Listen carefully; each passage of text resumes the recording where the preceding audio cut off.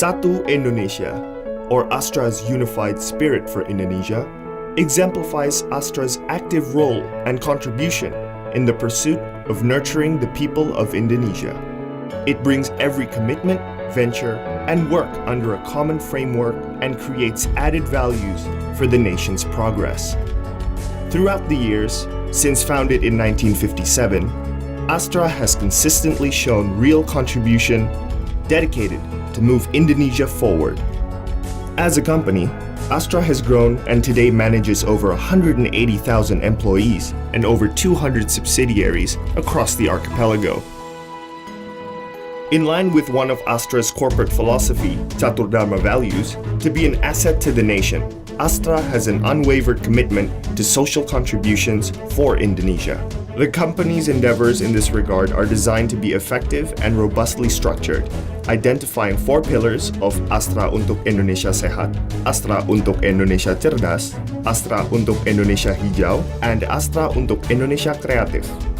Supported by 9 foundations under the company, Astra makes it a conscious effort to take an active part in and dedicating its ideas and work to the nation for a prosperous and dignified Indonesia.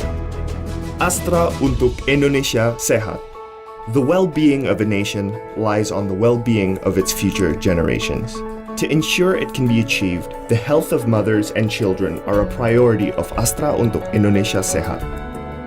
Astra is committed to protect and improve their health as they form healthy communities and societies.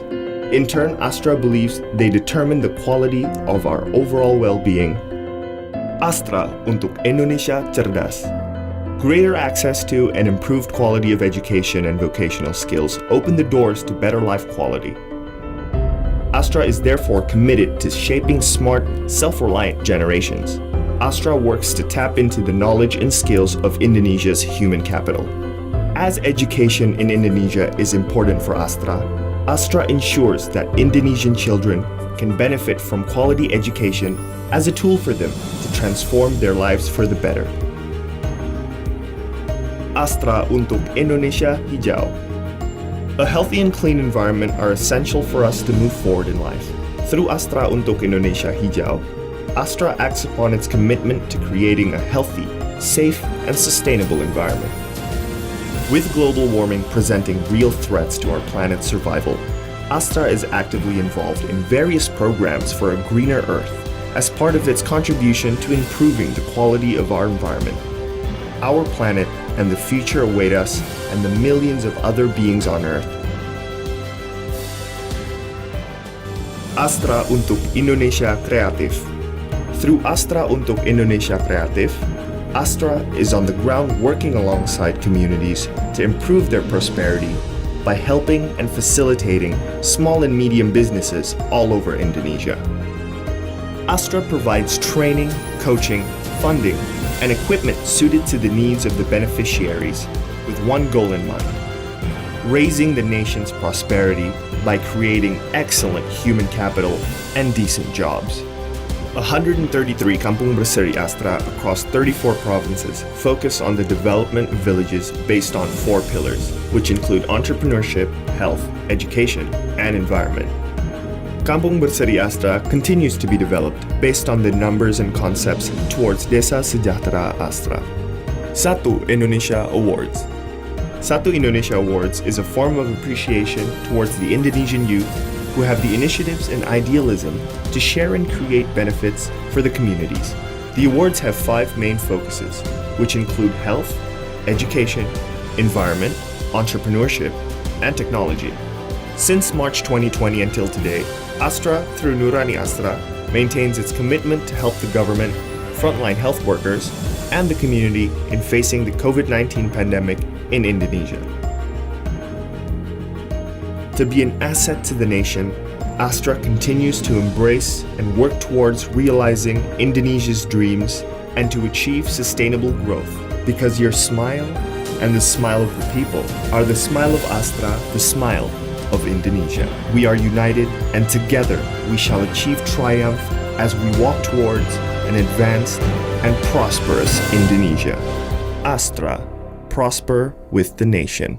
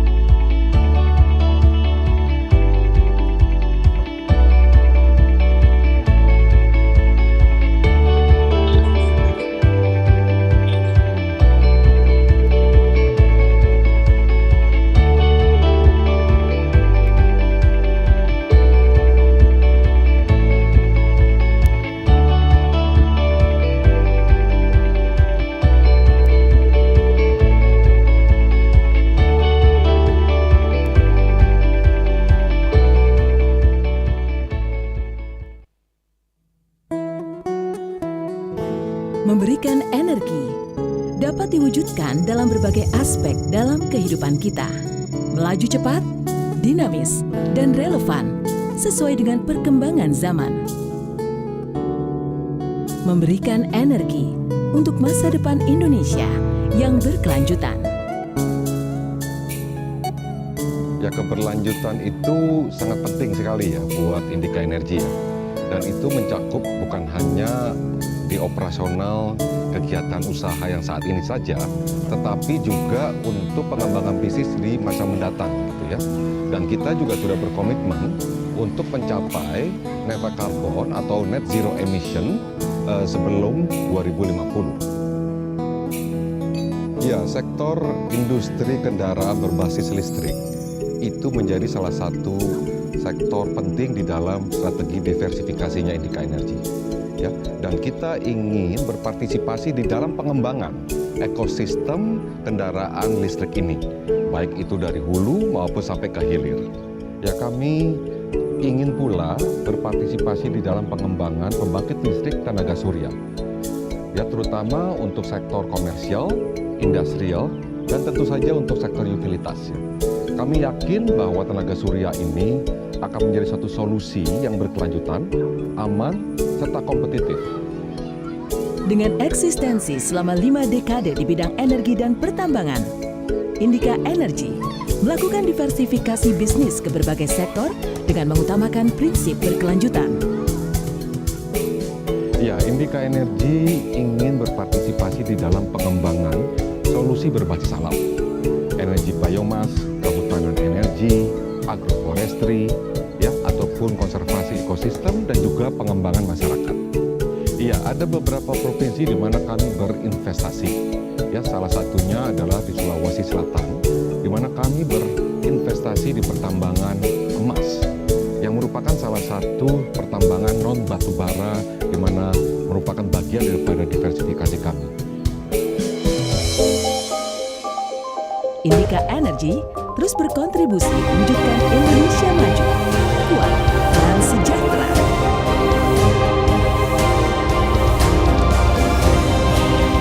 Memberikan energi untuk masa depan Indonesia yang berkelanjutan.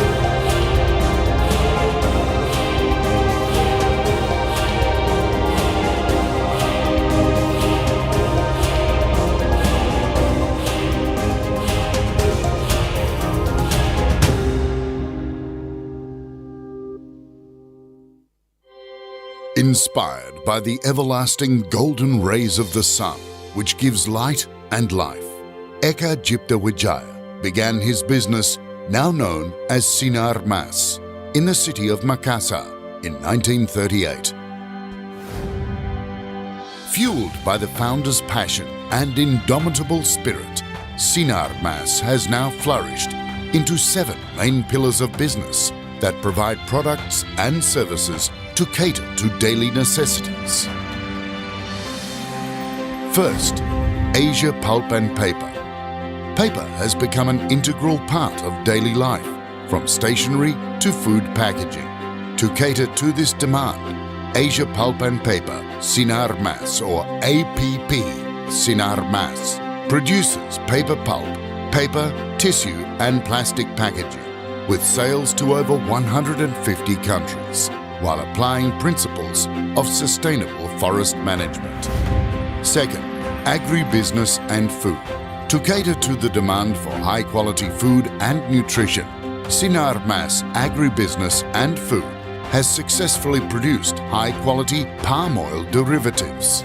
Sinar Mas, through Golden Agri Resources, operates integrated palm oil estates which focus on sustainable production of palm oil, while increasing production of high value-added goods, such as biodiesel, a renewable and sustainable fuel. Third, Sinar Mas Land. Everyone aspires to have a nice and comfortable home.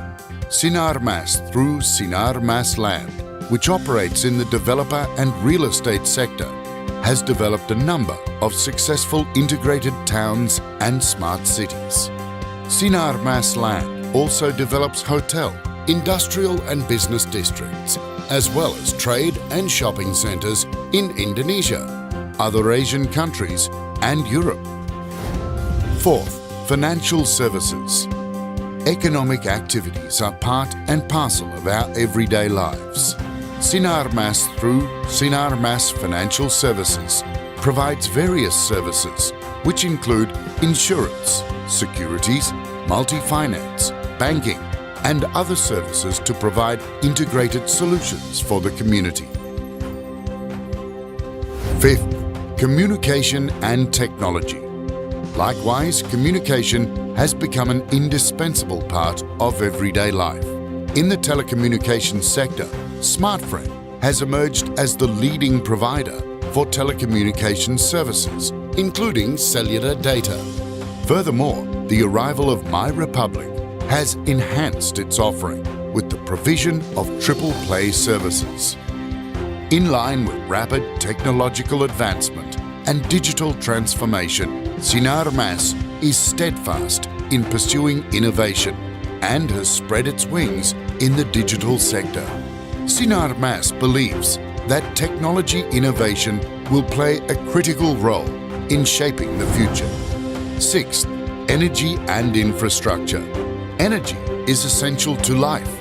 For this reason, Sinar Mas Energy and Infrastructure is a business pillar engaged in electricity generation, coal mining and trading, infrastructure and multimedia. 7. Healthcare. Sinar Mas continues to strengthen its commitment in the healthcare sector. Sinar Mas believes that access to quality healthcare is the foundation of a nation's resilience. In addition, Sinar Mas is dedicated to strengthening education initiatives so that the quality of skilled human resources can be improved.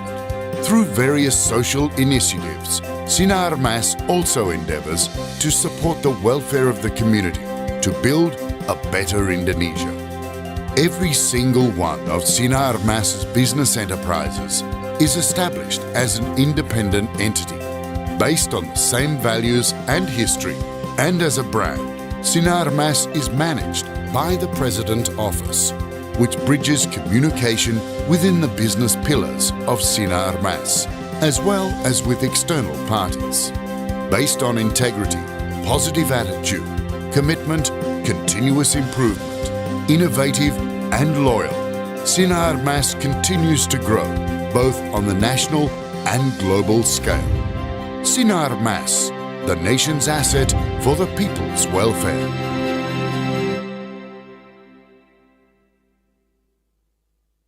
As we enter a decade of decisive action for climate, nature, and people, the global community is coming together to respond to this crucial challenge.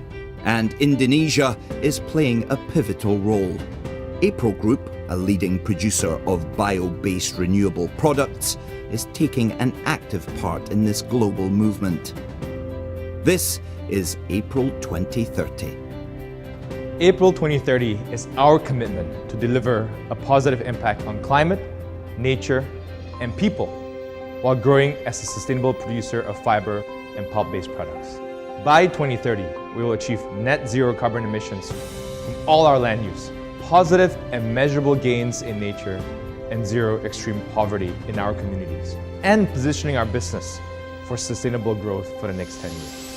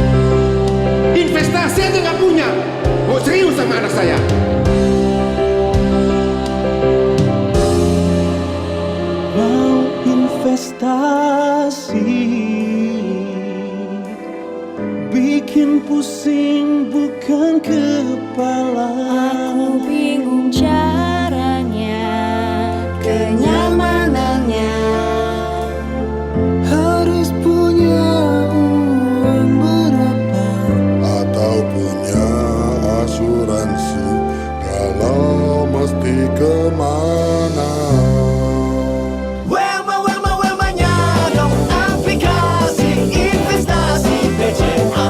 Mulai dari 100.000 bisa langsung investasi di Welma. Tambah lengkap dengan proteksi, semua ada di Welma BCA.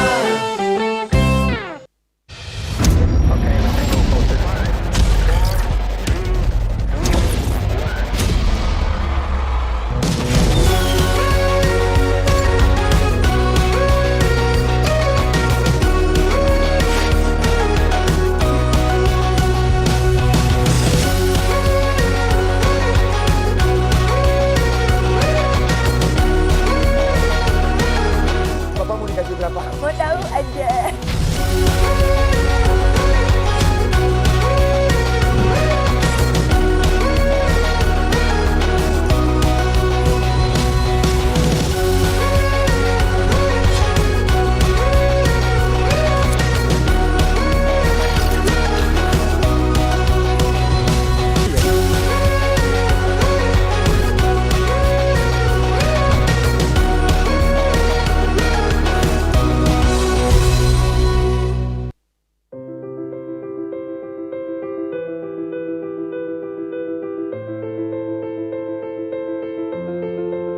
Today, as the world prepares to move forward, businesses across the globe are looking to forge a new path, ready to use their creativity, entrepreneurial spirit, and a digital transformation to drive their nation's economies for the benefit of all.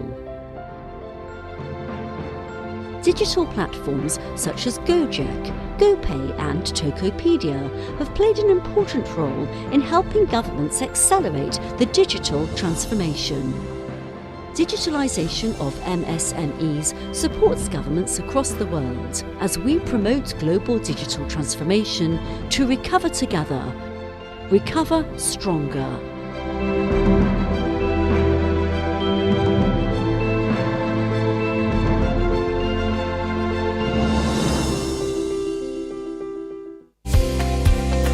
The micro, small and medium enterprises or MSME sector plays an important role as the backbone of the national economy.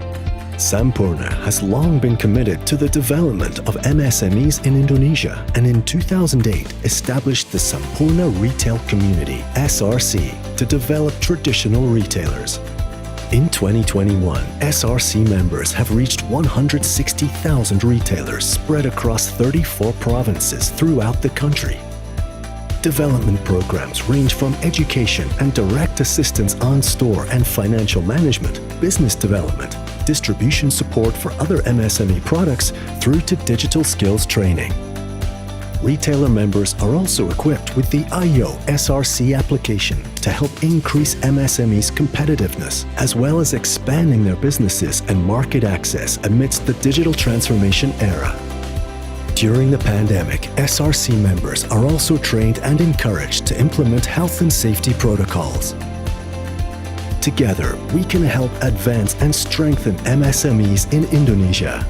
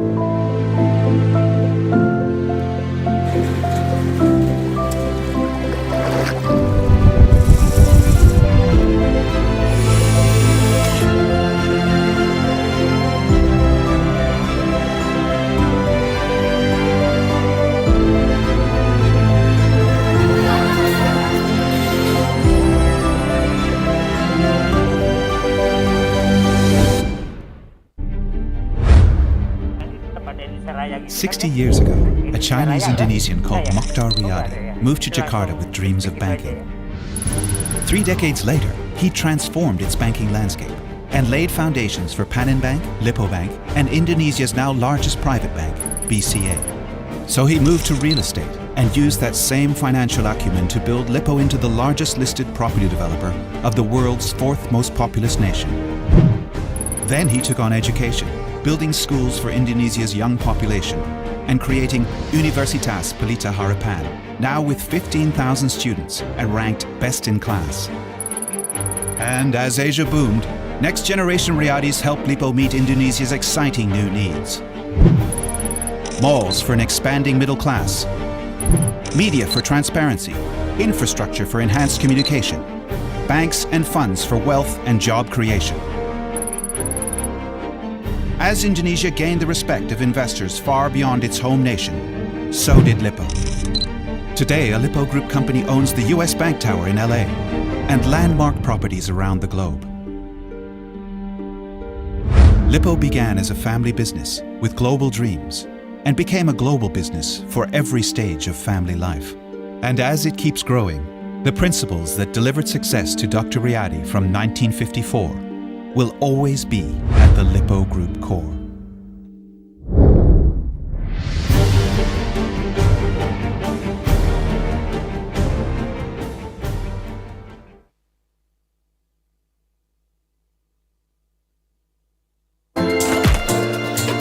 Nemu dompet. Coba pakai mobile cash deh. Ini.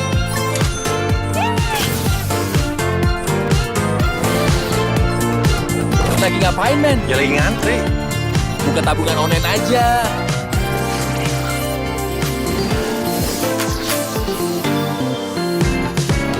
Di sini aja, lebih gampang. Nih, gue beli ini nih, men. Ajuin online aja, bro. Pakai ini. Ini.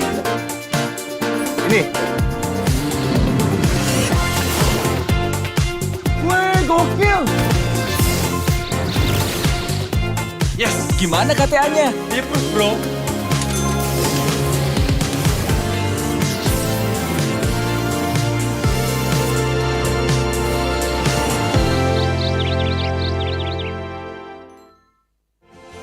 IFG, Indonesia Financial Group. Kami hadir untuk menjadi kekuatan baru yang ada untuk melakukan perubahan di Indonesia, dari bangsa untuk bangsa.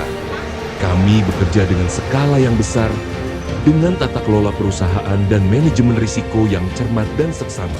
Dengan kekuatan besar yang terkonsolidasi, menyatukan segala pikiran dan usaha berbagai anak perusahaan yang dari dulu selalu ada untuk Anda. Menjamin keamanan dan kesejahteraan siapapun yang ingin maju, baik di jalan, usaha, dan kehidupan. Menjaga keseimbangan finansial lewat produk keuangan dan pasar modal. Dan tentunya memberikan perlindungan kepada segenap lapisan masyarakat Indonesia. Ini adalah saatnya kami membawa setiap orang, setiap usaha, dan setiap impian untuk masing-masing punya kekuatan membangun masa depan finansial yang terbaik dan membawa kita semua untuk besar bersama. IFG, Power to Progress.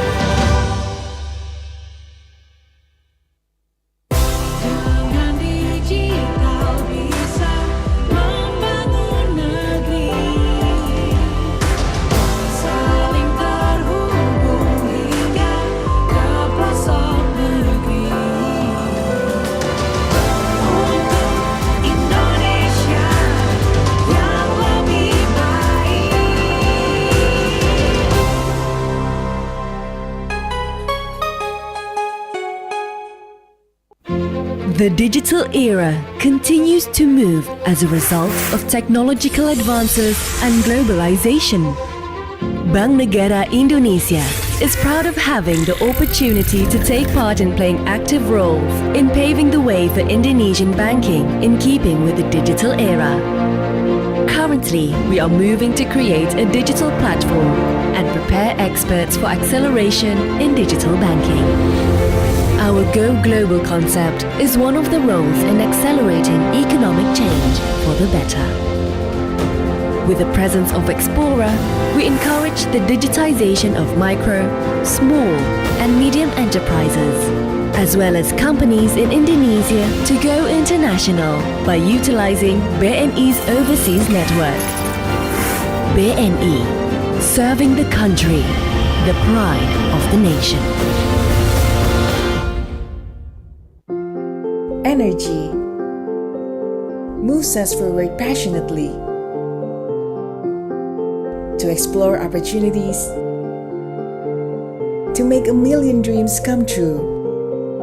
Pertamina believes we can go faster and better while keeping in harmony with the sustainability of our Earth's future.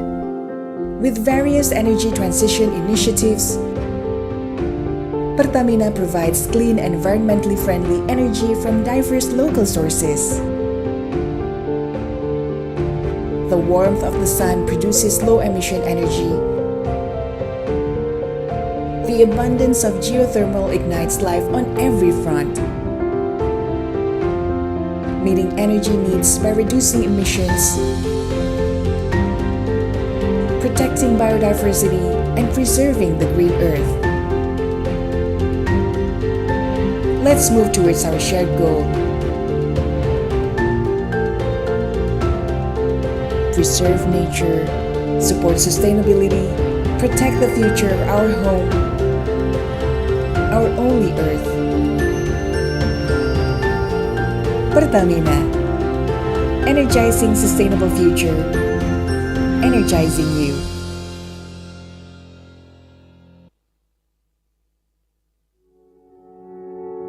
The world is changing at unparalleled pace. We are facing increasing pressure from global challenges. Despite these challenges, our world has made great strides in advancing growth. The global economy is recovering, and this is our chance to shape a better future for our planet and our people. Since its establishment in 2010, the Business 20 or B20 has served as the voice of the business community in the G20 forum. Together, B20 participants are committed to making impact in the world, voicing out their ideas to push private-led economic transformation forward. As business leaders in the Group of 20, the future relies on you to find lasting solutions to our current global challenges and pave the way forward. This year, Indonesia is honored to be the host of the G20 and B20 summits. As the fourth largest nation, the biggest economy in Southeast Asia, and one of the world's most prominent emerging markets, Indonesia is home to 270 million consumers, 63 million MSMEs, and 12 tech unicorns. Boasting rapid digital growth and emerging sustainable development, Indonesia truly is a land of opportunities. Under this year's theme of advancing innovative, inclusive, and collaborative growth, the B20 stands ready to promote dialogue among business players in G20 countries, provide policy recommendations, and launch initiatives on issues that matter. The themes are aligned with the key messages from inception meeting. Berharap komunitas B20 akan memberikan tawaran konkret yang bisa menjadi bagian dari capaian konkret KTT G20. And the leadership of governments like Indonesia is going to be absolutely essential in this decisive decade of our climate fight. The B20 has established several task forces to push progress forward and ensure that we will create recommendations that are actionable, sustainable, and inclusive. These task forces will represent the business community and advocate policy recommendations to the government. In this B20 presidency, we are committed to creating legacy programs that lay foundation for positive, lasting impact across G20 countries, marked by big new ideas, international collaboration, and tangible as well as sustainable impact, prototype in Indonesia and to be scaled globally. We welcome you to become a part of our journey toward a better tomorrow. Join us at the B20 Summit on November 13th and 14th, 2022, and let's collaborate to bring positive, lasting change for our world.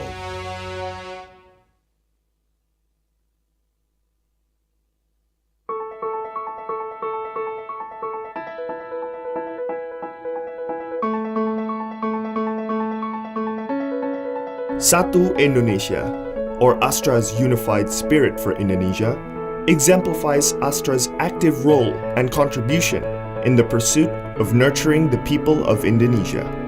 It brings every commitment, venture, and work under a common framework and creates added values for the nation's progress.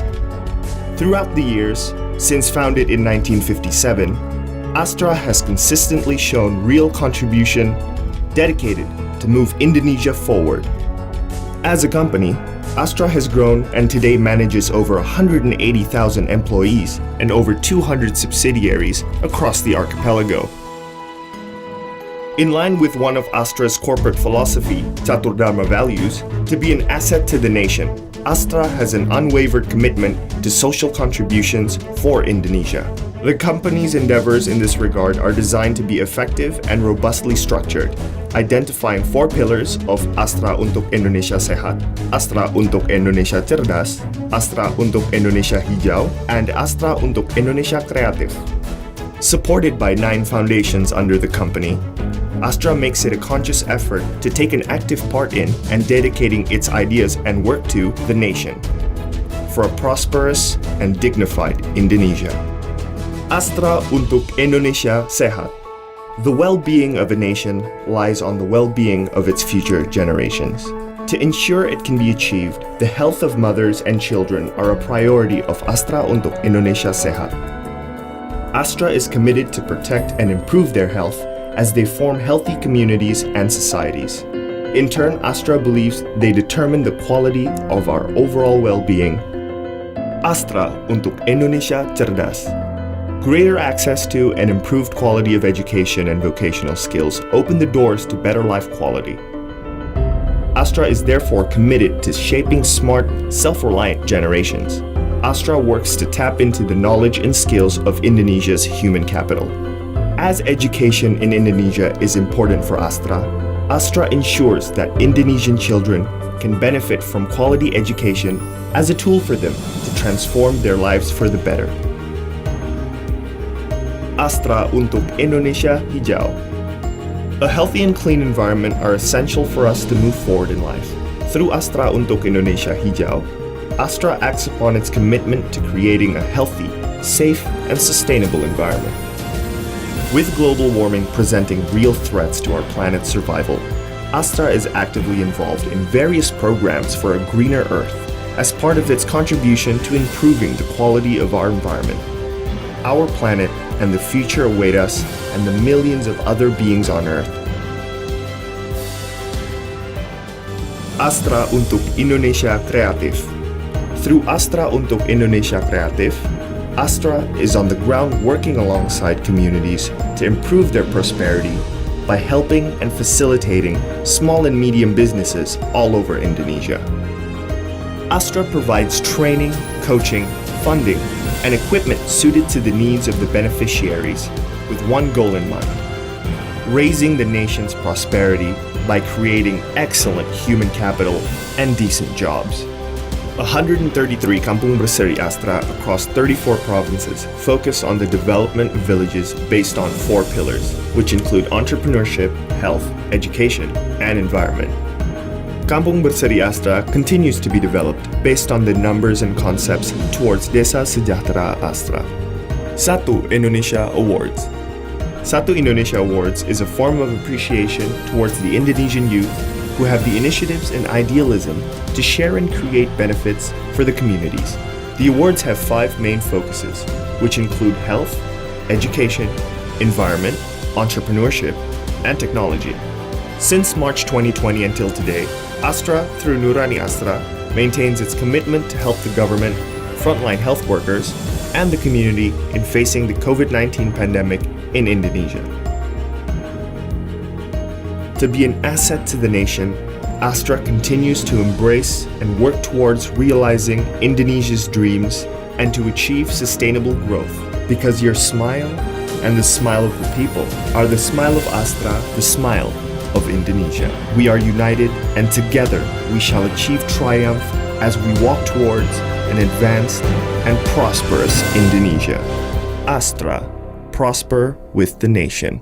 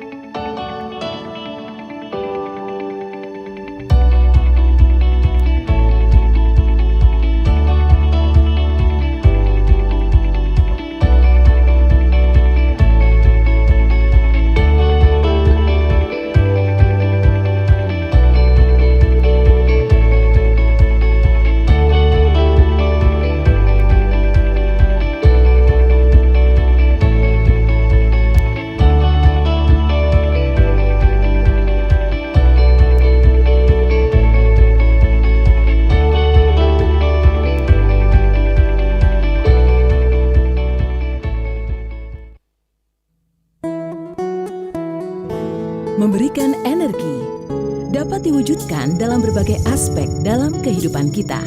Melaju cepat, dinamis, dan relevan sesuai dengan perkembangan zaman. Memberikan energi untuk masa depan Indonesia yang berkelanjutan.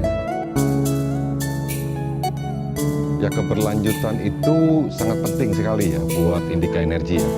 Dan itu mencakup bukan hanya di operasional kegiatan usaha yang saat ini saja, tetapi juga untuk pengembangan bisnis di masa mendatang gitu ya.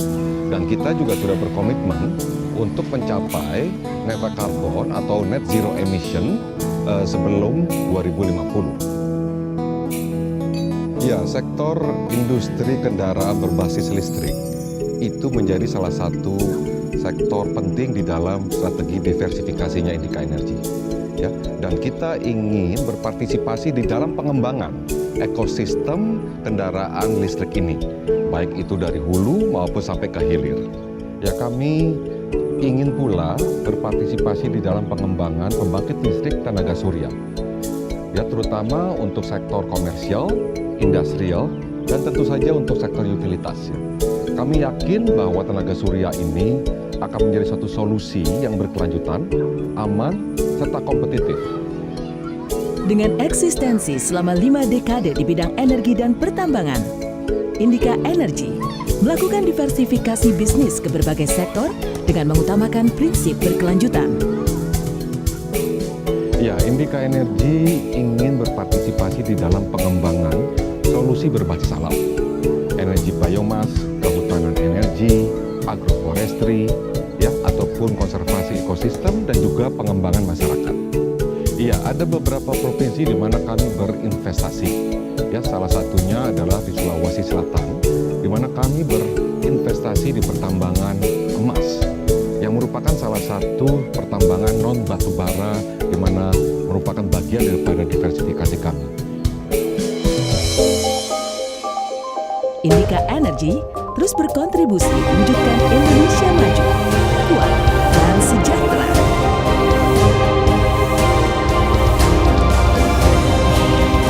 Memberikan energi untuk masa depan Indonesia yang berkelanjutan.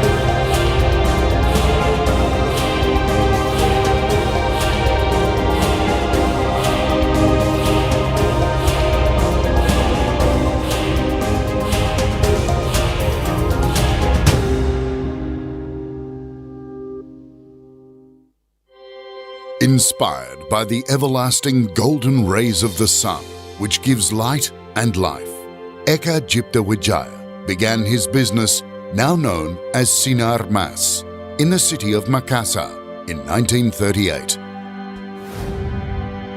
Fueled by the founder's passion and indomitable spirit, Sinar Mas has now flourished into 7 main pillars of business that provide products and services to cater to daily necessities. First, Asia Pulp and Paper. Paper has become an integral part of daily life, from stationery to food packaging. To cater to this demand, Asia Pulp and Paper, Sinar Mas or APP, Sinar Mas, produces paper pulp, paper, tissue and plastic packaging, with sales to over 150 countries, while applying principles of sustainable forest management. Second, agribusiness and food. To cater to the demand for high-quality food and nutrition, Sinar Mas Agribusiness and Food has successfully produced high-quality palm oil derivatives. Sinar Mas, through Golden Agri Resources, operates integrated palm oil estates which focus on sustainable production of palm oil, while increasing production of high value-added goods, such as biodiesel, a renewable and sustainable fuel. Third, Sinar Mas Land. Everyone aspires to have a nice and comfortable home. Sinar Mas, through Sinar Mas Land, which operates in the developer and real estate sector, has developed a number of successful integrated towns and smart cities. Sinar Mas Land also develops hotel, industrial and business districts, as well as trade and shopping centres in Indonesia, other Asian countries and Europe. Fourth, financial services. Economic activities are part and parcel of our everyday lives. Sinar Mas, through Sinar Mas Financial Services, provides various services which include insurance, securities, multi-finance, banking, and other services to provide integrated solutions for the community. Fifth, communication and technology. Likewise, communication has become an indispensable part of everyday life. In the telecommunications sector, Smartfren has emerged as the leading provider for telecommunications services, including cellular data.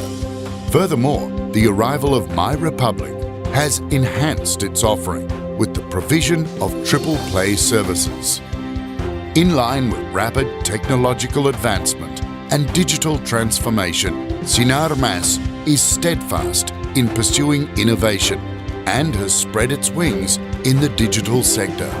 Sinar Mas believes that technology innovation will play a critical role in shaping the future. Sixth, energy and infrastructure. Energy is essential to life. For this reason, Sinar Mas Energy and Infrastructure is a business pillar engaged in electricity generation, coal mining and trading, infrastructure and multimedia. 7. Healthcare. Sinar Mas continues to strengthen its commitment in the healthcare sector. Sinar Mas believes that access to quality healthcare is the foundation of a nation's resilience. In addition, Sinar Mas is dedicated to strengthening education initiatives so that the quality of skilled human resources can be improved. Through various social initiatives, Sinar Mas also endeavours to support the welfare of the community to build a better Indonesia. Every single one of Sinar Mas's business enterprises is established as an independent entity, based on the same values and history, and as a brand, Sinar Mas is managed by the President Office, which bridges communication within the business pillars of Sinar Mas, as well as with external parties. Based on integrity, positive attitude, commitment, continuous improvement, innovative and loyal, Sinar Mas continues to grow both on the national and global scale. Sinar Mas, the nation's asset for the people's welfare.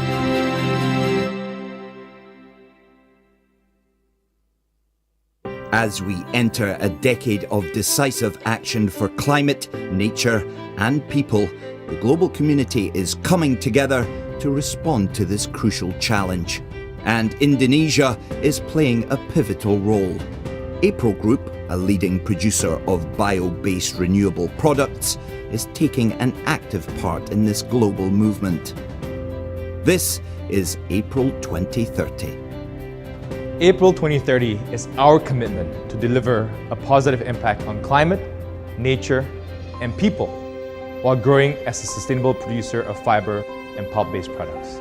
By 2030, we will achieve net zero carbon emissions from all our land use, positive and measurable gains in nature, and zero extreme poverty in our communities, and positioning our business for sustainable growth for the next 10 years.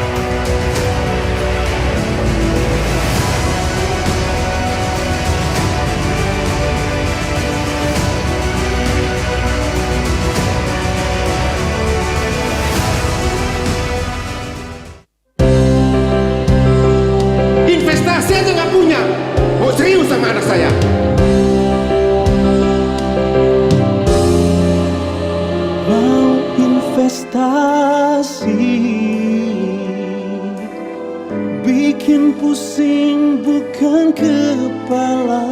Aku bingung caranya, kenyamanannya. Harus punya uang berapa atau punya asuransi kalau mesti kemana. Distinguished guests, ladies and gentlemen, thank you for joining us on the B20-G20 Dialogue Future of Work and Education Task Force. We will begin our event at 7 o'clock sharp local time. And for those of you who attend this event virtually, we recommend you to use your headphone for a better sound quality. And for those of you who have arrived in this ballroom, please take your seat as we will begin our event shortly.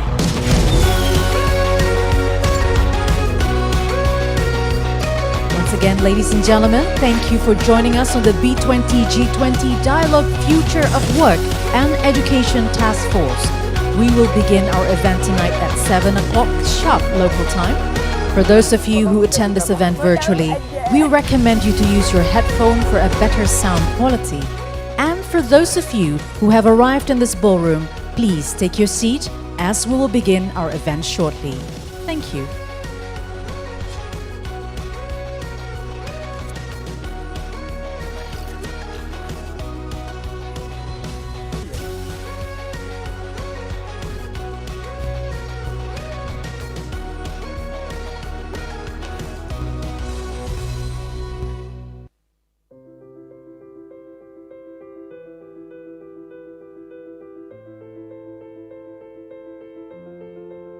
Today, as the world prepares to move forward, businesses across the globe are looking to forge a new path, ready to use their creativity, entrepreneurial spirit, and a digital transformation to drive their nation's economies for the benefit of all. Digital platforms such as Gojek, GoPay and Tokopedia have played an important role in helping governments accelerate the digital transformation. Digitalization of MSMEs supports governments across the world as we promote global digital transformation to recover together, recover stronger.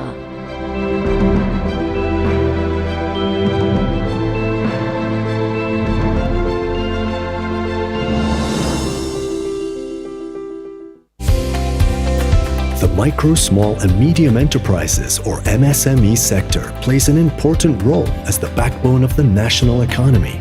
Sampurna has long been committed to the development of MSMEs in Indonesia and in 2008 established the Sampurna Retail Community (SRC) to develop traditional retailers. In 2021, SRC members have reached 160,000 retailers spread across 34 provinces throughout the country. Development programs range from education and direct assistance on store and financial management, business development, distribution support for other MSME products through to digital skills training. Retailer members are also equipped with the IO SRC application to help increase MSMEs' competitiveness, as well as expanding their businesses and market access amidst the digital transformation era.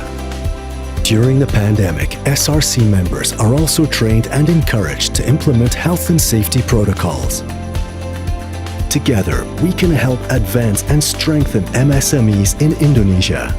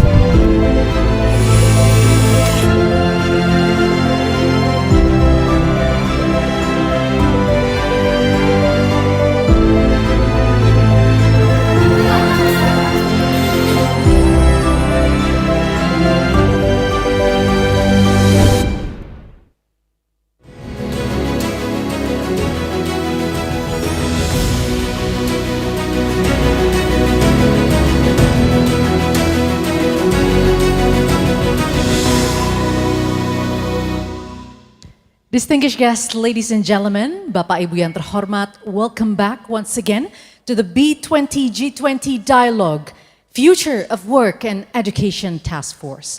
We do hope that you enjoy your dinner. More food are going to come out as we do our programs tonight.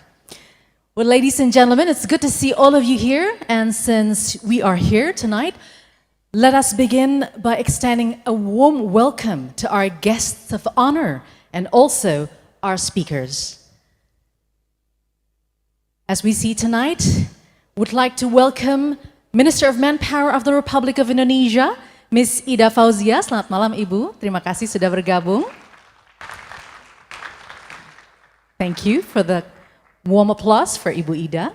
And also, I'd like to welcome Minister of Industry of the Republic of Indonesia, Mr. Agus Gumiwang Kartasasmita, who is now joining us online.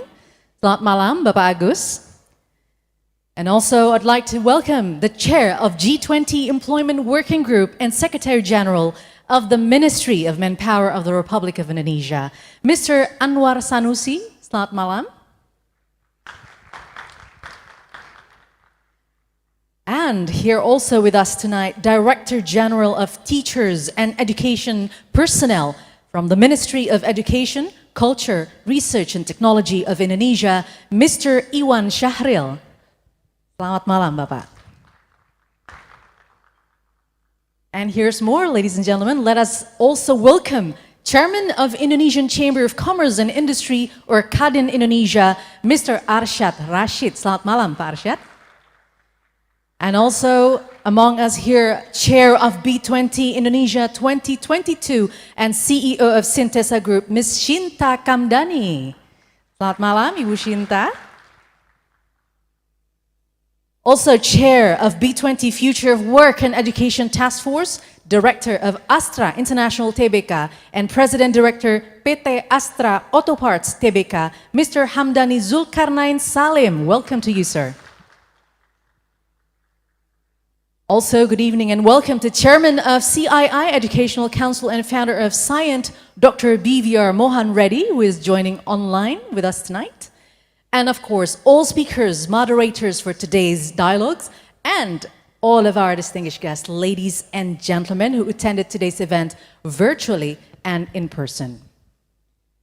All right, ladies and gentlemen, I would like to give just a little bit of a background of tonight's event.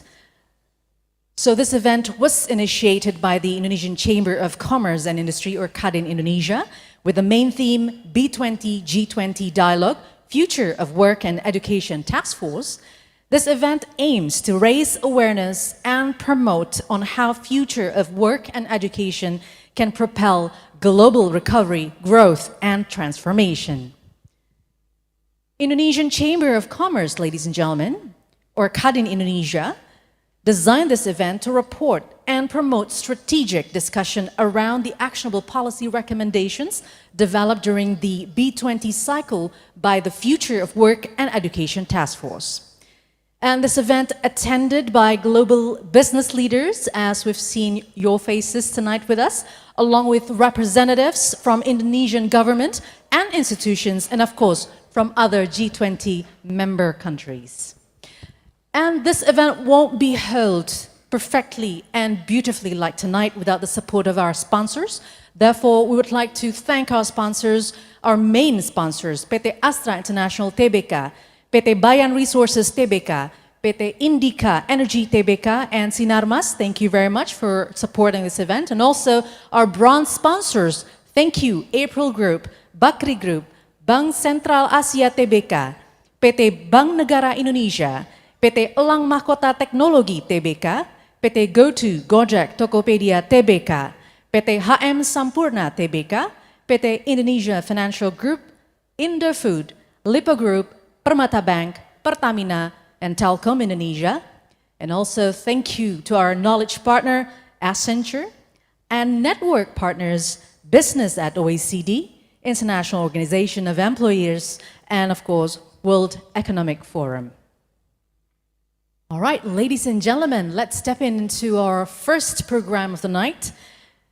It is an opening remarks from the chair of B20 Future of Work and Education Task Force, Director PT Astra International Tbk, and President Director of Astra Auto Parts Tbk, Mr. Hamdani Zulkarnain Salim. Without further ado, please come on stage. The stage is yours now, sir.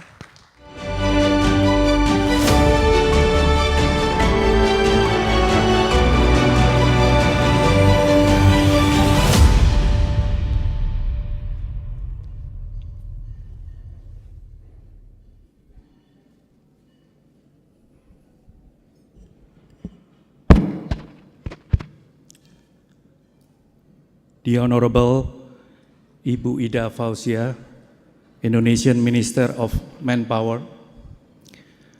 The Honorable Bapak Agus Gumiwang Kartasasmita, Indonesian Minister of Industry. The Honorable Bapak Anwar Sanusi, Chair of G20 Indonesia Employment Working Group. The Honorable Bapak Iwan Syahril, Chair of G20 Indonesia Education Working Group. The Honorable Bapak Arsyad Rashid, Chairman of Kadin Indonesia. the Honorable Ibu Sinta Kamdani, Chair of B20 Indonesia 2022, distinguished speakers and moderators, ladies and gentlemen, I am delighted to be with you all today. It has been my privilege to chair the B20 Task Force on the Future of Work and Education over the past year. From the first day, I have been struck by the shared sense of purpose across our task force and across the B20 and G20 more broadly. Our purpose had consisted of two prongs. First, a rapid and inclusive recovery from the greatest employment crisis in living memory, and second, to build a more resilient future of work and education that is relevant to the trends and shocks that lie inevitably ahead, from technological revolution to climate change. These are huge and daunting challenges. Fortunately, thanks to the reach and credibility of the B20 and G20, we have been supported by a wealth of experience and expertise from institutions, organizations, and individuals from around the world. Together, we have crafted a comprehensive set of recommendations and policy actions, which you can see in our policy paper and executive summary, and today's conversation will revolve around many of the issues addressed in those recommendations. But to kick off the session, I would like to highlight the three themes that really stood out to me during this process: job creation, learning, and inclusion. First, job creation. Job creation is not simply about improving employment statistics.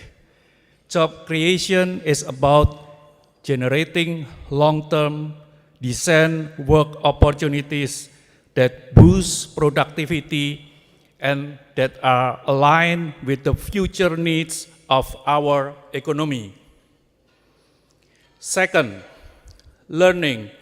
The impact of pandemic on learning has been devastating, but the pandemic also provides a new impetus to reassess and take overdue actions on rebuilding our learning system to make them relevant for the future of work. This includes education systems as well as lifelong learning systems. Third, inclusion. The issue of workforce inclusion has been prominent throughout our work as a task force, and the Indonesian G20 presidency allows us to shine a light on some of the more urgent inclusion imperatives facing emerging and developing nations. The pandemic was a huge step backward on inclusion. The impact was felt hardest by the most vulnerable in society. We need to make up that lost ground and push hard to keep momentum and progress. With these three themes in mind, I look forward to the discussion ahead with a focus on pragmatism, on collaboration, and on action. Thank you.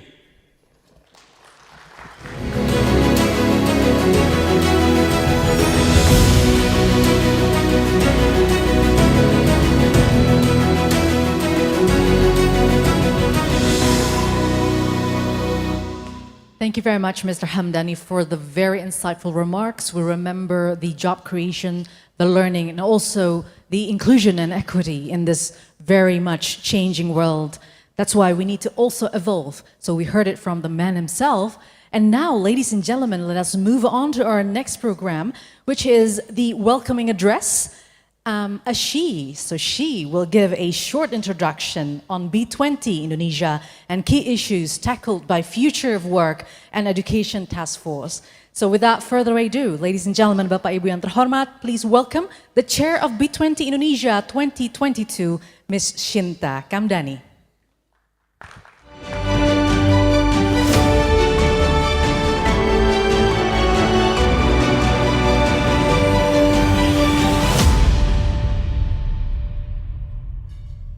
Good evening, ladies and gentlemen, distinguished guests, Ibu Ida Fauzia, our Minister of Manpower of the Republic of Indonesia, Bapak Agus Gumiwang Kartasasmita, the Minister of Industry of the Republic of Indonesia, also Mr. Dharmendra Pradhan, the Minister of Education and Skill Development and Entrepreneurship of the Government of India, Bapak Anwar Sanusi, the G20 Indonesia Employment Working Group Chair, which is also the Secretary General of the Ministry of Manpower, Bapak Iwan Syahril, the G20 Indonesia Education Working Group Chair, also Mr. Mohan Reddy, the Chairman of CII Education Council. Of course, my chairman, Bapak Arsyad Rashid, the chairman of KADIN, the Indonesia Chamber of Commerce and Industry, and Bapak Hamdani Salim, the chair of the Future of Work and Education Task Force. Let me begin by wishing you greetings. We are now in Yogyakarta, which is one of a very important and beautiful city in Indonesia, and for those of you who are joining us virtually from different parts of the world, I hope you'll be able to get the chance when you visit to Indonesia to also visit Yogyakarta. I would like to start by thanking the B20 Future of Work and Education Task Force for its tireless effort over the last few months. I know it's been very hard work since January, conducting all the task forces meeting, and of course under the excellent leadership of Bapak Hamdani, and also here Bapak Yusak Sulaiman as the Deputy Chair. I would also like to acknowledge the hard work of the many co-chairs, as well as the support of Ibu Tengku Dewi as the policy manager. I know it's difficult. And of course, we can't do it without our knowledge partner from Accenture, which is also present here tonight. The task force has been working to formulate actionable and relevant policy recommendations for the G20 governments on how to properly plan, calibrate, and communicate policy to optimize learning infrastructure. This will help them prepare the future workforce and accelerate the benefits of entrepreneurship to drive productivity and growth. This event aims to communicate our policy recommendation to the B20 government. So this is what we call the B20-G20 dialogue, and we want to generate more substantial leverage on issues covered by the task force. Additionally, it has also significantly benefited from the guidance of its diverse and inclusive membership. So this task force is very, very diverse. The variety of thoughts and aspirations from various countries, each with distinct strengths and concerns, has helped us create a more inclusive policy for the greater B20 and G20 Indonesia. In its recommendation, B20 Indonesia has comprehensively covered the most pressing issue for the future of work and education, as well as mitigating the potential impacts such as, first, As we know, the pandemic has accelerated the shift to remote work and automation, with an estimation of up to 25% more workers need to switch occupation. If B20 does not address this potential disruption in the labor market, a significant part of the workforce will find it difficult to adapt to new roles or ways of working and create a risk of rising unemployment.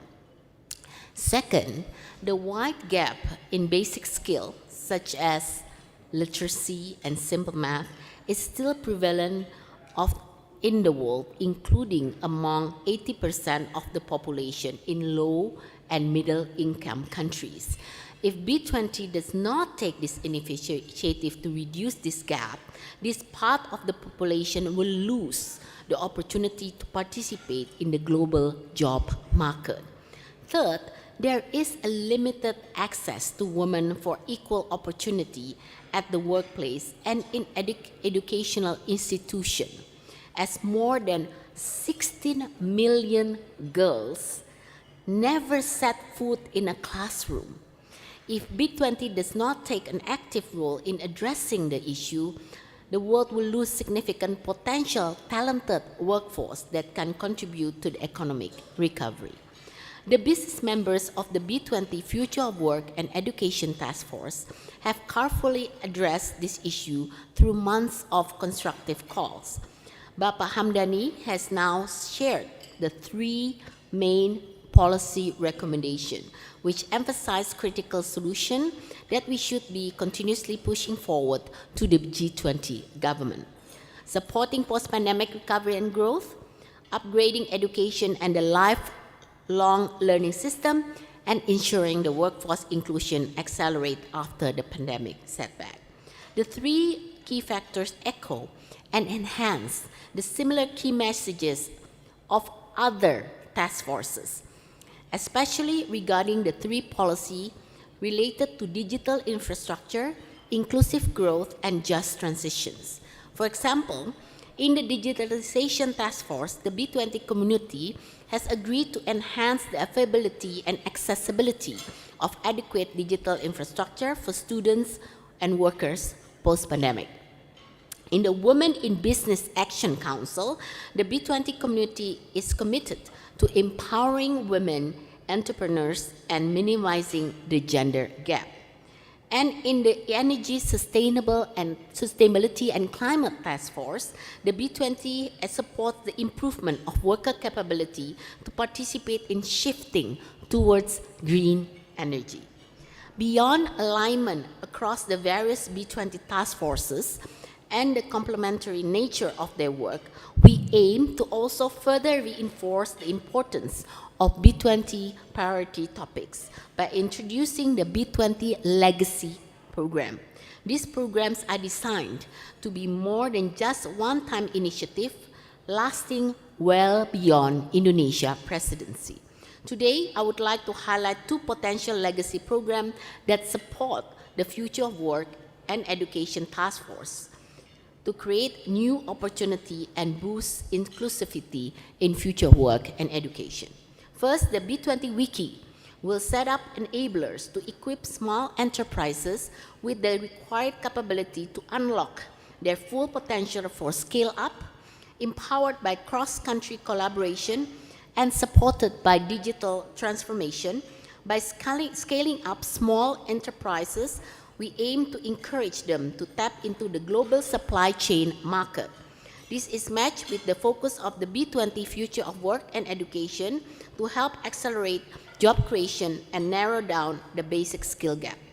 Second, the One Global Woman Empowerment is a new global initiative designed to include, support, and empower women in business. OGW will focus on enabling women digital and leadership capabilities and promoting safe and equitable workplaces. This is in line also with the focus of the B20 Future of Work and Education Task Force to support accessible working opportunity and education for women. Indeed, our policy recommendation and legacy program pushed by the task force are related to the three priority issues of this year's G20 presidency. This task force positively impacts sectors such as education, the standard of living, digital inclusion, financial inclusion, pandemic resilience, and many more. The policy recommendations have also been supporting the G20 Employment Working Group, which focus on sustainable job creation, inclusive job market, workforce capability, building for sustainable and productive growth, and protection of the workforce.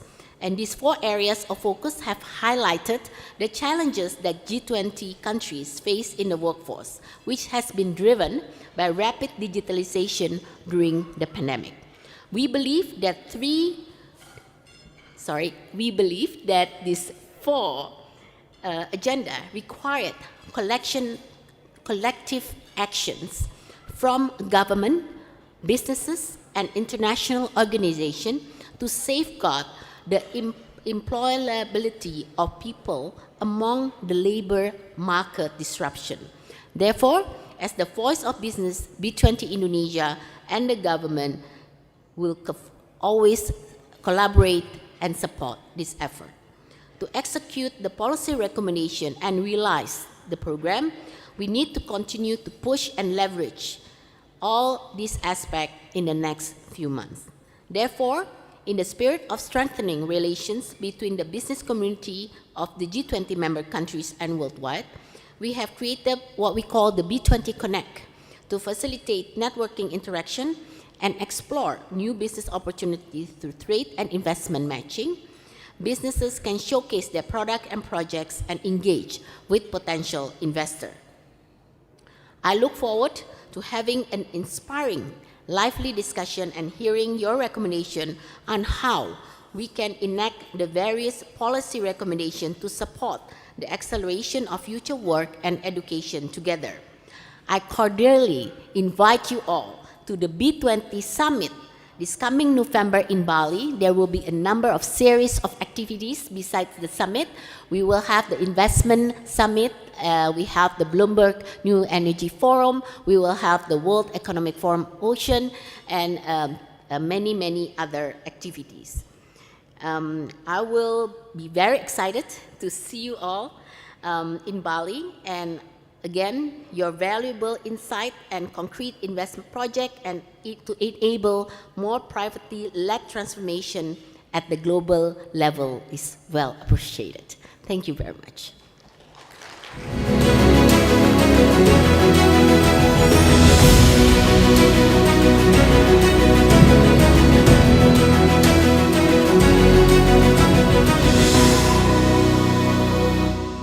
Thank you very much once again, Ibu Shinta Kamdani, for the address, also sharing with us the goals and agendas of B20 as Indonesia is chairing G20 this year. All right, ladies and gentlemen, let us move on to our next remarks with the main topic of future of work and education in Indonesia and its impact and how business community can contribute. It is my pleasure to call upon the chairman of Indonesian Chamber of Commerce and Industry, or Kadin Indonesia, Mr. Arsyad Rashid. Now the floor is yours.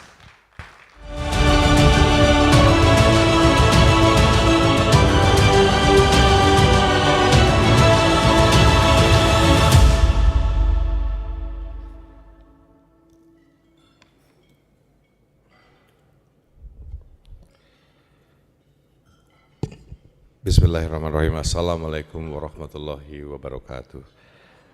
First of all, I would like to recognize Excellency Ibu Ida Fauzia, our Indonesian Minister of Manpower. Also Bapak Agus Gumiwang Kartasasmita, our Indonesian Ministry of Industry. And I would like also to recognize Bapak Anwar Sanusi, the chair of the Employment Working Group G20 and also Secretary General of the Ministry of Manpower. And I would like also to recognize Dr. Irwan Chahri, who is the chair of the G20 Education Working Group and working group for the G20. And also Mr. Dharmendra Pradhan, the Ministry of Education and Skill Development and Entrepreneurship in the Government of India, and of course my very good friend and chair of the B20, Ibu Shinta Hamdani, and also Bapak Hamdani Salim, who is chairing the Future of Work and Education Task Force for the B20. A very good evening, ladies and gentlemen. I'm standing here representing Kadin Indonesia, the Indonesian Chamber of Commerce and Industry, the voice of Indonesia businesses and the private sectors, the strategic partner of the Indonesian government, and also the organizers of the B20 2022. I would like to welcome the government officials, industry leaders, and all participants to today's dialogue. Let me begin with a certain study. McKinsey latest reports state that 30% of the global workers could displace by automation by the year 2030. And the traditional IT roles will also gradually vanish, replaced by AI and automated processes. More manual labors, such as administration for data inputs, will also be replaced by more efficient and cost-effective programs. Scary when you hear about this.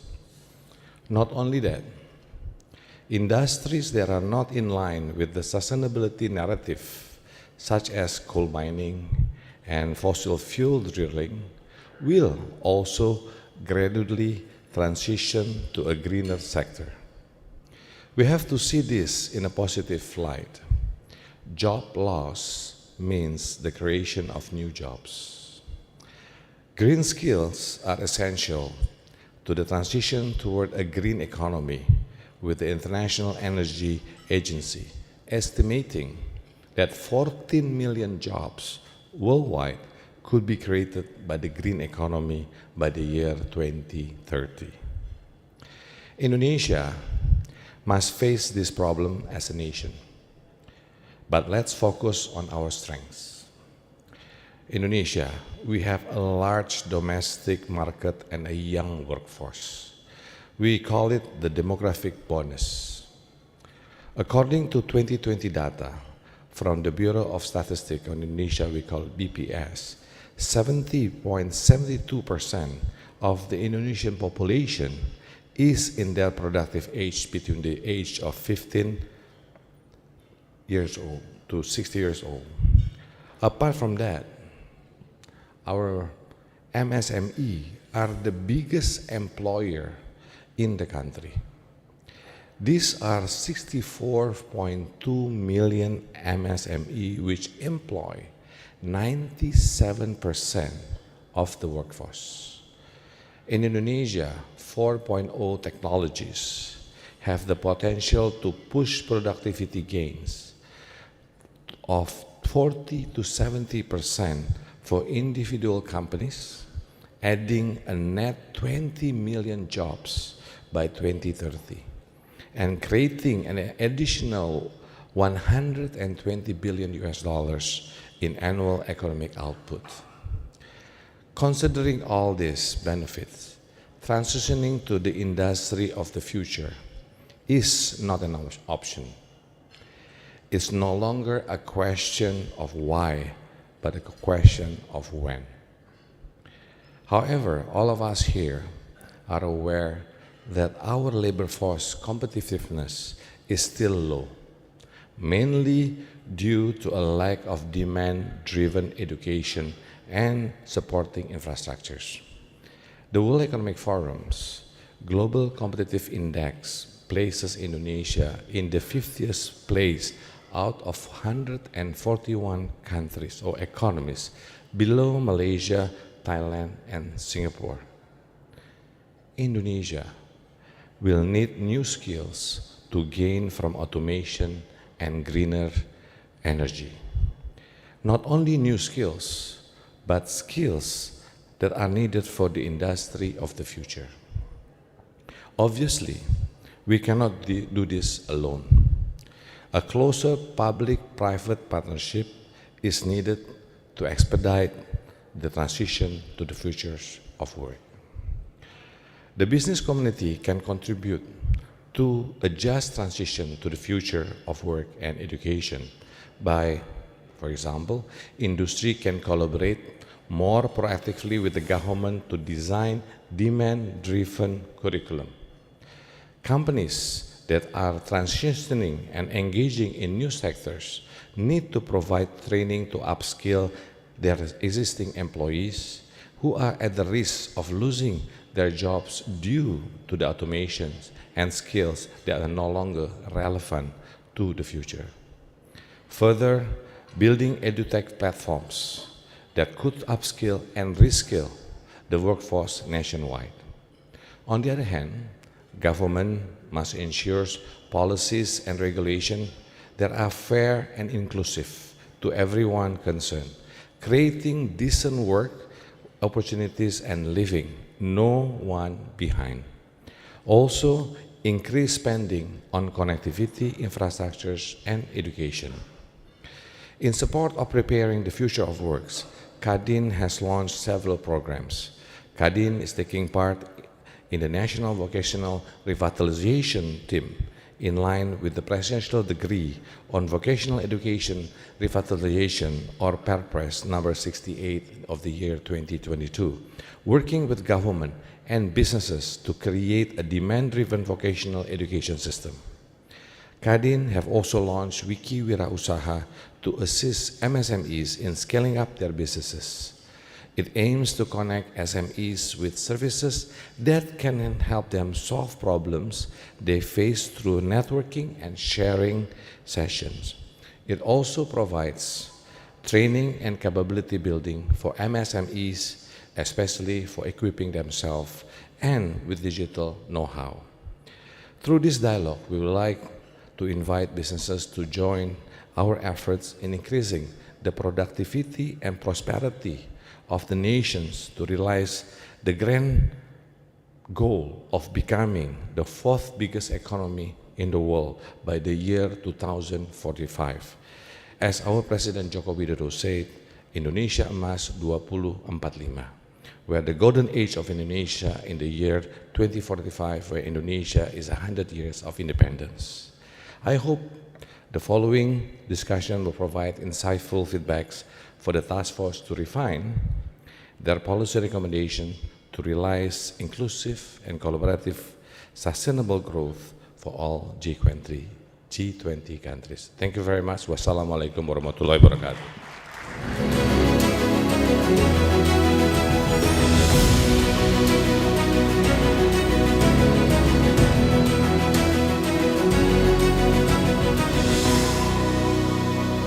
Thank you very much, Mr. Arshad Rashid, who have reminded us once again what are the challenges lie ahead in the foreseeable future, but of course the potentials are always there.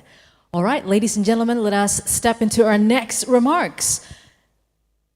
This will be presented by the Ministry of Education, Culture, Research and Technology of Indonesia, who is going to be presented by the Director General of Teachers and Education Personnel, Mr. Iwan Syahril. To Mr. Iwan Syahril, please come up on stage. Now the floor is yours.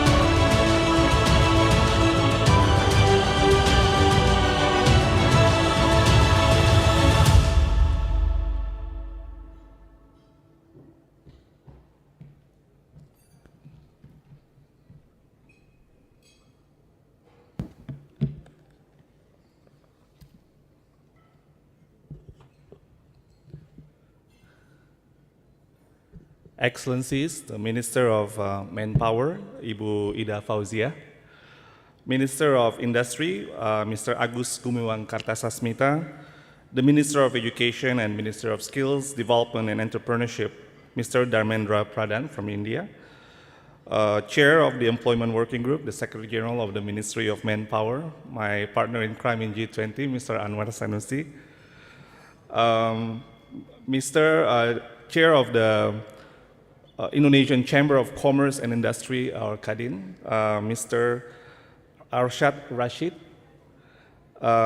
Chair of the B20, Ibu Shinta Kamdani, and Chair of the Future of Work Task Force B20 Indonesia, Mr. Hamdani.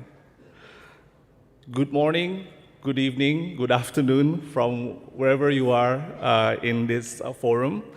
It is an honor to be here with you today, and I'd like to express my gratitude to the B20, especially the Future of Work and Education Task Force in the B20 Engagement Group for inviting me to participate in this event on behalf of the Minister of Education, Culture, Research and Technology, Mr. Nadiem Anwar Makarim. Excellencies, ladies and gentlemen, the nature of work has already undergone fundamental changes even prior to the COVID-19 pandemic. 10 years ago, we might never have imagined that there will be jobs related to social media or digital communication. However, right now such expertise is crucial, and there are so many opportunities created because of it. Among other things, these transformational changes in the workforce are highly driven by rapid technological advancement. As we welcome the advantages of those progress, we must also anticipate further changes it might bring to job markets and the skills in demand in the future. On top of that, other factors also contribute to the ever-changing dynamics in the workforce and job market. Thus, despite all the uncertainties regarding our future, one thing is certain: we cannot provide education with the learning models and approaches that limit creativity and innovation of our students and teachers. We need to transform our education system to focus on the acquisition of foundational skills and competencies that are applicable and useful for any kind of work, as well as actively promote quality and flexible teaching and learning at all levels of education. Excellencies, ladies and gentlemen, in the past few years, Indonesia comprehensively reformed and transformed our education system through a set of policies which we call Merdeka Belajar, or emancipated learning.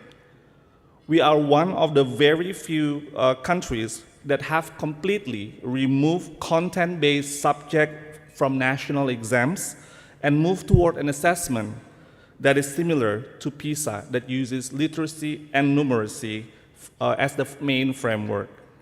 This change is rooted in the belief that such foundational skills are important and must be measured in a way that allows our progress to be compared with countries to allow proper reflections. Our new curriculum, which is called Curriculum Merdeka, or Emancipated Curriculum, enables full autonomy for teachers to accelerate or decelerate their teachings and trust those teachers to develop their own approach based on their assessment of what is best suited for their students. In short, it means no more one-size-fits-all approach. We believe that such a personalized teaching process can help bring out the best of our students and motivate them to maximize their potential in the workforce. The Indonesian government also launched a radical transformation in higher education. We have allowed students to go out and take internships, do independent study projects, launching startups, do social entrepreneurship programs. There are a huge menu of activities that they can do for 3 full semesters and receive full credit in their universities. This transformation is meant to encourage students to gain as many and as varied, valuable experiences as they can and participate in solving current problems to ultimately nurture the skills that are relevant in today's workforce. As for the vocational graduates, though they are expected to have the skills ready for the workforce, the reality is that many of them are still struggling to adapt with the rapid technological development and substantial change in the workforce. To address this challenge, the government of Indonesia encouraged a link and match scheme that ensures the synergy of industries and schools in developing relevant programs, enhancing student skills, and improving schools' infrastructure. Excellencies, ladies and gentlemen, Similar approaches are also implemented by other G20 countries in the Education Working Group. Countries are also transforming their education system to support students to thrive in the workforce. In fact, the fourth theme in the Education Working Group is similar to the name of the task force here, which is the future of work post-COVID-19. These efforts to transform the education system take many forms, including alignment of education curricula with the skills that are relevant in the labor market, as well as the provision of programs that support all learners to participate in the economy throughout their lives. In essence, the Education Working Group acknowledges the importance of education to students' outcome in the workforce and are looking forward to encouraging their success. With these initiatives, we are committed to promoting lifelong learning and the acquisition of relevant knowledge, skills, and attitudes by all students to enable them to thrive in life, in work, and contribute to more equitable, inclusive, and sustainable societies. Thank you.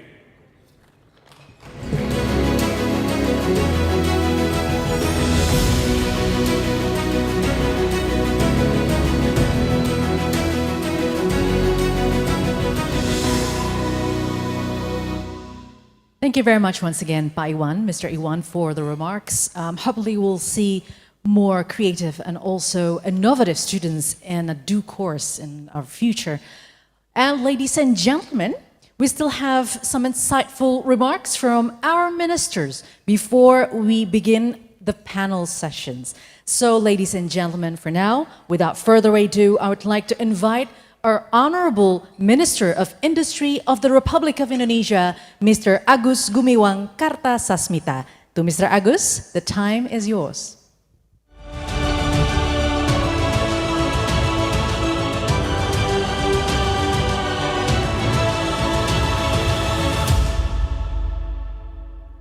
Assalamualaikum warahmatullahi wabarakatuh. Excellency Mrs. Ida Fauzia, Minister of Manpower of Republic of Indonesia, Excellency Mr. Nadiem Anwar Makarim, Minister of Education and Culture of Republic of Indonesia, distinguished Mr. Arsyad Rashid, Chairman of Kadin, distinguished B20 Chair and B20 Future of Work and Education Task Force Chair, honorable speakers, ladies and gentlemen. The topic of work and education is of the utmost importance to Indonesia. I will be frank when I say that we face a lack of alignment among vocational, college, higher education, and the world of work threatens to compromise our resilience and success as a country. The future of work is unfolding before us. Digitalization, remote work, employee empowerment, and workforce diversity are historically high, and the economy is thriving. The fundamentals that underpin the region's dramatic growth and prosperity over the past 3 decades are not sufficient to carry the region through this era of continuous disruption. Technology and trade are transforming traditional value chains and regionalizing new growth opportunities. Supply chains are shifting focus toward regional markets, requiring companies to invest in new skills and expertise. Similarly, higher education is also undergoing a modern renovation as more online courses, virtual study groups, and digital learning management system are incorporated into instructional design, Both industries are on a clear and quick path through the fourth industrial revolution and toward the dynamics of contemporary collaboration. The key question remains, how do we align the two? While some jobs will become automated and others will change significantly because of technology, we also recognize that new market industries and jobs will be created, some of which we cannot even imagine today. The demand for more highly skilled workers continues to grow. Manufacturers are projected to employ more college and vocational graduates than workers with a high school education or less. Technology-enhanced learning can help us keep up with demand and offer pathways for the existing workforce to gain new skills. AI-based learning tools developed in the past decade have incredible potential to personalize education, enhance college readiness and access, and improve educational outcomes. And perhaps most importantly, technology-enhanced learning has the compelling potential to narrow socioeconomic achievement gaps among students. Ladies and gentlemen, the rapid pace of today's advances requires a more comprehensive workforce and education strategy across a spectrum of measures, including policy, access, programs, and outreach. The private sector, government, educators, and policymakers must work together to deliver multiple pathways to opportunity for young people looking for their first foothold in the job market, as well as to reskill and upskill workers striving to maintain their place in the workforce. This may require large-scale initiatives involving sustained investment, new training models, and collaboration between the public and private sectors, but these efforts are necessary to prepare the industrial workforce for a rapidly evolving employment future.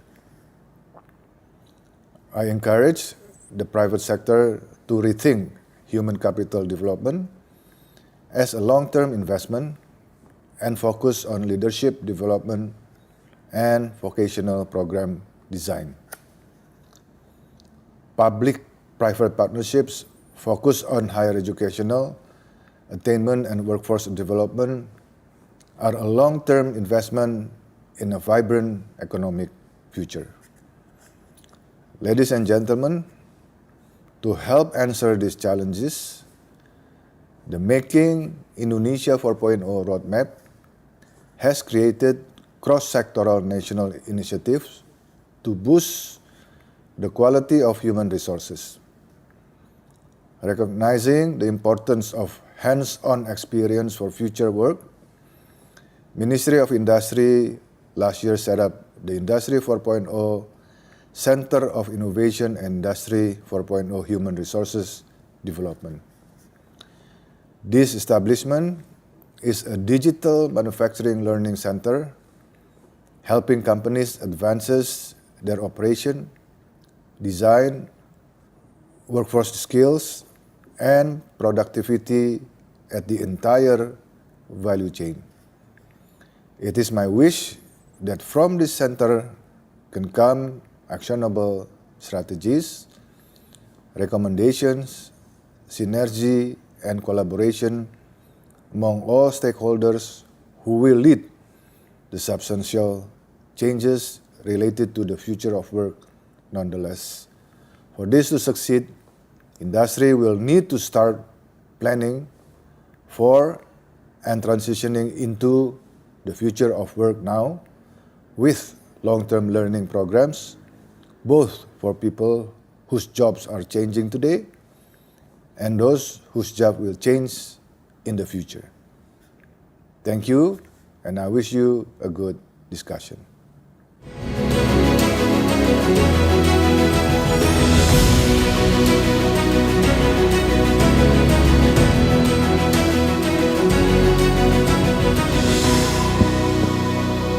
So that was Minister Agus Gumiwang giving the remarks. And ladies and gentlemen, we still have one more ministerial remark. So after this, we will listen to the presentation or remarks by our Minister of Manpower of the Republic of Indonesia, Ms. Ida Fauzia, and therefore I'd like to welcome you as well to the stage. Now the time is yours.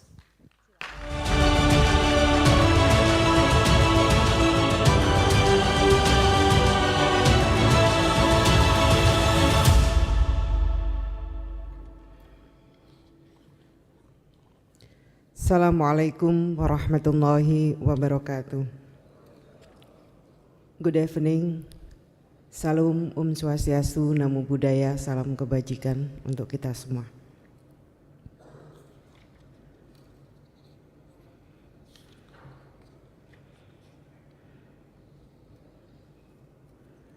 His Excellency Mr. Arsyad Rashid, Chairman of Indonesian Chamber of Commerce and Industry, Mr. Arwan Sanusi, Chair of Indonesia G20 Employment Working Group, Mr. Hamdani D. Salim, Chair of B20 Future of Work and Education Task Force, Ms. Sinta Kamdani, Chair of B20, Mr. Iwan Sahril, Chair of Indonesia G20 Education Working Group, Excellency, distinguished guests, ladies and gentlemen.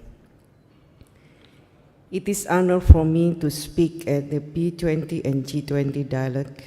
Today's meeting is a prominent meeting which demands more attention during the current crisis, the structural transformation and the future of work. Allow me to begin by expressing my appreciation to the Chairman of Indonesia Chamber of Commerce and Industry, His Excellency Mr. Arsyad Rashid, for hosting this meeting. Excellencies, distinguished guests, ladies and gentlemen, the world has been severely impacted by the COVID-19 pandemic. At the same time, we are still facing the long list of mega-trends challenges, from unresolved conflict to poverty, and from climate change to inequality in economic opportunities. Indonesia believes that spirit of humanity and solidarity are essential, as those challenges are not the responsibility of government alone. In a similar vein, promoting full and productive employment and decent work for all depends on our collaboration. Accordingly, we need to come up with an integrated and human-centered response if we are to recover as quickly as possible. To better respond to megatrend challenges, we must rely on cooperation, solidarity, and social justice. No country can defeat those challenges on its own.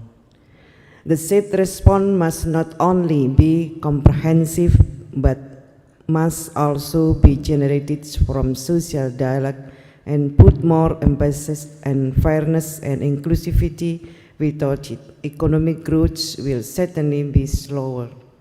Excellencies, ladies and gentlemen, stronger international cooperation is must. The G20 presidency of Indonesia puts the objective of the G20 Employment Working Group as to ensure a swift and sustainable economic recovery from the COVID-19 pandemic and achieve the 2030 agenda for sustainable development. G20 should contribute and be more relevant to the needs of countries.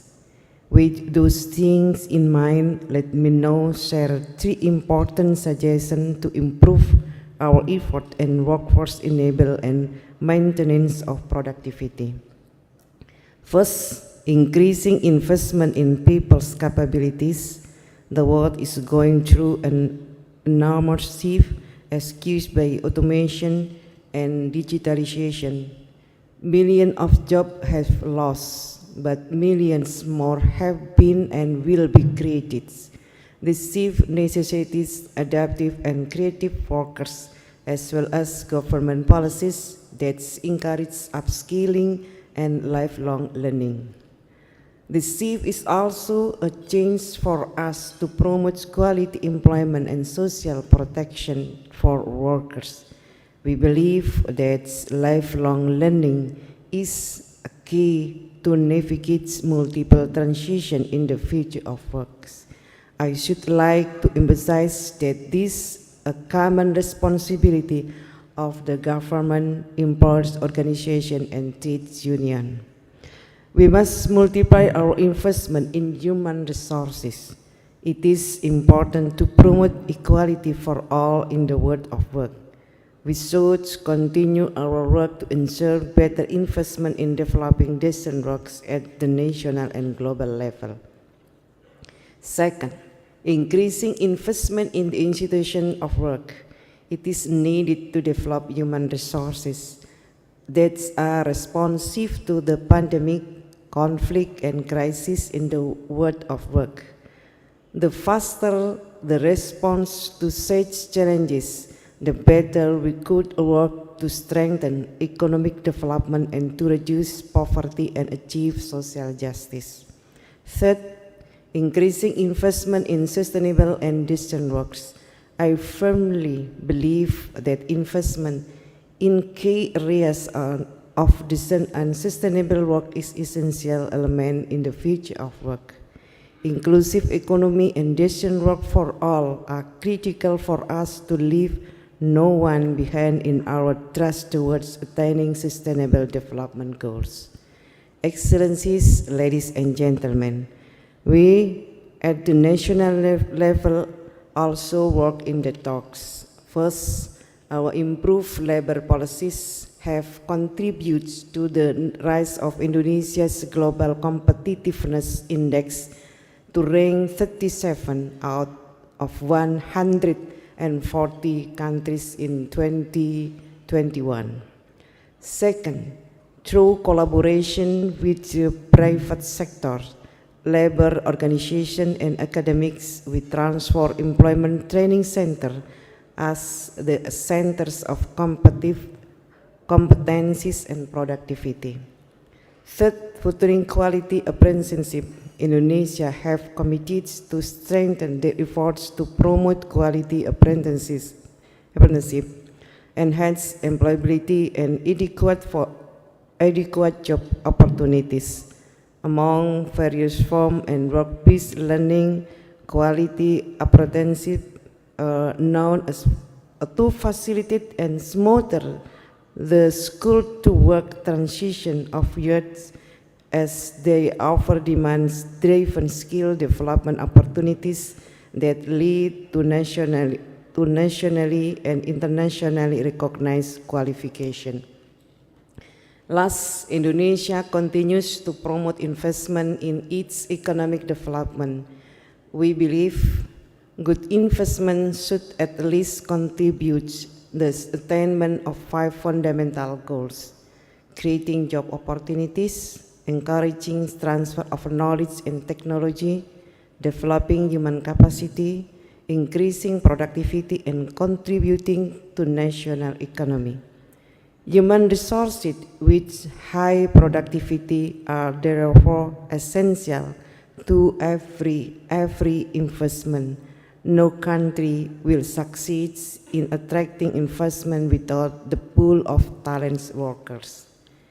To conclude, the Indonesian Ministry of Manpower stands ready to work together to create the best condition for our workers and employers in today's world. Let us join hands and collaborate toward a new era of social justice for all. It is time for us to act and formulate change for the future generation. I thank you. Wassalamualaikum warahmatullahi wabarakatuh.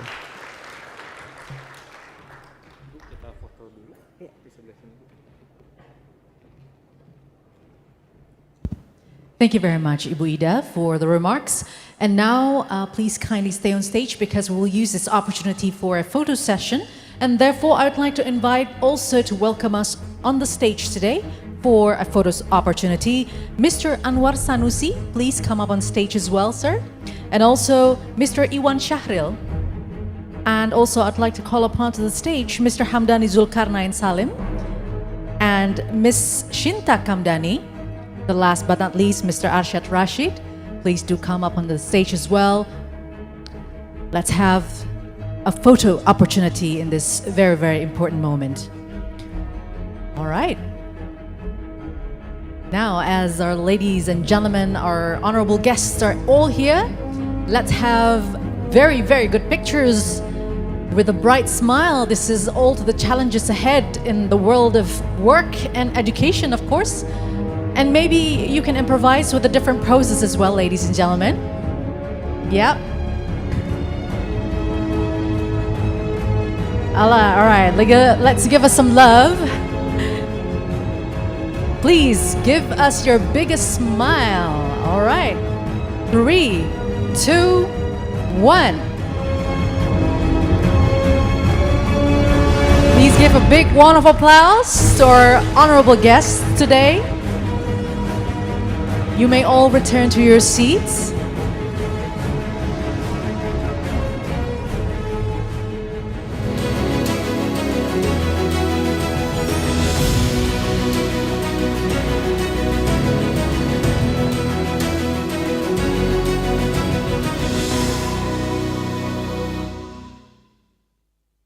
Very well, ladies and gentlemen. So we had a very fun photo opportunity, apparently.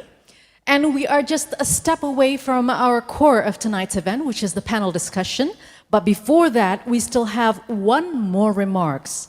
So this time, this is from the Deputy Chair of B20 Future of Work and Education Task Force and Director of PT Astra Auto Parts Tbk, Mr. Yusak Christian Suleman. So to Mr. Yusak, the stage is now yours.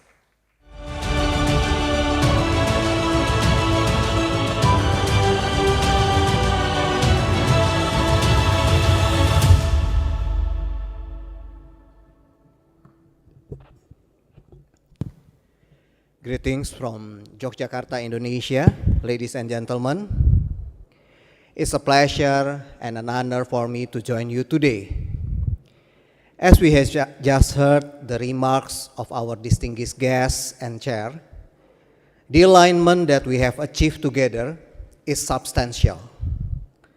Across the G20, governments need to take action to support recovery and growth.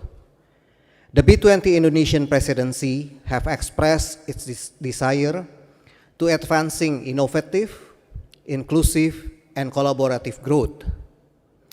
The Future of Work and Education Task Force have crafted a policy recommendation paper in collaboration with all of our colleagues and members in the task force, supported by our knowledge partner as well as network partners, to address the priorities that we need to take action on. Where recovery, job creation, and growth must be priorities. They are prerequisites to create a healthy and productive future of work and education. In this matter, the pandemic is not the only disruption of employment and education. There are other aspects that needs attention, that needs to be addressed. With the rapid changes in the world of work, green energy transition, digitalization, and automation are a couple of factors that's in the spotlight. This will create new opportunities, social and economic growth, and millions of new jobs. But at the same time, millions of jobs will be displaced, and workers will need to learn to work in collaboration with intelligent machines. This trend is inevitable, and it has accelerated during the pandemic. We, businesses, with the help of governments, need to manage this transition including the huge implication on training and reskilling. These are transformational changes to our global economy and to the way we work. With that in mind, the B20 Future of Work and Education Task Force, we have structured and focused on following three themes. First, sustainable job creation. This is about accelerating job creation after the pandemic and ensuring that this job creation is aligned with the sectors of the future. In a dynamic and flexible labor market, our policy actions includes actively enable entrepreneurship, business growth and job creation, targeting small, medium enterprises, incentivize entrepreneurship, support the growth and capacity development of SMEs, and reduce the barriers that hinder business growth and productivity. Align labor market regulation with the realities of post-pandemic ways of working. Assess lessons from the pandemic to align labor regulation with the needs of diverse forms of work, online or hybrid work, and active labor market policies. Enable the transition of workers and businesses into the formal economy. Create incentives and address policy impediments to formalization, while ensuring the improvement of existing livelihoods during the transition. Ensure that the future of work is people-centered, supported by enabling technologies.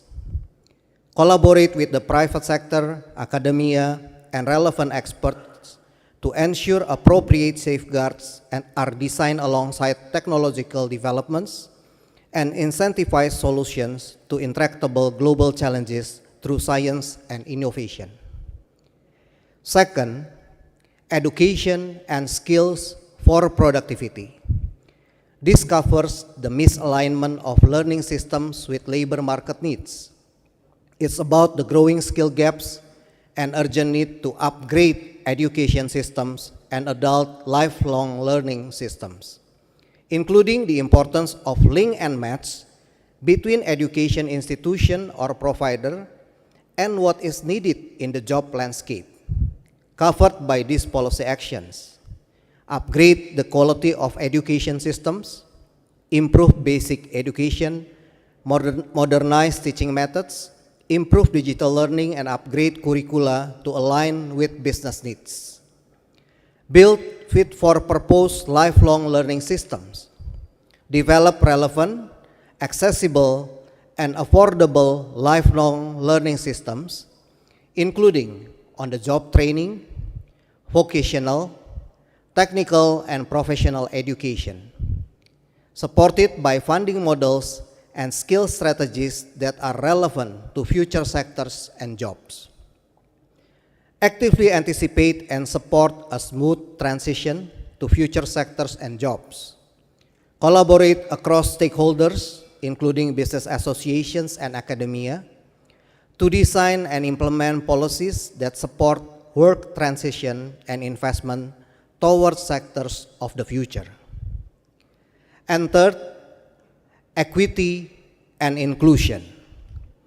This is about ensuring that every part of society is included in recovery and growth efforts, especially after the setback of the pandemic, which focuses on these policy actions. Rebuild confidence, employability, and employment for the youth. Promote partnerships across public and private sectors and relevant institutions to accelerate training and job creation among young people and to improve their mental health and engagement. Empower women across the workforce.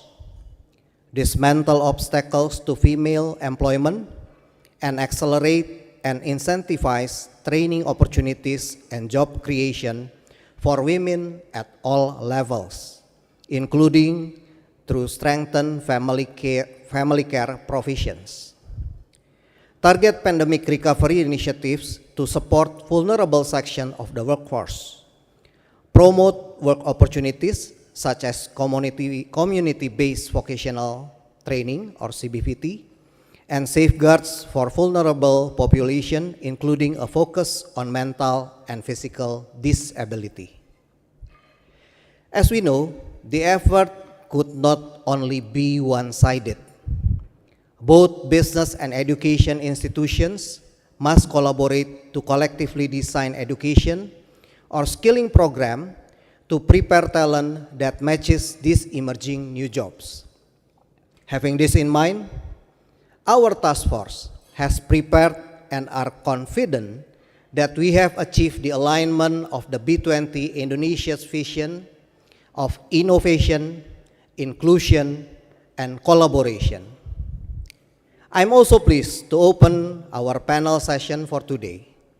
Aligned with our three themes, we have the pleasure of the presence of our panelists, comprised of our co-chairs, government representatives, as well as leaders from global companies joining us. My utmost appreciation and gratitude to every one of you, and thank you for being here with us. In our dialogue, we will be able to focus on our efforts on three main topics: job creation, learning, and inclusion.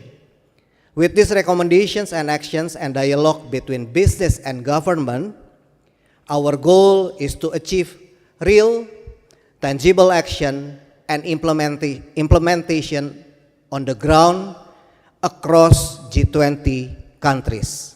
Thank you. Back to you, Rahma. Thank you so much.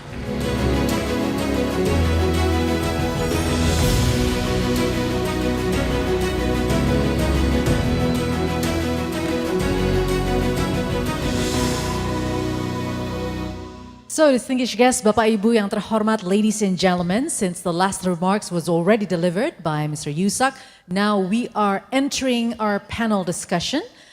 Just before we start, I would like to again thank our sponsors who supported this event. Thank you very much to our main sponsors, PT Astra International Tbk, PT Bayan Resources Tbk, PT Indica Energy Tbk, and Sinarmas. And also thank you our bronze sponsors, April Group, Bakri Group, PT Central, Bank Sentral Asia Tbk, PT Bank Negara Indonesia, PT Elang Mahkota Teknologi, and PT Goto Gojek Tokopedia Tbk. And also thank you to PT HM Sampurna Tbk, PT Indonesia Financial Group, Indofood, Lipo Group, Permata Bank, Pertamina, and Telkom Indonesia. And also thank you to our knowledge partner, Accenture, and our network partners, Business at OECD, International Organization of Employers, and World Economic Forum. Now, seems like the stage is ready for the panel discussion. Now, ladies and gentlemen, let's move into our panel session, which is the first panel session of the night.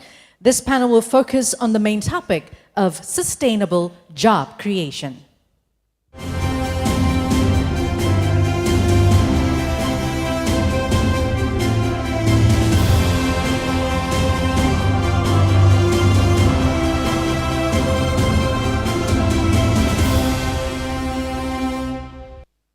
And without further ado, please welcome our moderator for this panel, Ms. Debbie Alishinta, B20 Future of Work and Education Knowledge Partner and Managing Director of Accenture, Indonesia. To Ms. Debbie, the stage is now yours.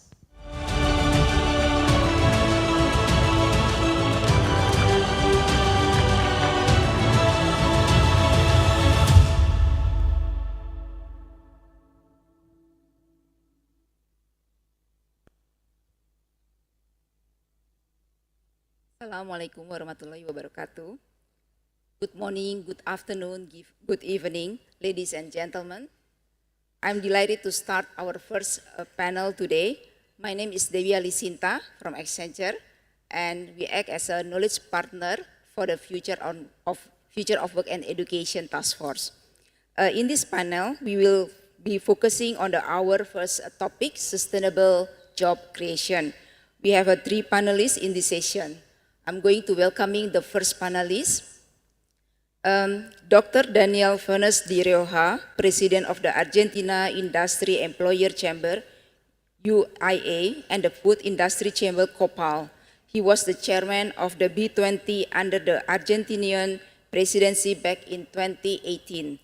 Moreover, due to his extensive experiences, he is also the president for the Business Advisory Committee on the labor relationship in the Organization of the American States, Seattle, OAS, and is currently acting as one of our co-chair in the Future of Work and Education.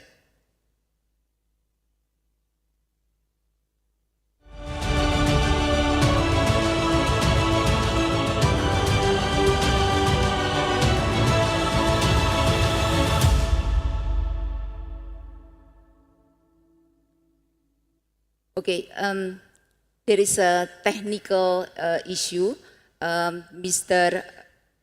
Daniel Funes de Rioja cannot join the event through the online. Okay.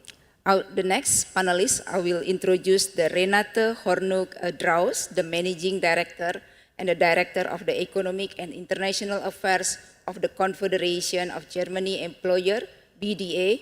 In addition, Renata holds the many honorary functions in the international organization, among others, as a Vice President for the ILO matters of the International Organization of Employer, IOE, Chair of the Business at the OECD, BIAC Employment, Labor and Social Affairs Committee, and currently serves as the Vice Chair of the International Labor Organization, and as one of our co-chair in the Future of Work and Education.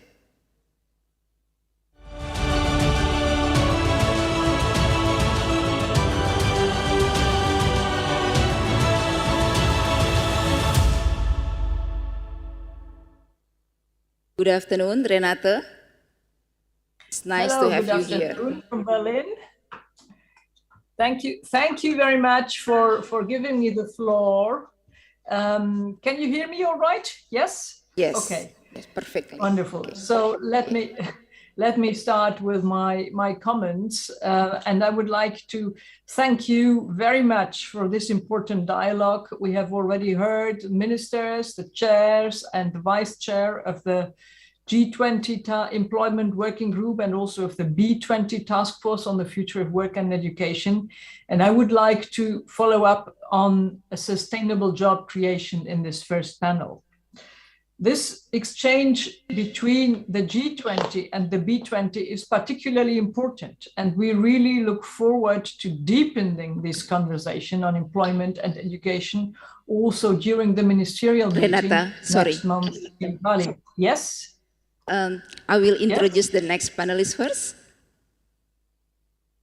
before we start the dialogue. Okay.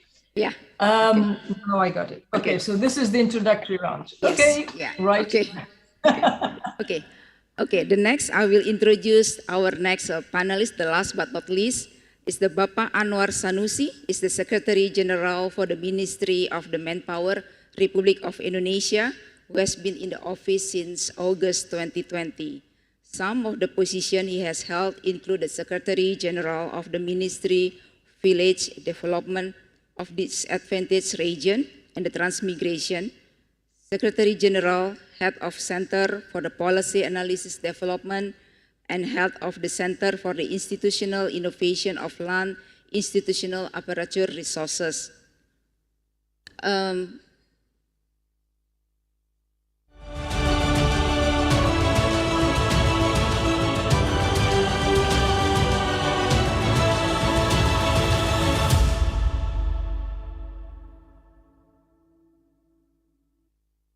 Selamat malam. Selamat malam. Pak Sanusi. Iya. Baik, Pak. Oke. Yeah. Okay, we are going to start the dialogue, Pak. Okay. Please. Thank you, Pak. Okay, welcome again, everyone. As a word of our Deputy Chair has mentioned about our policy recommendation supporting post-pandemic recovery and growth in the essential in the world of the work and the education through the providing new job opportunity, to start our discussion for today, I would like to start with the first point of view.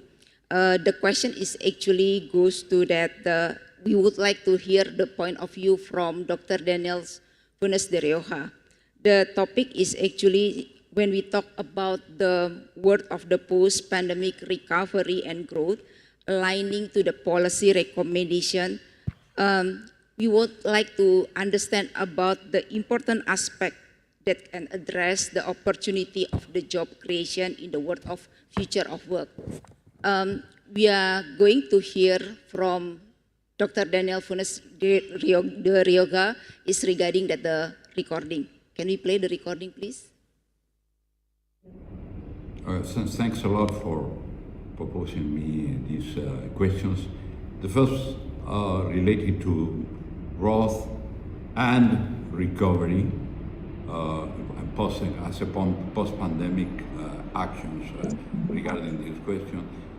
The first comment that I want to raise is related. First, thanks for this roundtable. It's very interesting, and I appreciate also a lot the presence of Renate Horndraus. We worked together during many years at the ILO level and IOE, and I appreciate her presence. Coming to the question, what I want to say is that it's necessary to analyze the level of development of the country or region in order to define the measures. It's quite different, the situation even previously to the pandemic in countries with poverty, marginality, low level of education and lack of opportunities, comparing to those countries, middle-sized countries in particular, in which industry and technology and jobs are better developed. That's the reason by which, and regarding, for example, my own region, Latin America, what I can say is that the average of unemployment is around 10%, but the level of informality is more than 50% in many of the countries of the region. There are some questions that are a common ground and certainly key to create or promote enterprises and job creations. The most important policy actions come from macro to specific micro policies. The first, the respect to the rule of law and the role of the private initiative. I think that both things are key for a decision to invest and to grow as a company. The second, the need of productivity and competitiveness. I can add a transparent and efficient regulatory system. With this macroeconomic stability and a properly designed tax system and incentives to invest, particularly in Industry 4.0, new technologies and innovation. A clear and stable environment promotes creation of fresh enterprises, especially micro and small companies, and strengthening participation as SMEs in local and global supply chains. It implies also the need of a flexible labor law and practices in order to create the conditions for hiring people with particular focus on youth and women. Adequate context for a smooth transition from informality to formality, and adding to that, for this specific future work, there are some aspects we should look deeply, and in particular in developing countries, make the policy actions regarding to 4 issues. The first one is to promote digitalization and adopting Industry 4.0 technologies as a clear aim in which we have to prioritize permanent learning, comparative evaluation, and technical support. An education and training system to overcome the skill gaps that are absolutely normal in the majority of the countries. where each country must take realistic measures to develop this process in due term. This is essential for having productivity and competitiveness through technology and innovation access. Employment and education have a substantial role to stimulate the modernization of the countries and economies. Since achieving competitiveness is key to a rapid transition after the pandemic crisis, measures to promote energy efficiency and technological innovation must be a priority under the understanding that the cleanest energy is what is needed for the future, and for sure incorporation of technologies for production 4.0 also is a tool in transition to a sustainable economy with better jobs. I think that as we increase the level of connectivity in many of our countries during the pandemic, and certainly we need to use it to promote much more technological changes. Obviously, actively enable entrepreneurship and especially SMEs with a specific regard to women participation. I think that creation of enterprises and promote entrepreneurship is going hand in hand with creating jobs. Okay, ladies and gentlemen, there are key points that I note down from the comment from Dr. Daniel Funes de Rioga, that every region of the country has a different state in the post-pandemic alignment to the policy action, and then we need to address the macro to micro the policy that drive the initiative, where the role of the enterprise is the critical. Important aspect in the addressing the job creation opportunity cover the promoting the digitalization, the adopt of the technology and the industry 4.0, education and learning system to cover the skill gap, and then the actively promoting entrepreneurship, targeting the small, medium enterprise and involving the women.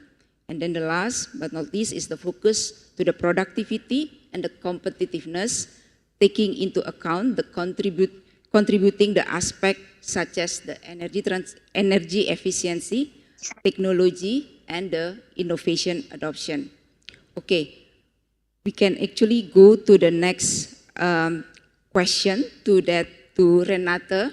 Renate, with the large breadth of the importance of the post-pandemic recovery from tripartite angle, could you share your insight on the future job creation, considering digitalization, energy transition, and the sector of the future, how it can contribute to the creation of the new job landscape to achieve the targeted recovery goals?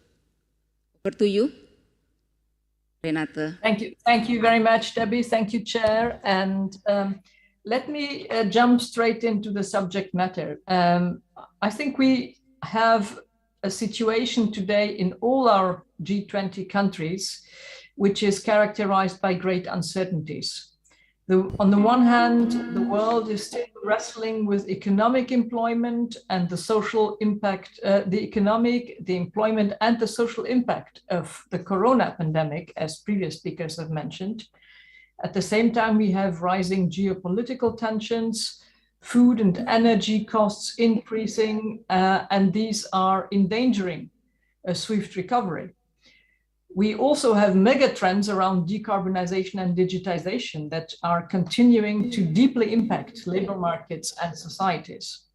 So it is very good that the G20 and its members have a strong focus on sustainable employment. This is really essential, because employment is an essential prerequisite to fight poverty, to ensure that people can make a living and maintain their families and fulfill their aspirations. But it is also key to reaching many other goals of the Agenda 2030, Sustainable Development Goals. Ending poverty and hunger, addressing inequality, promoting good governance is also achieved through the creation of sustainable employment. Also, with large parts of the population out of work or not in the formal sector and not contributing to public finances, We will never have sufficient domestic resources to undertake the necessary infrastructure projects and take the necessary steps to decarbonize the economy. Micro, small, and medium-sized enterprises create the bulk of employment, over 70% of jobs globally.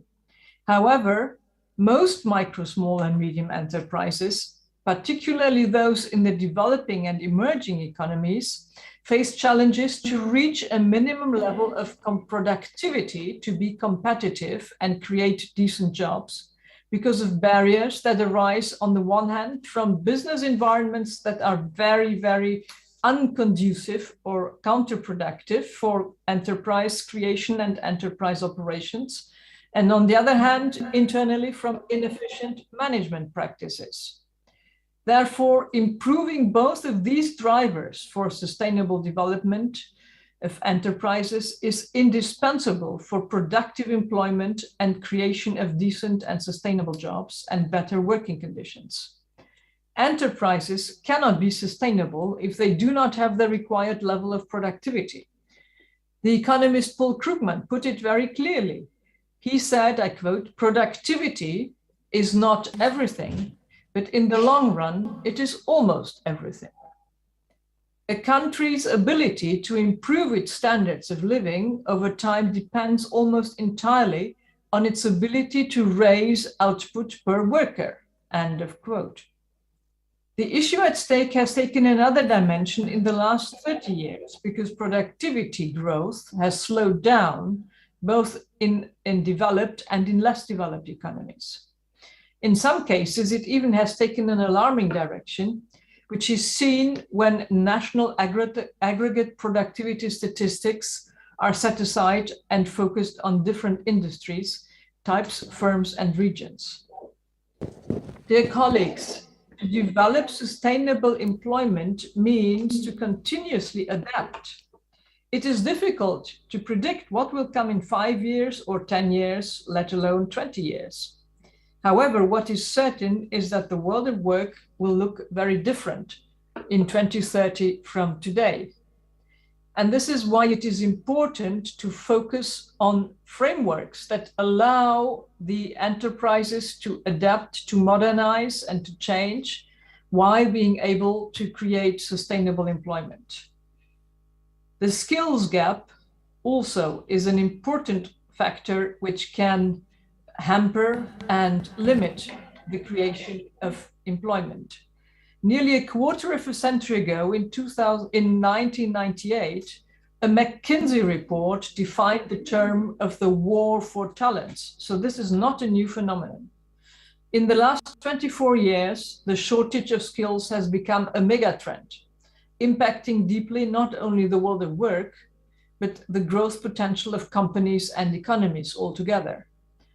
A joint report from the IOE, the International Organization of Employers, together with the ILO from 2019, so pre-COVID times, shows that the challenge of locating, hiring, and retaining skilled workers is felt across borders, sectors, and pay grades by all the 500 companies that were surveyed in this analysis.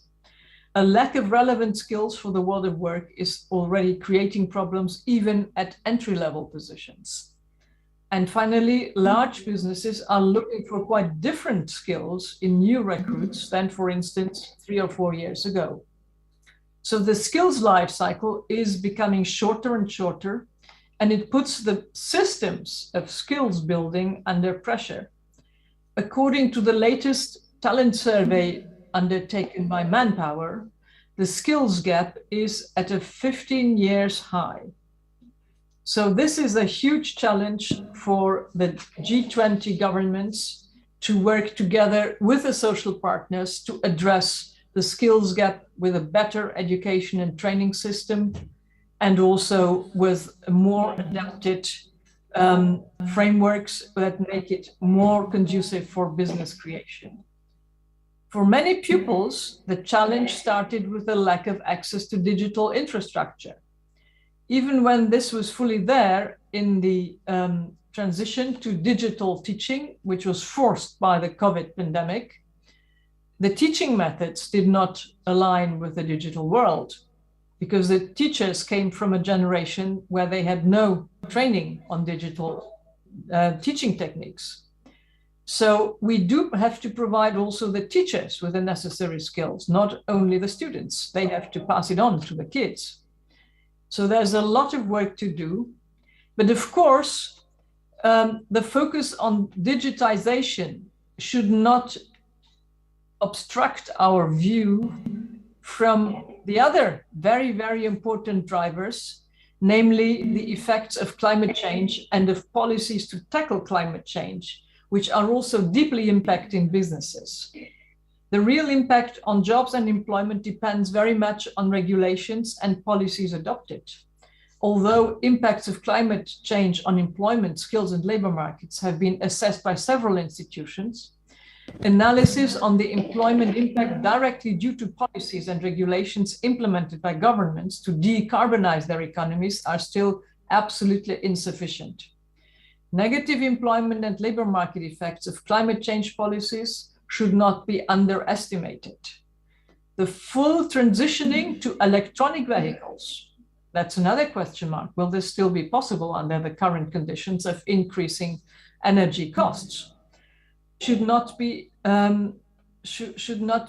underestimated still, because transitioning from a combustion engine to an electronic vehicle means many, many thousands or millions of engineers specialized on combustion engines may not be needed anymore. Maybe we should have a look also at the technological development and see whether this is really inevitable or whether it is possible to develop new technologies based on combustion and which would preserve the employment opportunities. Learning, colleagues, just to come to a close, learning is a lifelong journey. Maintaining and increasing employability in times of deep structural changes of labor markets requires a very strong focus on continuing education and training. This is why we should also look not only at the young people, but also at those who are on the labor market already, to provide them with the necessary knowledge and skills for them to be able to make the transition. History has shown repeatedly that we cannot stop transitions. We cannot stop the development of megatrends, but we can frame them. We can act to make them conducive to employment. And this is the key challenge now. How can we manage the transitions connected to digitization, demographic change, and decarbonization? There is no determinism. The way we address these issues will determine their social and economic impact. So let's move all together in the same direction so we create sustainable growth. Thank you very much. Yes. Okay. Yes. Thank you. Thank you. Thank you, Renata. There are some of the points that I note down from from your point of view is actually there is due to the sector of the future, the digitalization, the technology, energy transition, that's actually leading to that so many million job loss, but at the same time there are million jobs creation, but it leads to the skill gap that we need to address. And then the strong collaboration across the government, the business, and the workforce will be the foundation, and that ensuring the regulation does not hinder the business to grow. At the same time, it's also creating benefit to the employee or to the workforce. Okay, we can actually go to the next question. The next question is actually go to Pak Anwar. Pak Anwar, from the government perspective, can you please share the insight on what are the opportunities that can emerge from the changing world landscape, and how can the government support this initiative of the having a smooth transition along with the job creation for the sustainability job in the future? Yeah, thank you very much, Ibu Debbie, for your questions. I think maybe because I'm the last panelist, so maybe I just try to scrutinize my explanation. But of course, first of all, I would like express my great honors, to be here and presenting some policy that to share, especially from the perspective of employment working group regarding this issue that we discussed today. Of course, maybe referring to the question of what the government policy that can support the initiative of having smooth transitions along with creating a sustainable job for the future. I think government do some policy, some strategic policy. One, like we call it as we have to create a conducive business environment and enterprise formalization. That's as we know that the prerequisite for the entrepreneurship and SME development is a conducive business and a stable economic environments for the firm to entry and exit. Policy action under this measure should identify and address the key policy bottlenecks as barriers to create a conducive business environment. The formalization of micro, small, and medium-sized enterprise go hand in hand with a conducive business environments, economic growth, and better working condition. So the policy action under these measures aims to support the development of new and existing enterprises and formalization process by providing incentive, reducing entry barriers, enhancing business productivity, and also strengthening the compliance. And also some policy that also we have to think is about promote entrepreneurship and entrepreneurial culture.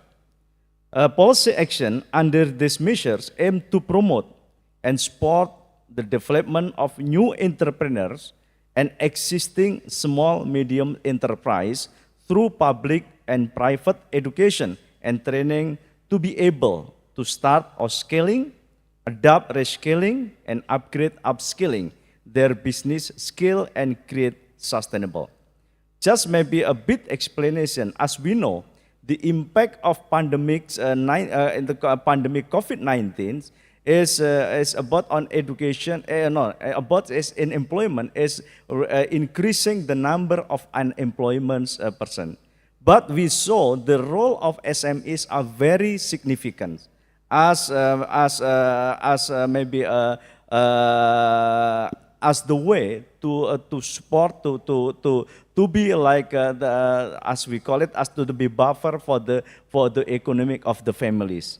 And then also the next strategies is strengthening assistance for entrepreneurship and small medium enterprises.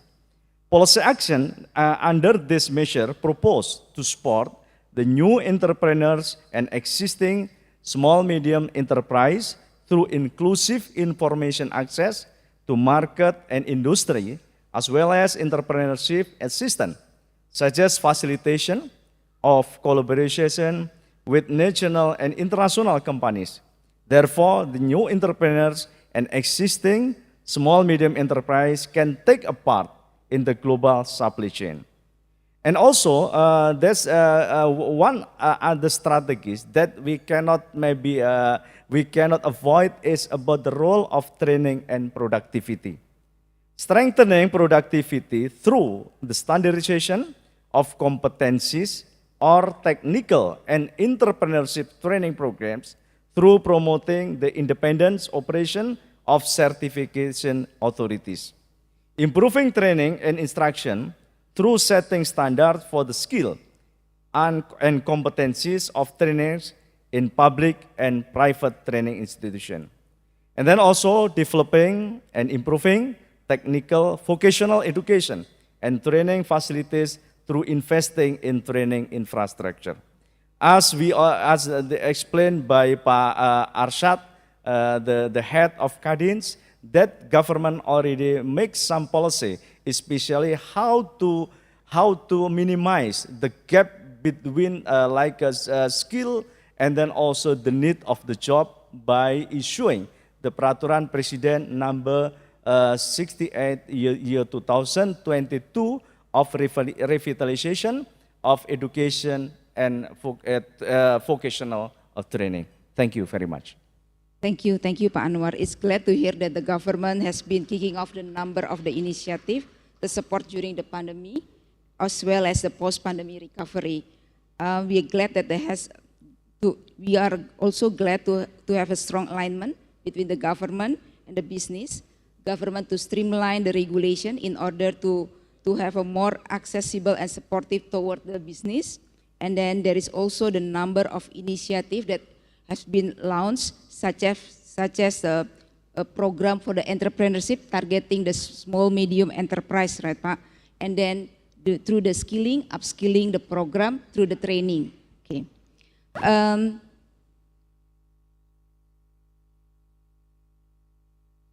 I think we are approaching the end of the panel, and then thank you for the panelists to sharing your point of view and insight from the policy recommendation tripartite view, including the government body as well as the business. We heard a lot of points that we can highlight. The first one is actually the active enablement of the entrepreneurship and job creation targeting the small medium enterprise, alignment the regulation of the labor market, the initiative of and sample of the driving the transition to the formal economy, the new world of the future of work such as digitalization, Industry 4.0, energy transition that is inevitable.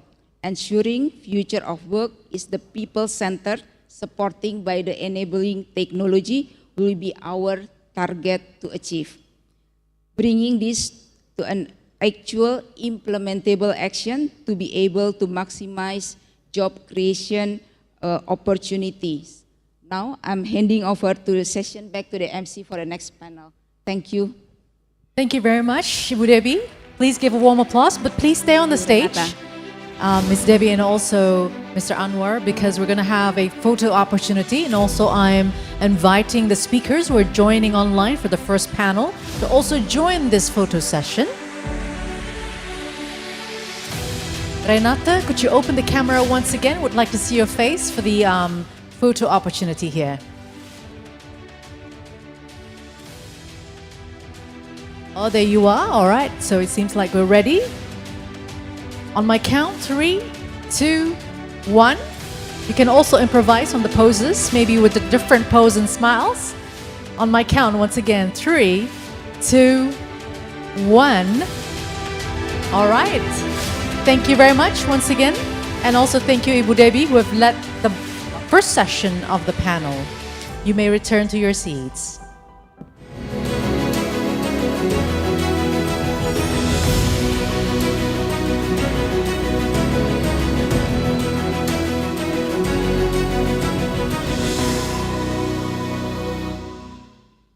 So that was the first panel on job creation.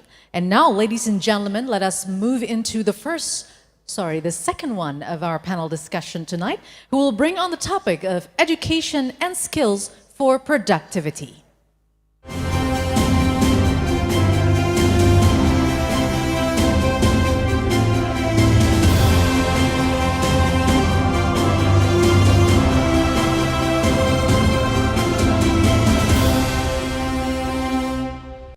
And without further ado, it is a pleasure for me to call upon our moderator for this panel, Mr. George Marantika, Vice Chairman of Global Engagement Association Private Universities and Higher Education Institutions, or APTISI. So, Mr. George, I will hand over the stage to you.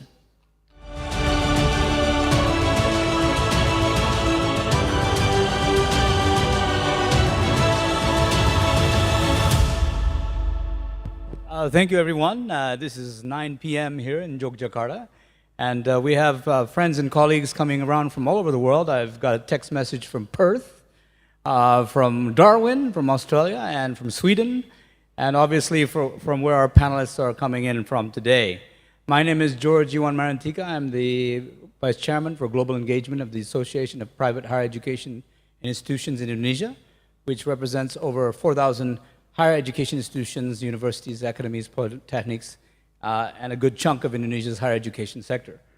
We have a very good panel here today, and it is related to education and skills that obviously is very important for our future and the future of our next generation. And for that, I would like to introduce our panelists. Number one, we have Mr. Christian Gomez. He is the Director of Global Government Affairs for Latin America at Walmart, a very big retail company in the world.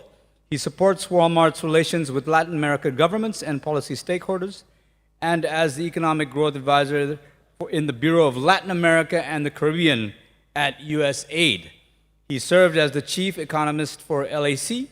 He has also consulted for the International Finance Corporation, or IFC, served as a research analyst and Inter-American Dialogue, and worked at the Arias Foundation on a Pillar Fellowship. So he'll be coming in online, I believe, from Los Angeles, California. So, Mr. Christian Gomez.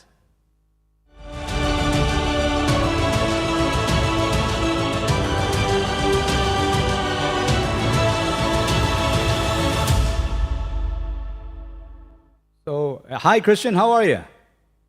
Doing well. Actually coming from Bentonville, Arkansas, the headquarters of Walmart in the middle of the country. Very good, from Arkansas, the headquarters of Walmart. Thank you, Christian. And now we have also Bapak Iwan Syahril, who currently serves as the Director General of Teachers and Education Personnel in the Ministry of Education and Culture of the Republic of Indonesia. His love for education has made him choose to become a teacher and explore the field of teacher education. Currently, he is the father of 2 children and has the mandate to be the Director General of Teachers and Education Personnel, assisting the Minister of Education and Culture, Bapak Nadiem Makarim, and also the chair of the Education Task Force in the G20. So please, Pak Iwan, please join us. Pak Iwan Syahril, the Director General from the Ministry of Higher Education, Education and Culture, Republic of Indonesia.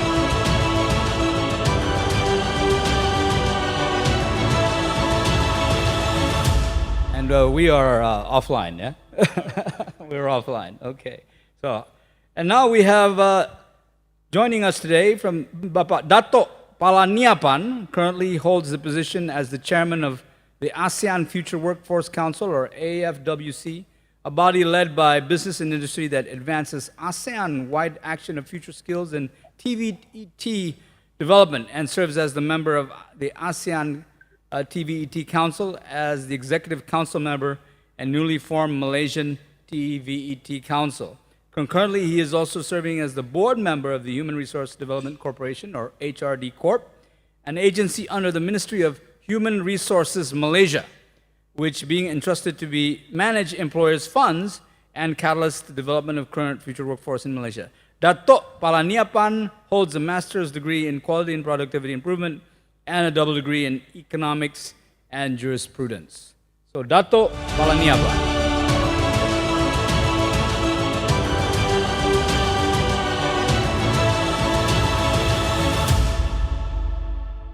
Welcome, Dato'. Hi, thank you. Glad to Thank be you. in touch. Thank you. And you're coming in from Malaysia, yeah? From Kuala Lumpur? Kuala Lumpur. Okay, terima kasih, Dato'. Thank you. And now we have with us also in this panel, Wei Wei Ng, who is the Country Managing Director for Accenture in Singapore. For over 25 years, she has been responsible for delivering large-scale IT initiatives across many government functions and ministries. Currently, moreover, Wei Wei has served as the Honorary Secretary of the IT Management Association, a Singapore-based association of influential IT leaders from both the public and the private sectors. She is currently sitting on the board of directors of the Institute of System Science at National University of Singapore. So let's welcome Wei Wei Ng.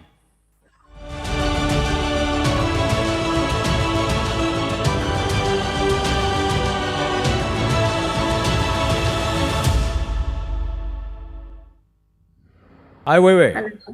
Thank you for having me. Welcome, and you're coming in from Singapore, right? That's right. Very good, very good. So we have a good panelist here coming in from Arkansas, US, from Malaysia, from Singapore, and Bapak Iwan Syahril and myself offline here in Yogyakarta, Indonesia. So to start off our discussion, I'd like to start with Christian. We are aware that humans are the key aspect on how the world of work will proceed, which means it also revolves on how to prepare them. Could you share how important education and maintaining lifelong learning journey highlighted in the policy actions, and how companies implement training skills program as best practices? So, Christian from Arkansas, can you share with us today? Well, thank you, George, and thank you to the B20 for the invitation. I'm going to do two things. First, I'll talk about the B20 recommendation number 2, which I think is quite robust and aligns very well with the work that we're doing and the approach that we're taking at Walmart. And second, I will share best practices that Walmart is undertaking for on-the-job training. So I'll start with recommendation 2. And I think that overall the recommendations were quite robust, but here we're looking at upgrading education and lifelong learning systems to align for the future of work, and the G20 needing to improve learning and improve work transition to make labor market needs. And that's important because we need to boost productivity and innovation and narrowing skill gaps. But the education system is not alone sufficient for that. So what we need to do in Policy Action 2.1 is really upgrade the quality of these education systems. So what does that mean? I think basic education across the G20 should be improved. We need to modernize the methods that we're using to teach. And then this one is really important: improve digital learning and upgrade curricula, because digitization and the need to build digital skills in our economy is fundamental for the workforce. Policy Action 2.2, basically thinking about how do we develop relevant, accessible, and affordable lifelong learning systems. And we're talking on-the-job training, vocational, technical, professional education, which are supported by funding models and skill strategies. So that's also important because, as I said before, Policy Action 2.1 refers to formal education, and Policy Action 2.2, which is relevant to Walmart as well, focuses on those lifelong learning systems and the importance of on-the-job training.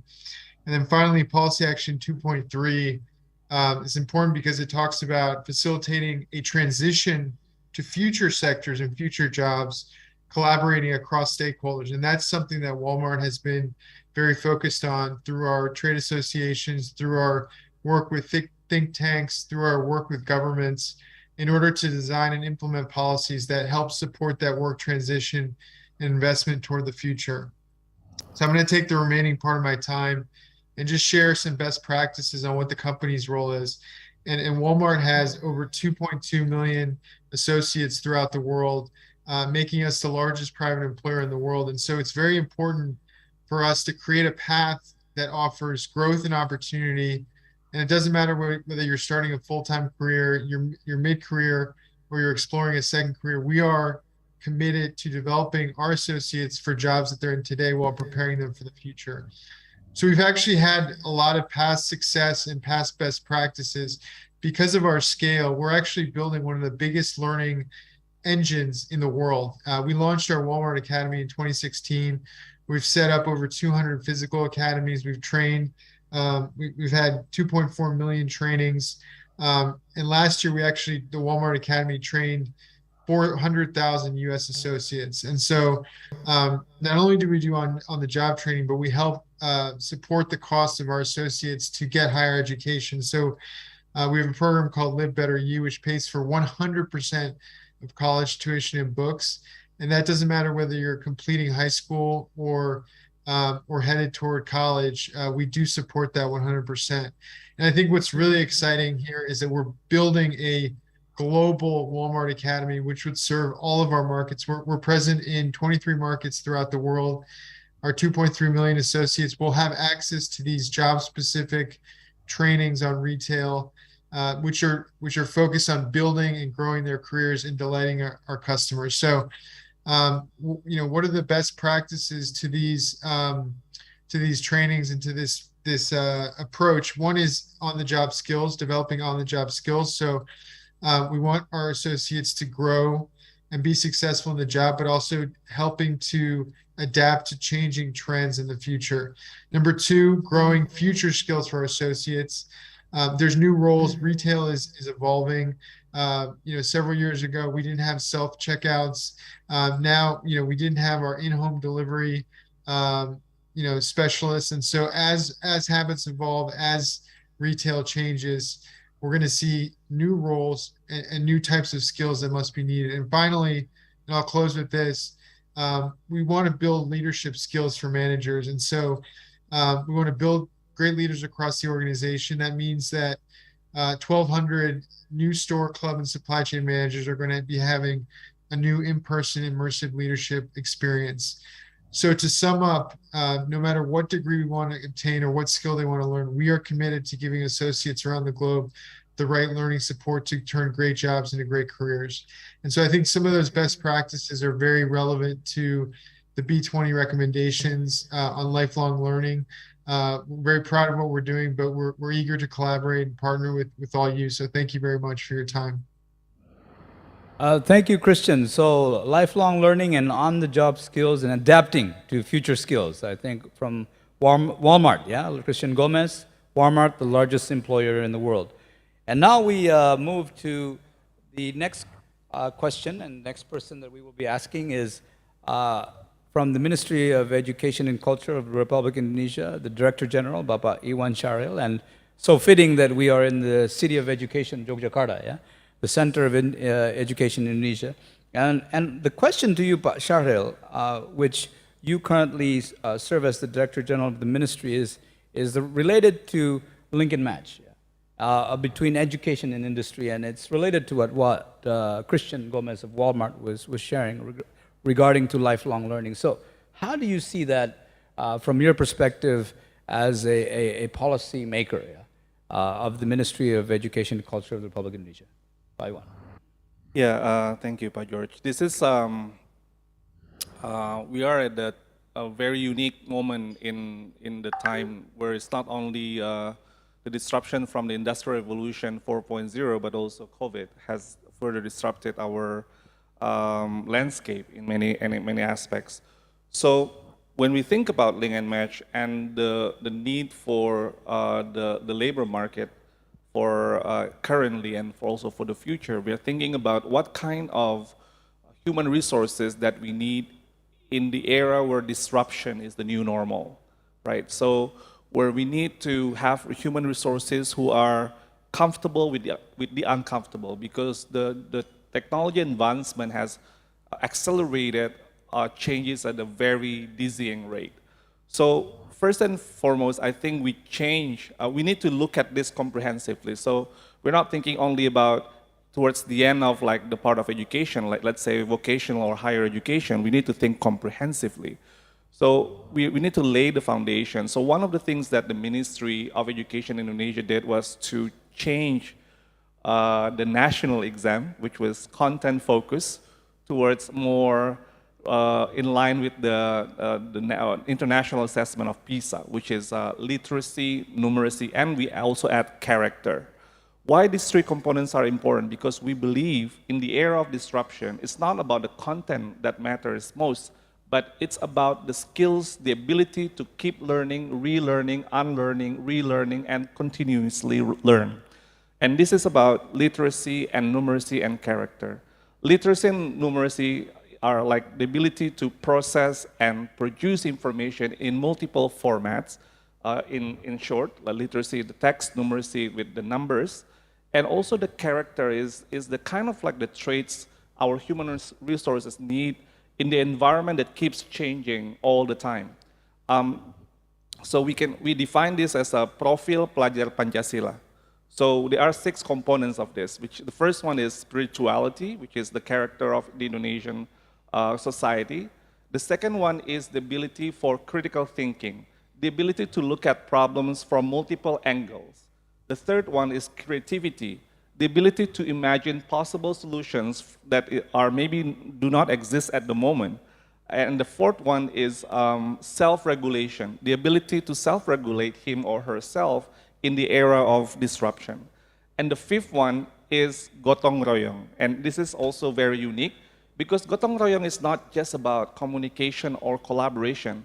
There is something unique about gotong royong, which is the ability to have a social empathy towards others and social responsibility, to feel like we are in this together. This is very unique to Indonesian, but we believe this is something that is very important for our human resources for the future. And the last one is global citizenship. So not only look at things just like at the local level, but also feel that they are part of the global community. So these are like the direction of our profile, student profile in any level of education. We are strengthening this profil pelajar Pancasila.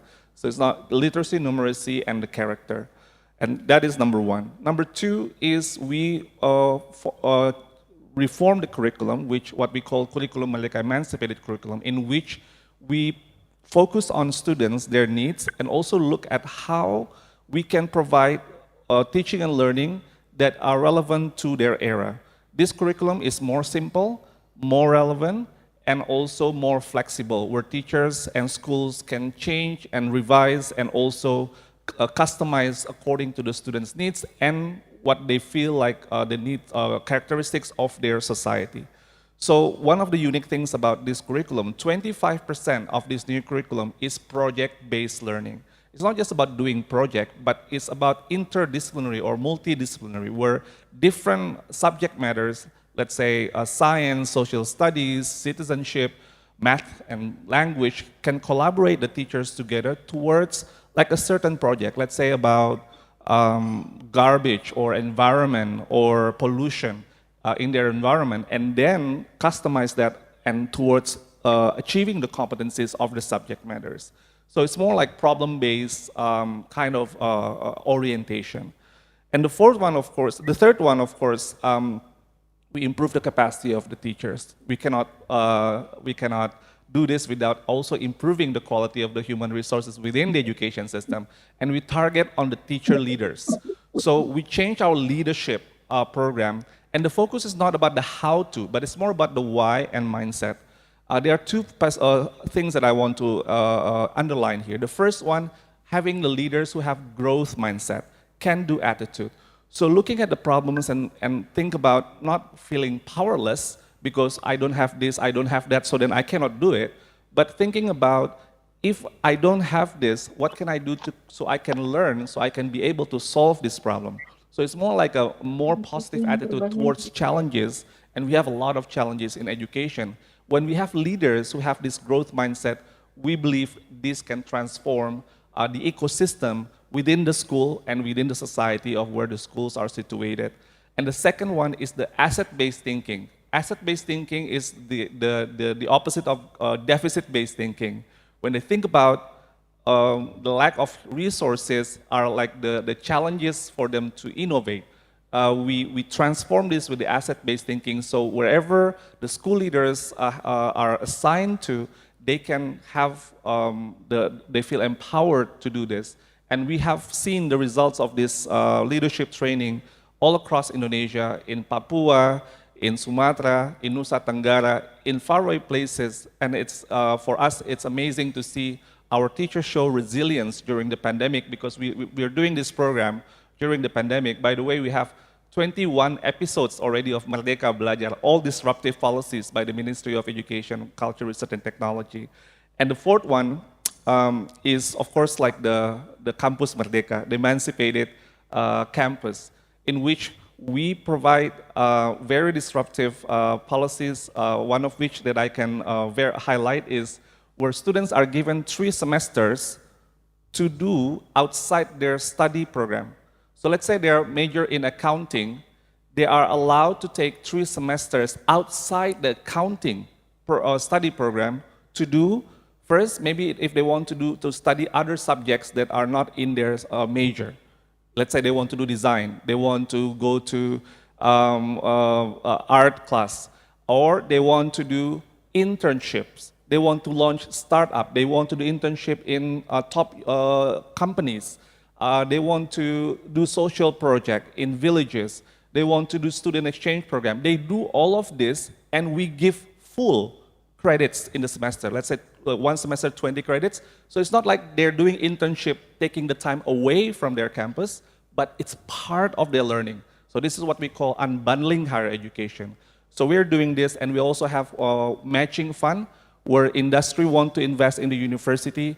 We match, the government match for $1 they invest in the university for research project or for infrastructure related to the campus, what the campus needs, and government also match $1. So it's a matching fund mechanism, and we invite industry to come in to co-design curriculum together with the campus and also the vocational schools. So there are many things that I can share, but those are the things that I'd like to highlight. Thank you, George. Thank you, Bapak Iwan. Well, that's very progressive. I think 3 key words, yeah? Self-regulated, asset-based, and unbundling. So that's going to be very interesting. And at least in Indonesia, I know the education community is behind you on this in this progress. Yeah? So thank you, Bapak Iwan. And now to Dato Palaniapan from Malaysia. Similar to this topic, and that is related to link and match. From your perspective, what are the key points to highlight on leveraging the possibility of promoting vocational studies, especially community-based vocational training? Dato, please. Thank you, Mr. George. All right, I think I would like to take on the question on 2 parts. First, we'll look at the vocational study per se. We sub-dive into the community-based vocational study.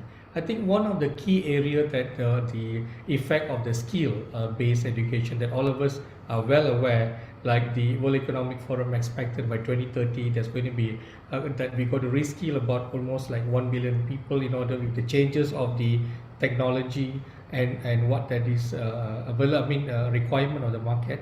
One of the key area is that our ability, the core issue in terms of the area of skill is the issue of skill mismatch, that we are unable to link the right skill or the right competency that's required by the industry. And one of the core area that we need to look at it is that there ought to be a good shift of the policy from the supply perspective to the demand perspective. It has to be the perspective of industry, and it has to be industry centric, because end of the day, the purpose of the skill-based education is to ensure that we have the right skill, the people with the right skill and right competency, and they are able to effectively contribute to the job market, and then also contribute towards the productivity of the organization, and overall to improve the economic earning and also the overall nation's development. So in that context, one of the core area that we need to look at is that once the policy is industry driven, automatically the ecosystem will start to adjust, and there would be a kind of a synergization. So what we need is that we need the policy makers and also the relevant stakeholders, be it the institution and also the industry, to start to be actively participating. And I think the era where we come back and then say that what is available is not good or the policy is not enough is an era of past. Now it is an era where we synergize, we sit down and try to identify what is the right strategy in enhancing the skill. The second part, when you look at the community-based vocational education, it is actually an approach where from the macro perspective that some policy or a system being devised in getting skill education to move, but community-based vocational training is like getting this on the ground. It's getting this to be on a practical mode, where when such things is required, it's very important that we need to empower and also to provide an autonomous authority for the local based ecosystem, be it the industry, be it the institution, so that they are able to tailor-made program, design a kind of intervention that could be related to the need of the local economy, and it could ensure sustainability and employment opportunity for the graduates in the skill area. The second area, it's also important for us to look at that what kind of the quality in terms of the curriculum development. I think most of the time the skill system is very much supply based. So it is very much on the availability of the institution. It is also dependable on the type of program or curriculum that is developed, but it really look less into the applicability and at the end of the day, the employability of the graduates and their contribution to the job market. So in that sense, there exists a very important need whereby we need to ensure the supply side, the institution side are able to integrate, they are able to revise, they are able to change and adapt to the changes in technology and also the requirement. And therefore, once this is being established well, then there could be a structured and also a structured system, ecosystem, where the local network, be it the economy part of it, or the institutional, or the community, be able to reflect what that is required, and that reflection will ensure that there's an employability and sustainability of the knowledge. Moving together with that, despite the fact that community-based vocational training emphasizes very much on practical base, but it also requires a structured approach in terms of accreditation and quality. All right.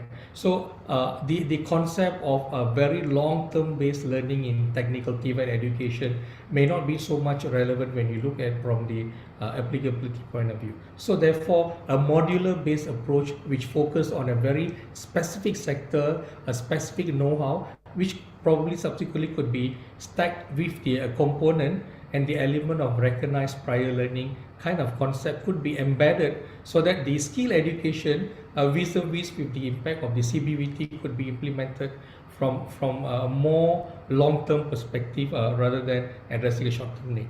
And I think one of the most important elements with the COVID has actually completely changed the landscape of teaching and learning. And I think skill education is also undergoing that major transformation. What is important is that the accessibility of the relevant, be it from the infra, be it from the learning platform, be it the competency of the resources. It is very important to ensure that accessibility and that availability is embedded into the ecosystem. And with that only, I think we could really see a more, I would say, a developed TVET skill learning mechanism within the region. And that could be one of the benchmarks that we could take from the successful economics that actually has managed to make TVET system as part of the fundamental economic enhancement methods, right?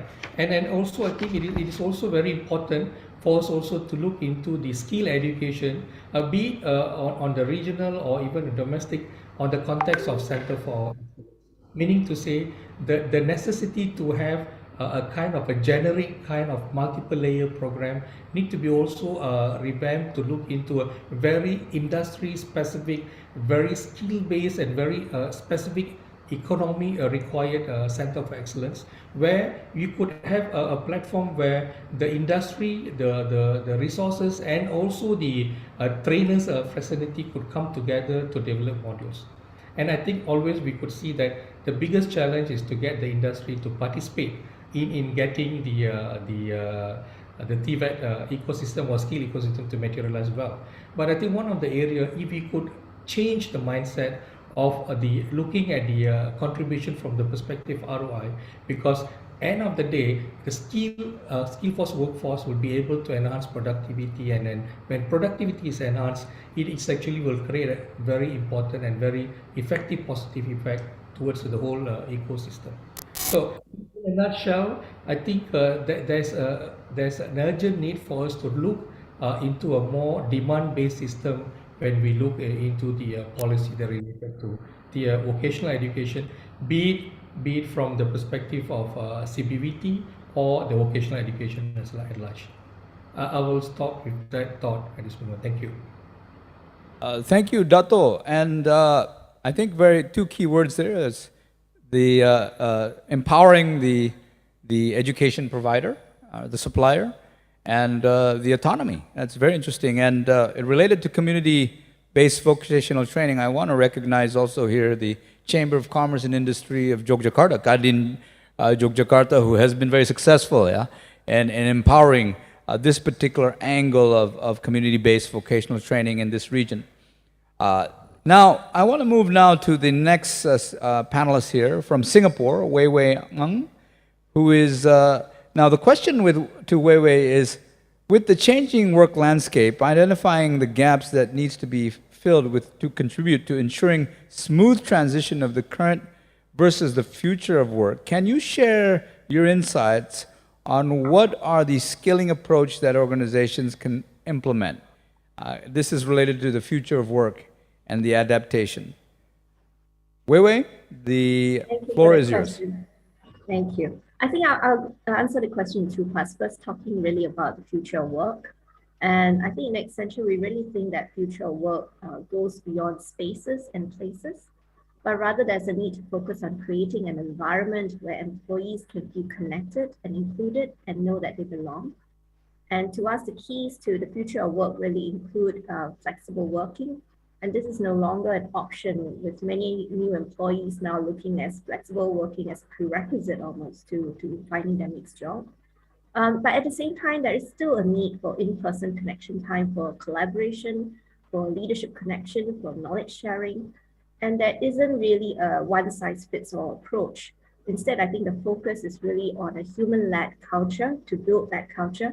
And we term all these in Accenture what we call an omni-connected experience, which is really the whole experience of work, right? Leveraging on the digital tools that we use, our physical locations, the behaviors we want to encourage in order to help our people strengthen their emotional connection to organizations and to create a culture where the culture thrives in relationships, not in places and spaces. In terms of skills, I think digitalization has required many organizations to really rethink the kind of skills that they need in order to do things differently, to deliver different types of services, and to even rediscover the boundaries of their organizations and what they mean in terms of their relevance to their stakeholders. So it is important that we have a very data-driven approach to understanding what kind of skills we need. With that skills gap, it's probably not possible to always look for that perfect candidate to fill the skills need, but rather there's probably a need to look within and find people with adjacent skills and create a training curriculum to move these people from adjacent skills into those new roles. And I think the training should also not be limited to just a specific role, a specialized role or a specific level, but with digitalization and opportunity to use technologies to really change the way work is done, training should really be one where we can cover all of the employees. And that's why I see clients who have set up Digitalization Academy, where they are trying to equip everyone in the organization, both front and back office, with the basic skills that they need in order to appreciate how they can work together with technology to then combine it in new ways and get things done differently.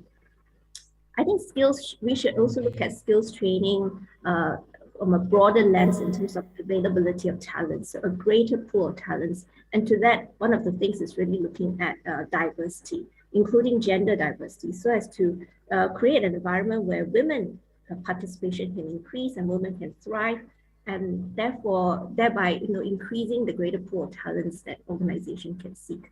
And last but not least, I think organizations should also now start thinking about pushing the boundaries into what metaverse could mean and how that could be used as a way for training as well as a way to engage their stakeholder groups and their customers. Well, thank you, Wei Wei. Well, I notice now we're about ready to come to the end of our panel, and so we're running out of time, but we want to ask the Director General of the Ministry of Education and Culture here, Bapak Iwan Syahril, in a little over a minute, your overview of the whole panel discussion that we just had these 30 minutes.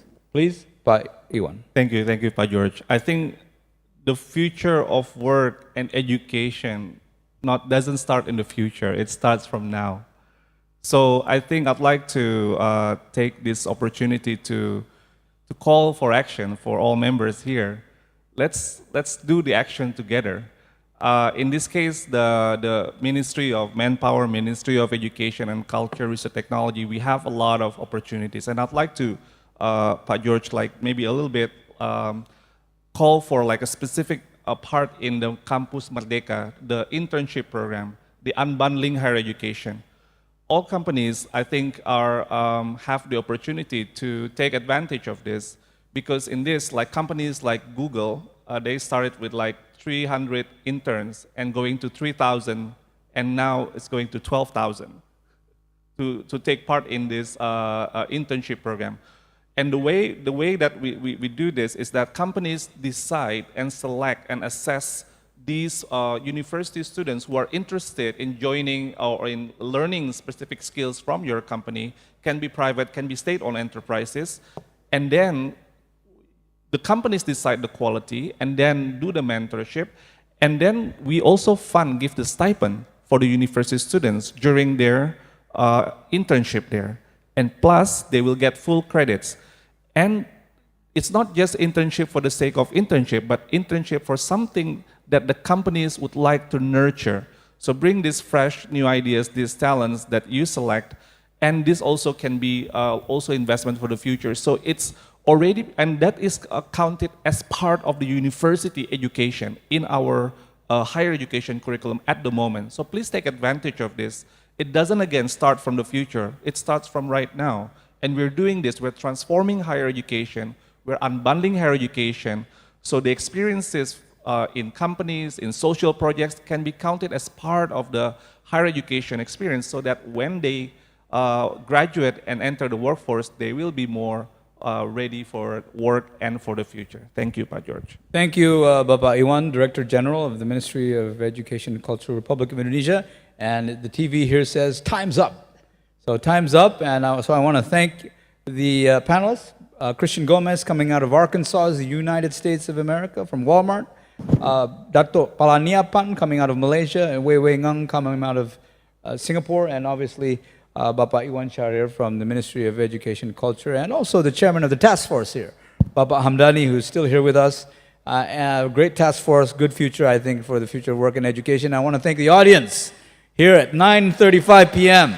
Still a complete audience, and so let's give a round of applause to everyone here as we end this session, and let us unbundle. Let's unbundle education. Thank you very much, and I give the floor back to the master of the ceremony. Thank you, Mr. George. Thank you for also leading the second panel, but please do stay on stage just for a photo opportunity right now. And also the panels from joining us online, please also open your camera once again for a photo opportunity. All right, are we ready? Okay, 3, 2, 1, and one more time. Maybe with the more creative poses, you can also do, different poses this time. Yeah, just for fun. There you go, with some love. 3, 2, 1. There you go. You get an applause for that. All right. Thank you so much, Mr. George, and also Mr. Iwan. Thank you. You can return to your seats.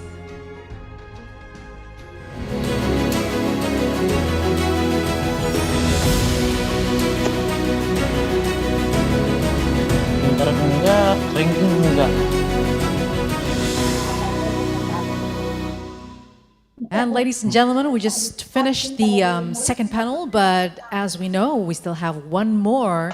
It is getting late, but this time we are going to talk about the equity and also inclusion. We understood that the government is putting a lot of priorities, big priorities on education, and also the needs in the industry is probably going to change. And now, as Pak Iwan mentioned, we are already in the future. So hopefully, by closing the gaps, we can do better link and match of what the industry needs and addressed by the education system here in Indonesia. And further on, we are going to talk about, as I mentioned before, the equity and also inclusion, as the workforce inclusion have been on a setback during the pandemic, and also probably organizations are asking on how to implement, to support and create an inclusive environment and how to benefit back to the business And also with the aid of technology nowadays, how can it accelerate equity and inclusion in the workplace? So I guess the stage is ready one more time. So ladies and gentlemen, let's have our last panel for today's event, who will discuss about equity and inclusion. All right, without further ado, I would like to invite our moderator, the B20 Future of Work and Education Task Force Policy Manager and Head of IR Regulations and Development PT Astra International Tbk, Ms. Tengku Dewi Resmitasari. Now the stage is yours.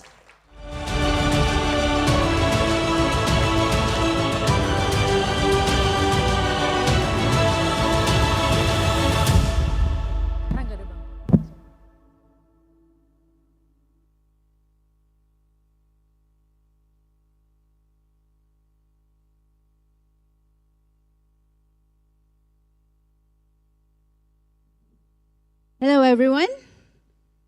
Masih tetap semangat ya? Okay. Okay, my name is Tengku Dewi Resmitasari, or Dewi for short. I am the, as introduced by Mbak Rahma Alia, I'm the Policy Manager for the Future of Work and Education.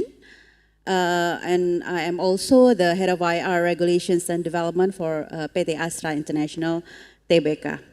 I am delighted to welcome our three panelists for our last panel, but certainly not the least for tonight. The first one, we have Dr. Gadah Al-Arifi, co-founded the SELA Professional Women Network and served as the Dean of a College of Business Administration and former Director of the Entrepreneurship Center at Princess Nora University. Since 2004, Dr. Gadah have been privileged to contribute immensely to social causes, women inclusion, academic discourse, research policies, advocacy, human capital development initiatives, and advisory mostly in Saudi Arabia. In addition, she currently serves as one of the co-chairs of B20. Dr. Gadah Al-Arifi.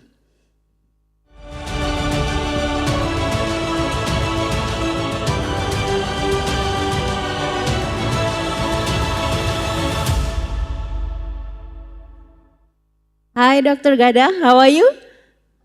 Hi, hello, everyone. Hi. Okay, let me get back to you afterwards, okay? I'm going to the next panelist, which is Ibu Megawati Ki, leads of the Google Cloud Business in Indonesia. Before this appointment, Ibu Mega was the President Director of IBM Indonesia.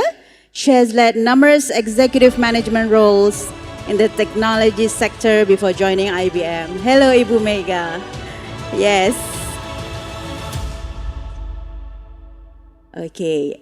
And the next panelist is Bapak Paul Sugianto, which is the Chief of Group Digital Strategy in PT Astra International Tbk. He has worked on 5 different continents. Wow, that's awesome. And in more than 20 countries, 9 years at Airbus, 5 years in McKinsey, serving more than 10 Fortune 500 global companies. He has worked in different industries, including telecommunications, IT, and engineering. Several years prior to his current role, Paul joined Bluebird, the largest transportation company in Indonesia, as Chief Strategy Officer. His goal is to build on Bluebird's success as a pioneer in mobility as a service in Indonesia. The stage is yours, Mr. Paul, yes.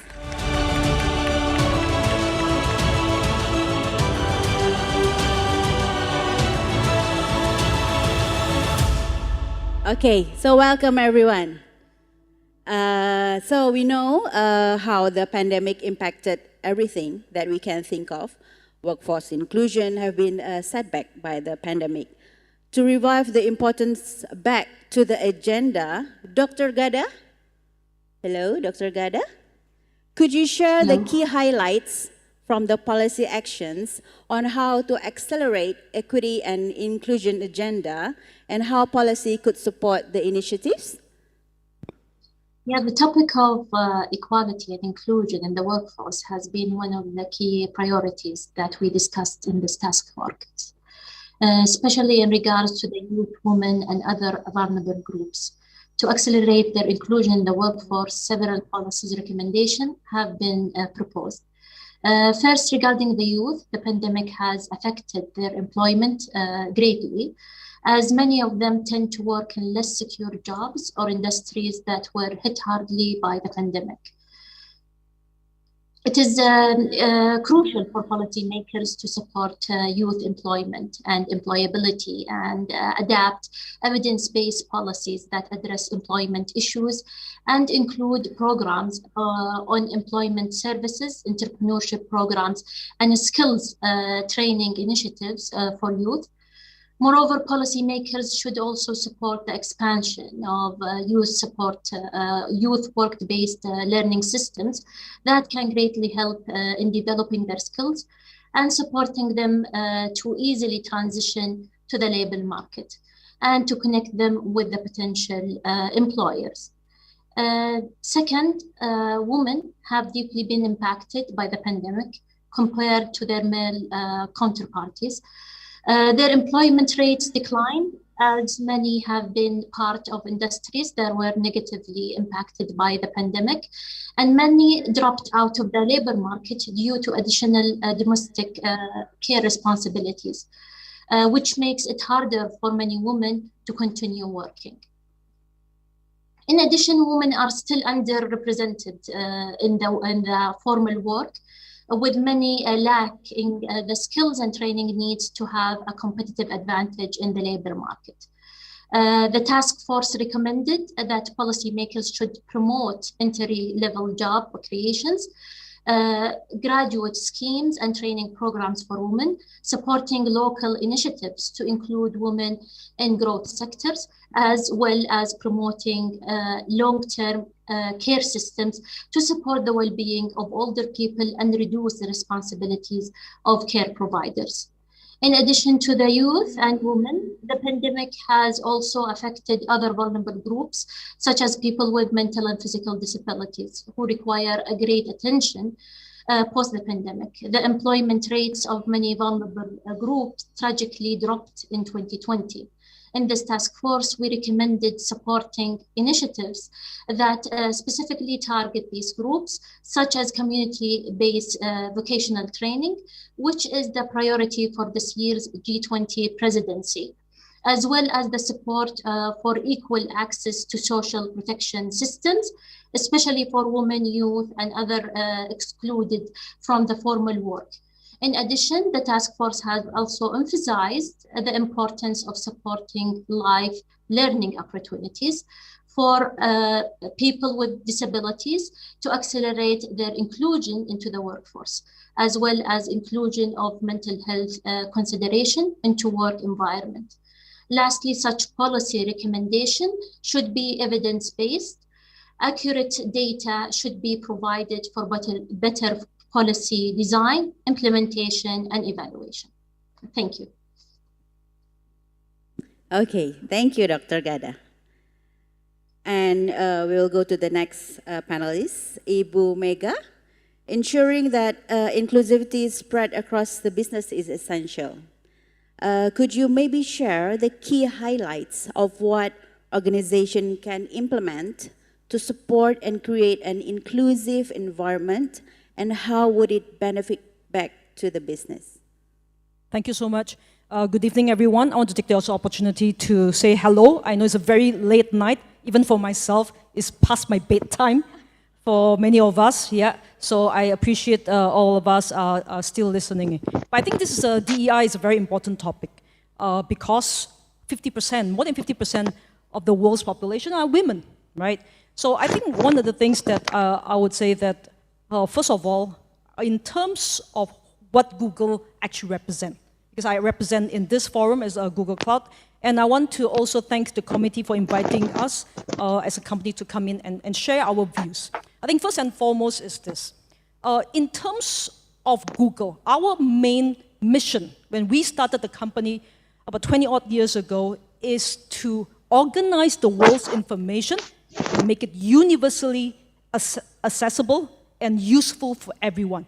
If you think about it, this mission has not changed. Why? Because it allows Google to provide the information for many, many of us. So if you think about it, a lot of us used to go to the library, used to look at the encyclopedia. Now our kids do not do that. If you talk about it, it's democratization of knowledge, and knowledge is power. And with the right knowledge, it allows people equal chances of success. And I think this is a very important part. And Pak Iwan, and thank you for mentioning Google earlier, in the panel.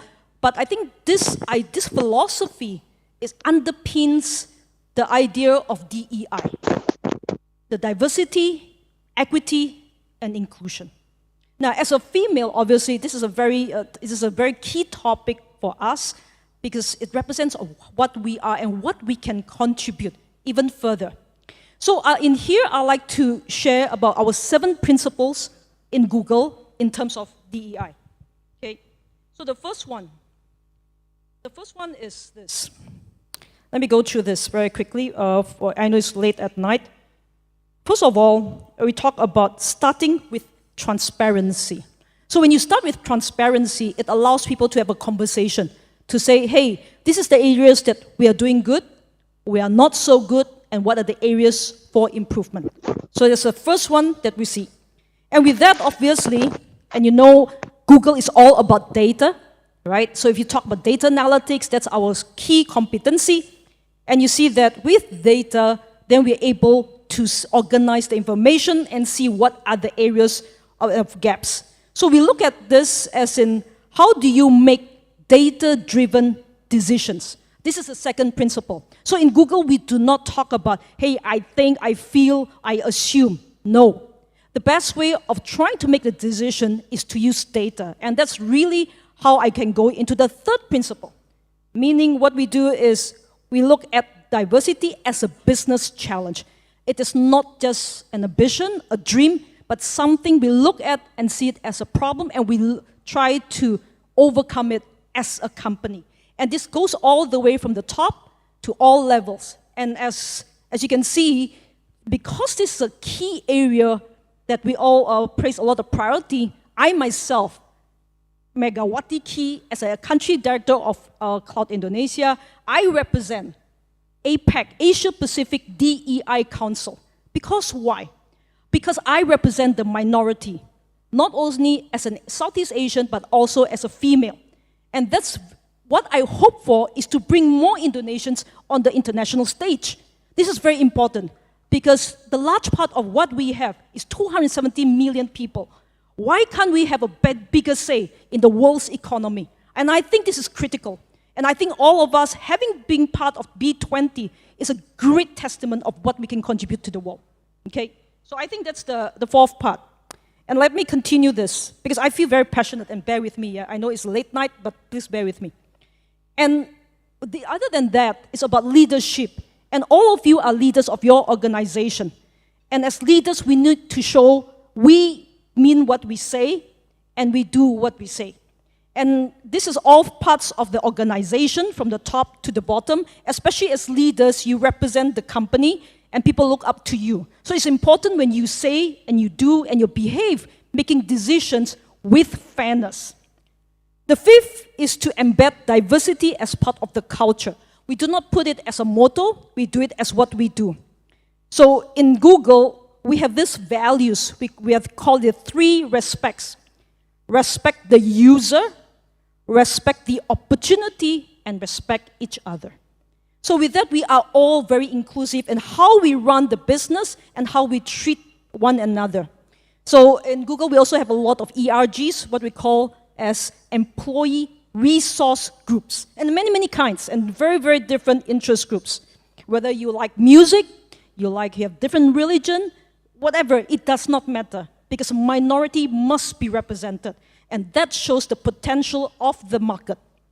The sixth is to think global and act local. So one of the things some of you may know, it's in Google Cloud, we are very, very, very fortunate and very proud to say that in Indonesia, we have built a cloud region in Indonesia.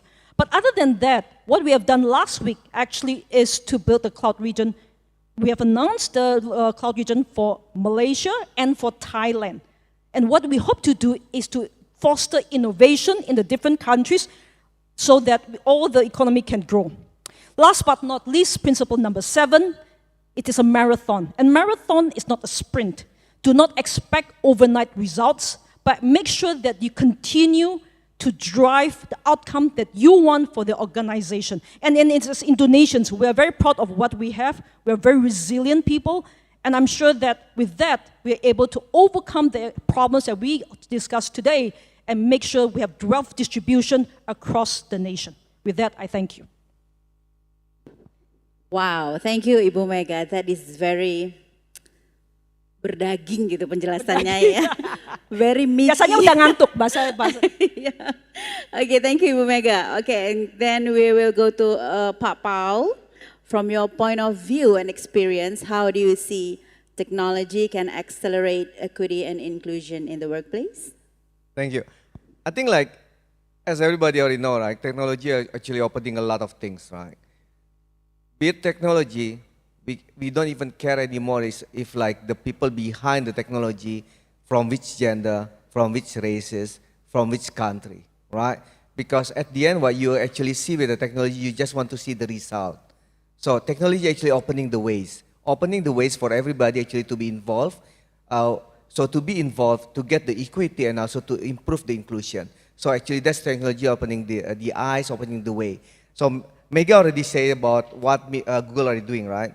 So that's the same thing what we're also doing in Astra. Number one, we don't care about where people coming from, where actually they race, their religion, right? Or even their background from their education. From the digital point of view, we actually opening what we call actually like our digital workshop, digital certification for people actually they're already working for a long time, so we don't care about their age.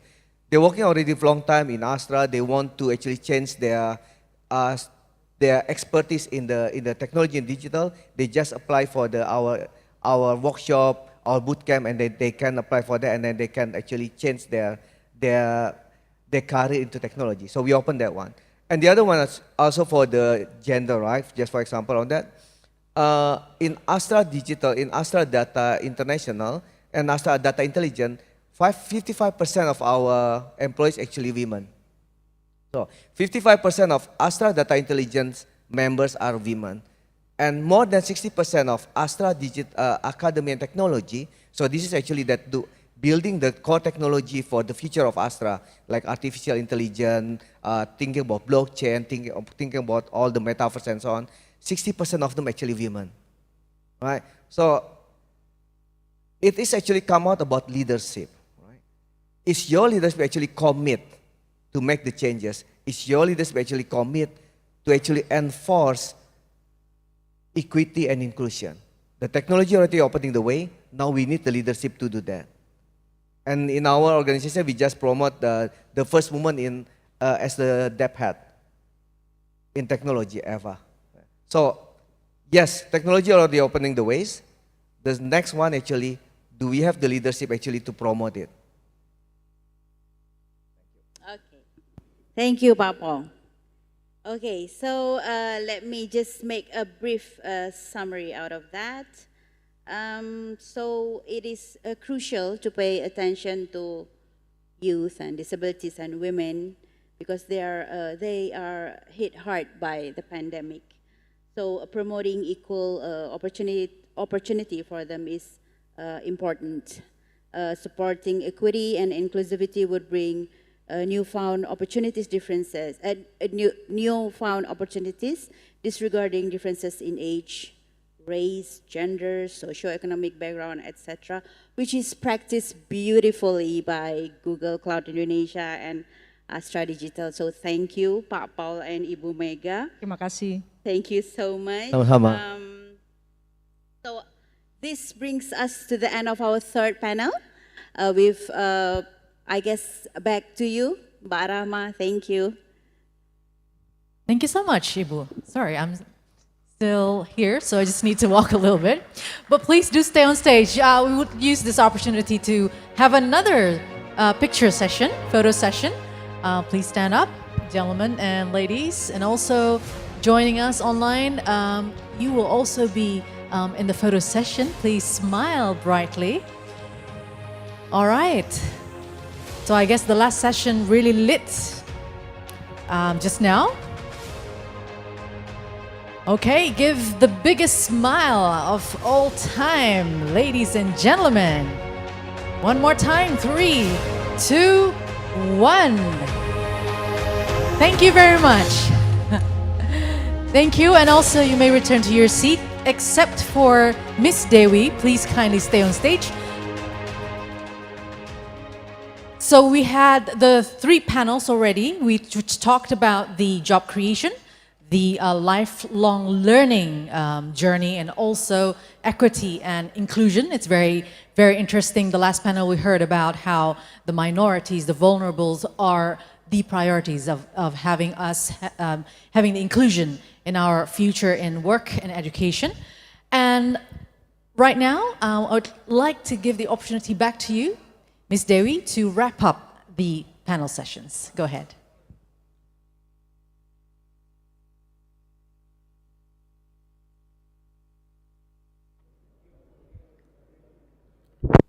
Okay. I'm using my glasses now. It shows my age. Okay. I personally would like to thank all panelists, moderators, as well as the audience for your participation throughout our session this evening. And to wrap up the insightful session, we have just heard the dialogue across all 3 themes from our panelists, where we can summarize firstly on job creation. We heard that equal opportunity, despite various country background and conditions, is essential to be taken into account. Investment as the key to create jobs comes from macro to micro policy, role of law, and private initiatives. Both are key for the investment and growth, increasing flexibility of labor regulations to allow easier access to entrepreneurship and job creation moving forward, as well as how essential it is to have the synergy between all relevant parties, businesses, government, as well as the workforce to support job creation from every possible aspect. And that brings us to our second theme, learning, pointing out how essential having a strong foundation of learning from the early age, and having the link and match will be the key of preparing the workforce of the future, where education institutions and industries need to work together in order to provide the right curriculum and what is needed moving forward, which this can be supported by community-based learning in order to reach education as furthest as possible, especially more rural areas, especially in the more rural areas in the country. With the development of technologies, various ways of learning will also be enhanced and enabled by it. First, through online learning, and as time goes, infrastructure is ready when the metaverse would come in. Last but certainly not the least, inclusion, supporting equity and inclusivity would bring newfound opportunities, as I've mentioned before, disregarding differences in age, race, gender, socio-economic background, etc. There is such thing as hidden talents, whereby implementing equity and inclusivity will uncover untouched talents that is needed in the workforce to fill in the gap of supply and demand. Technology would enable people to unlock capabilities and possibilities. Hearing this dialogue between B20 and G20, ensuring us to have alignment between one another, achieving real, tangible action and implementation on the ground across G20 countries. Thank you. Handing back to our MC, Mbak Rahma.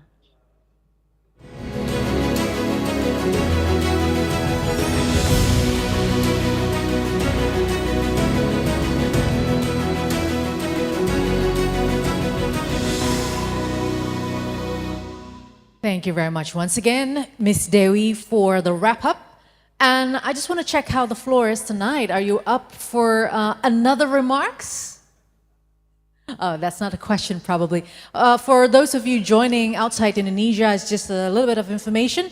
It's past dinner time here in Yogyakarta, past supper time, right? Supper time is past already, but we still have one remarks, which is a closing remark. So please still on standby right now, because this one is going to close our event of today. So after this, I'm going to call upon to the floor, not to the floor, to the screen actually, remarks by the chairman of CII Educational Council and founder of Scient, Dr. BVR Mohan Reddy. So ladies and gentlemen, without further ado, Dr. Mohan Reddy, the time is now yours. Thank you very much.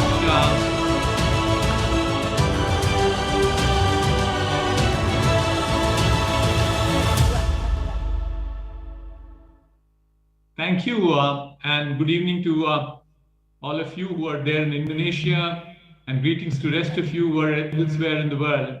Am I audible, please? Yes? Am I audible?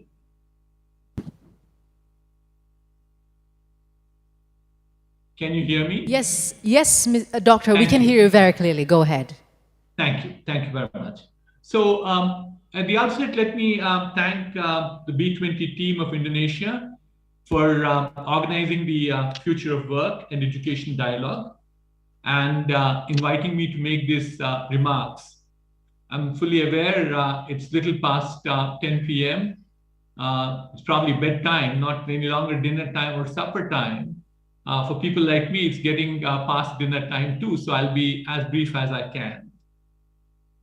Today is an extremely memorable day in the history of India. We actually celebrate 75 years of independence from the colonial rule. People like me looking back, not just all the 75 years, at least part of it, feel extremely delighted the progress that we have made, especially in the area of education and work. We now have about 74% literacy in the country, which was admissible numbers before we became independent. We now have as many as about 1,000 plus universities and about 40,000 plus colleges catering to this large populace of India. Certainly the intention of the government now is not about the past, but about the future. Our Honorable Prime Minister, Mr. Modi, laid out a plan for the next 25 years, as it's called in the local language as Amrit Kal, as what we'd like to do by the time India attains 100 years of independence. And certainly one of the key things that he laid out was all the emphasis on education and work, and how do we skill our citizens of this nation to participate in the growth. Very much in line with what he talked today, there were already preparatory steps that were taken. And one of the things that I like to call out is our education policy, which came in 2020, called the NEP 2020, New Education Policy 2020, which works on about 5 foundational principles. One is access, the second is equity, third is quality, fourth is affordability, and finally, the fifth one is accountability. It is on these 5 cardinal principles of ensuring that we also had enough of student centricity, focus in terms of design thinking. Several elements that you can think about a futuristic education policy have already baked into our NEP 2020. No denying the COVID-19 has slowed down the rollout, but now that the COVID-19 has slowed down, there is enormous amount of vigor with which we are moving forward to implement the New Education Policy 2020. Certainly, the elements in NEP 2020 are consistent with what the recommendations of the task force are. But one thing that we also like to mention is there's enormous amount of focus on technology, to the extent that even today, the Prime Minister called this decade as Techade. So there is a fairly large amount of intense focus on Digital India, Startup India, connectivity, and so on and so forth. Getting to the recommendations of the task force, the Indian education system, both at the school level as well as the higher education level, is consistent with these recommendations. On the issue relating to supporting the post-pandemic challenges, the recovery and the growth, I'll just call out one of them. For schools, especially, we've had major challenges. There's a fairly large amount of challenge in rural India where there's not so much of connectivity. There is this big divide between urban and rural. The second one is there's also divide between the private schools versus the public schools. They did not have enough of digital infrastructure. So one initiative that we have done is what is called as a catch-up campaign. As the children came back to school, we have also done a catch-up campaign. We continue to do that in order to ensure the learning losses are made up during this period. The second recommendation of upgrading education for lifelong learning, yet another initiative I like to call out, is something called the Future Skills, which is all about trying to get our workforce start reskilling themselves and upskilling themselves using online education. I'm so thrilled. This is one of the things that I'm personally involved in, is that it actually, the AI engine sitting on this platform even determine individual learning paths based on the ability of a student to learn. So the second recommendation is also very consistent. And finally, the third recommendation on rebuilding the confidence, employability, and the employment for the youth, several new initiatives that are in place at this point of time. And in order to make sure that we have more participation of women in our workforce, one of the things that I like to call out is, for the recent past, instead of calling it as maternity leave, we're now giving parenting leave.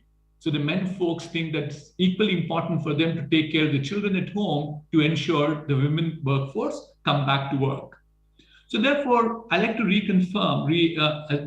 confirm that we are consistent with the recommendations that have been made by the task force, and these are being implemented.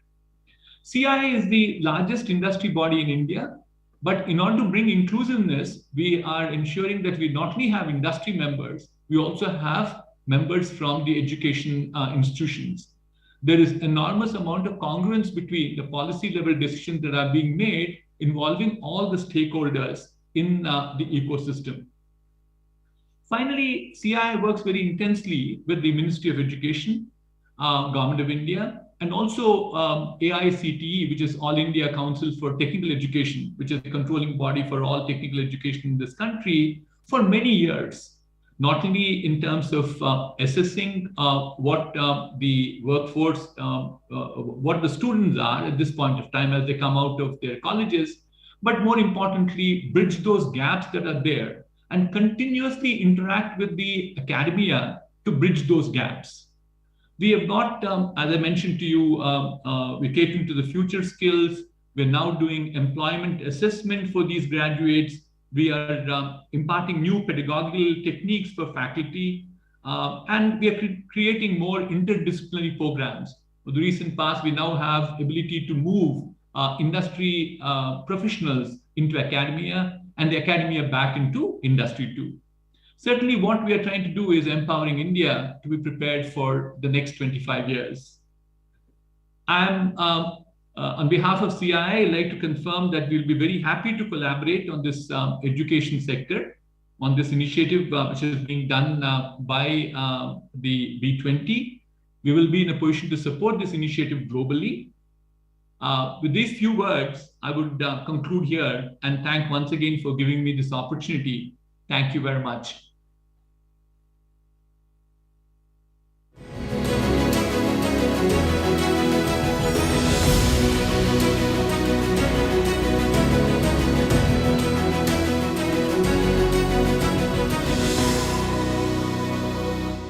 All right, thank you very much, Dr. B. We are ready for the remarks. I said a closing remarks, but there's still one ultimate closing remarks tonight. So ladies and gentlemen, please give the biggest warm of applause for the closing remarks from Mr. Hamdani Zulkarnain Salim, the chair of B20 Future of Work and Education Task Force. Thank you.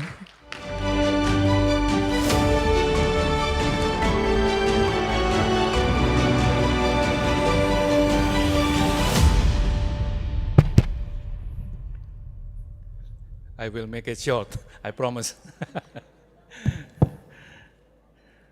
Thanks to all our insightful and expert contributors during today's session. My closing message from the B20 to the G20 is this.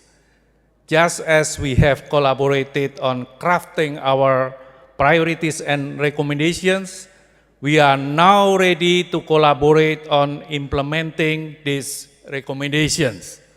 So let's move to this next crucial phase of our work together. Thank you and see you in the next event.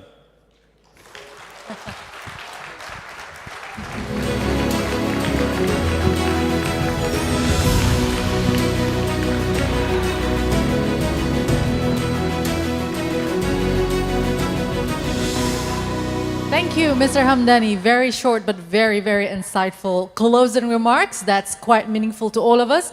And distinguished guests, ladies and gentlemen, Bapak Ibu yang terhormat, we had very insightful discussions, also intriguing insights from all of our speakers.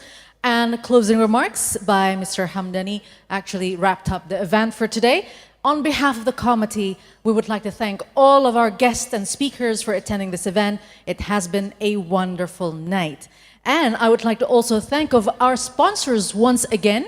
Our main sponsors, PT Astra International Tbk, PT Bayan Resources Tbk, PT Indica Energy Tbk, and Sinarmas, and also our bronze sponsors, April Group, Bakri Group, PT Bank Sentral Asia Tbk, PT Bank Negara Indonesia, PT Elang Mahkota Teknologi Tbk, and PT GoTo Gojek Tokopedia Tbk, PT HM Sampurna Tbk, PT Indonesia Financial Group, Indofood, Lipo Group, Permata Bank, Pertamina, Telkom Indonesia, and also thank you to our knowledge partner, Accenture, and network partners, Business at OECD, International Organization of Employers, and World Economic Forum.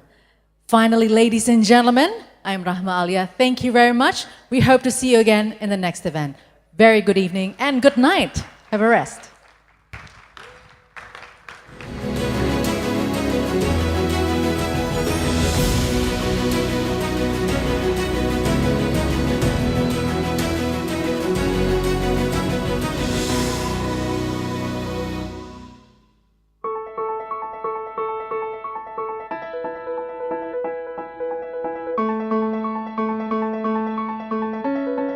Satu Indonesia, or Astra's unified spirit for Indonesia, exemplifies Astra's active role and contribution in the pursuit of nurturing the people of Indonesia. It brings every commitment, venture, and work under a common framework and creates added values for the nation's progress. Throughout the years, since founded in 1957, Astra has consistently shown real contribution, dedicated to move Indonesia forward. As a company, Astra has grown and today manages over 180,000 employees and over 200 subsidiaries across the archipelago.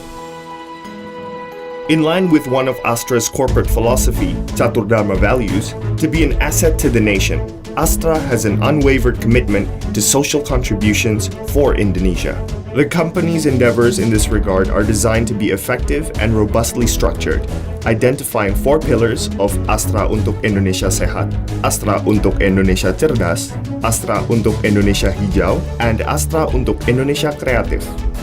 Supported by 9 foundations under the company, Astra makes it a conscious effort to take an active part in and dedicating its ideas and work to the nation for a prosperous and dignified Indonesia. Astra untuk Indonesia Sehat. The well-being of a nation lies on the well-being of its future generations. To ensure it can be achieved, the health of mothers and children are a priority of Astra untuk Indonesia Sehat. Astra is committed to protect and improve their health as they form healthy communities and societies. In turn, Astra believes they determine the quality of our overall well-being. Astra untuk Indonesia Cerdas. Greater access to and improved quality of education and vocational skills open the doors to better life quality. Astra is therefore committed to shaping smart, self-reliant generations. Astra works to tap into the knowledge and skills of Indonesia's human capital. As education in Indonesia is important for Astra, Astra ensures that Indonesian children can benefit from quality education as a tool for them to transform their lives for the better. Astra untuk Indonesia Hijau. A healthy and clean environment are essential for us to move forward in life. Through Astra untuk Indonesia Hijau, Astra acts upon its commitment to creating a healthy, safe, and sustainable environment. With global warming presenting real threats to our planet's survival, Astra is actively involved in various programs for a greener Earth as part of its contribution to improving the quality of our environment. Our planet and the future await us and the millions of other beings on Earth. Astra untuk Indonesia Kreatif. Through Astra untuk Indonesia Kreatif, Astra is on the ground working alongside communities to improve their prosperity by helping and facilitating small and medium businesses all over Indonesia.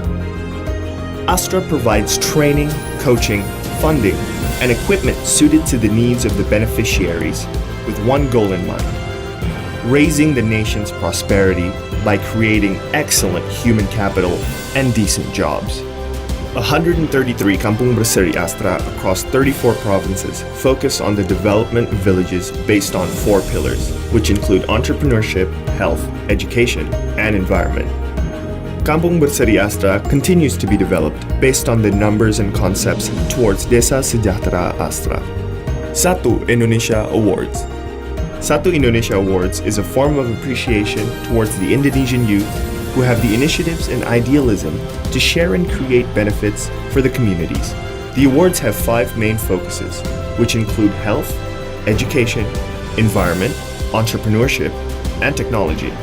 Since March 2020 until today, Astra, through Nurani Astra, maintains its commitment to help the government, frontline health workers, and the community in facing the COVID-19 pandemic in Indonesia.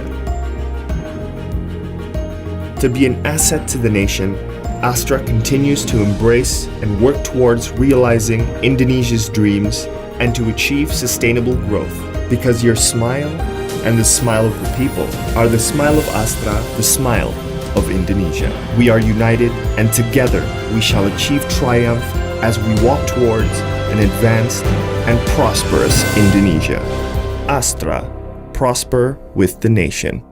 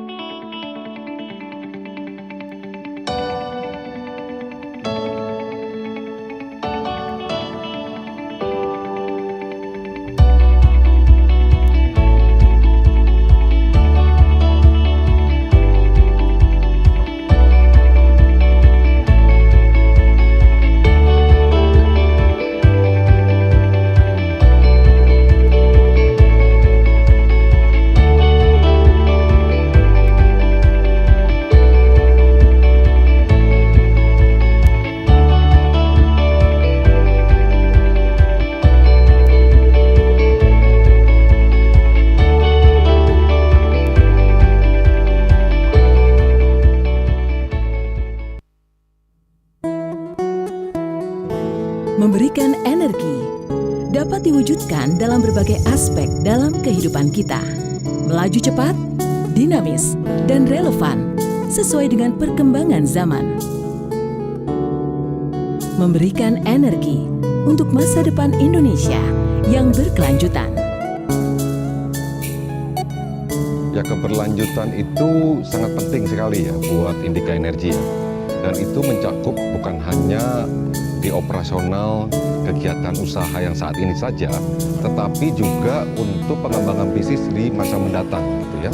Dan kita juga sudah berkomitmen untuk mencapai net carbon atau net zero emission sebelum 2050. Ya, sektor industri kendaraan berbasis listrik itu menjadi salah satu sektor penting di dalam strategi diversifikasinya Indika Energy. Ya, dan kita ingin berpartisipasi di dalam pengembangan ekosistem kendaraan listrik ini, baik itu dari hulu maupun sampai ke hilir. Ya, kami ingin pula berpartisipasi di dalam pengembangan pembangkit listrik tenaga surya. Ya, terutama untuk sektor komersial, industrial, dan tentu saja untuk sektor utilitas. Kami yakin bahwa tenaga surya ini akan menjadi suatu solusi yang berkelanjutan, aman, serta kompetitif.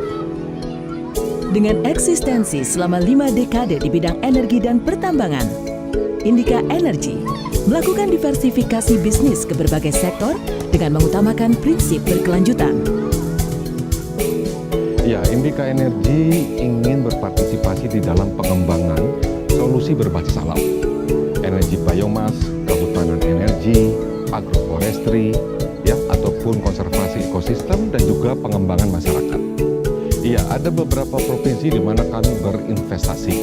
Ya, salah satunya adalah di Sulawesi Selatan, di mana kami berinvestasi di pertambangan emas, yang merupakan salah satu pertambangan non batubara, di mana merupakan bagian daripada diversifikasi kami. Indika Energy terus berkontribusi mewujudkan Indonesia maju, kuat, dan sejahtera.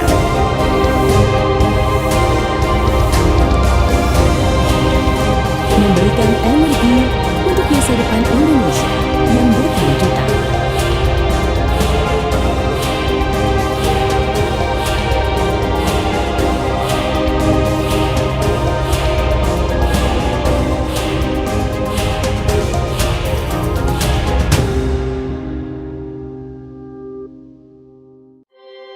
Inspired by the everlasting golden rays of the sun, which gives light and life, Eka Cipta Wijaya began his business, now known as Sinar Mas, in the city of Makassar in 1938. Fueled by the founder's passion and indomitable spirit, Sinar Mas has now flourished into 7 main pillars of business that provide products and services to cater to daily necessities. First, Asia Pulp and Paper. Paper has become an integral part of daily life, from stationery to food packaging. To cater to this demand, Asia Pulp and Paper, Sinar Mas or APP, Sinar Mas, produces paper pulp, paper, tissue and plastic packaging, with sales to over 150 countries, while applying principles of sustainable forest management. Second, agribusiness and food. To cater to the demand for high-quality food and nutrition, Sinar Mas Agribusiness and Food has successfully produced high-quality palm oil derivatives.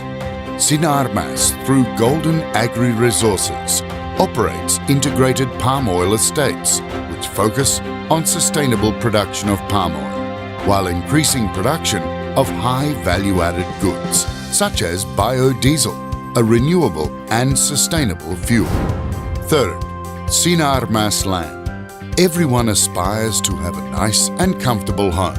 Sinar Mas, through Sinar Mas Land, which operates in the developer and real estate sector, has developed a number of successful integrated towns and smart cities.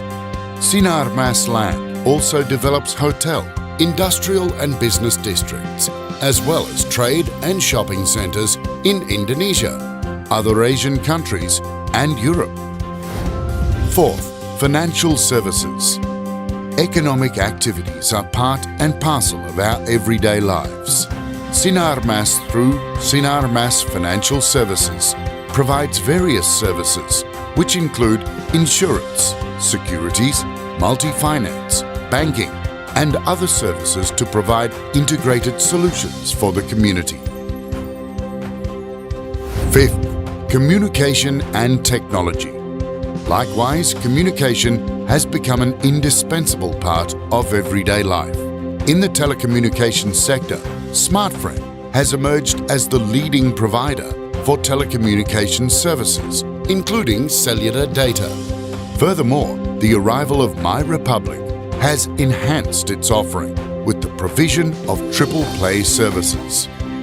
In line with rapid technological advancement and digital transformation, Sinar Mas is steadfast in pursuing innovation and has spread its wings in the digital sector. Sinar Mas believes that technology innovation will play a critical role in shaping the future. Sixth, energy and infrastructure. Energy is essential to life. For this reason, Sinar Mas Energy and Infrastructure is a business pillar engaged in electricity generation, coal mining and trading, infrastructure and multimedia. 7. Healthcare. Sinar Mas continues to strengthen its commitment in the healthcare sector. Sinar Mas believes that access to quality healthcare is the foundation of a nation's resilience. In addition, Sinar Mas is dedicated to strengthening education initiatives so that the quality of skilled human resources can be improved. Through various social initiatives, Sinar Mas also endeavours to support the welfare of the community to build a better Indonesia. Every single one of Sinar Mas's business enterprises is established as an independent entity based on the same values and history, and as a brand, Sinar Mas is managed by the President Office, which bridges communication within the business pillars of Sinar Mas, as well as with external parties. Based on integrity, positive attitude, commitment, continuous improvement, innovative and loyal, Sinar Mas continues to grow both on the national and global scale. Sinar Mas, the nation's asset for the people's welfare.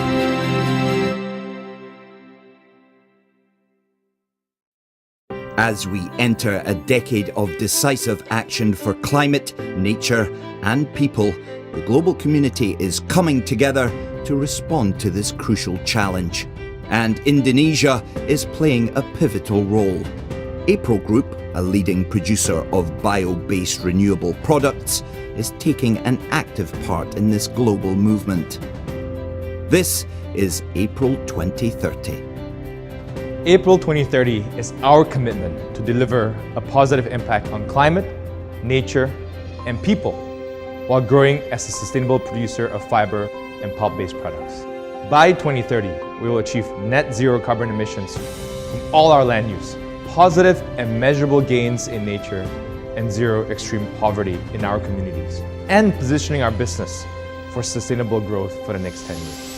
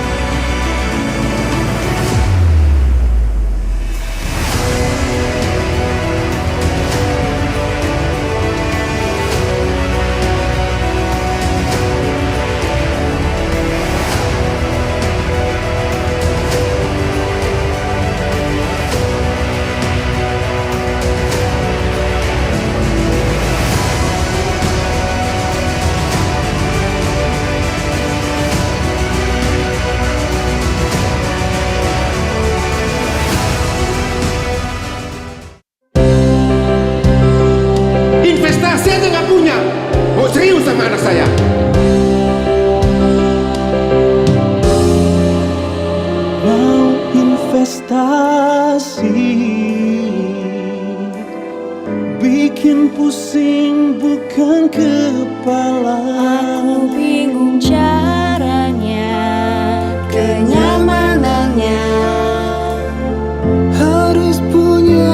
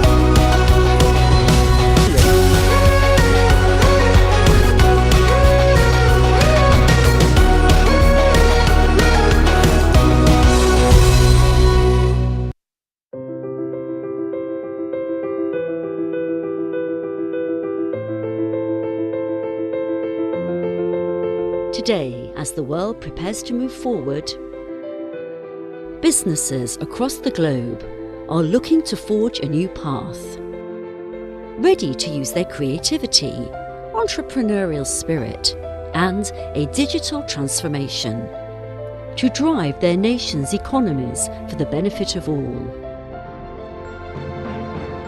Digital platforms such as Gojek, GoPay and Tokopedia have played an important role in helping governments accelerate the digital transformation.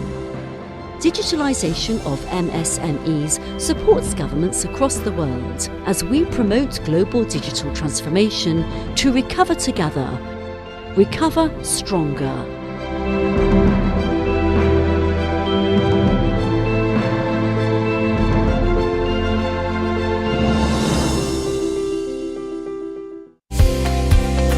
The micro, small and medium enterprises or MSME sector plays an important role as the backbone of the national economy.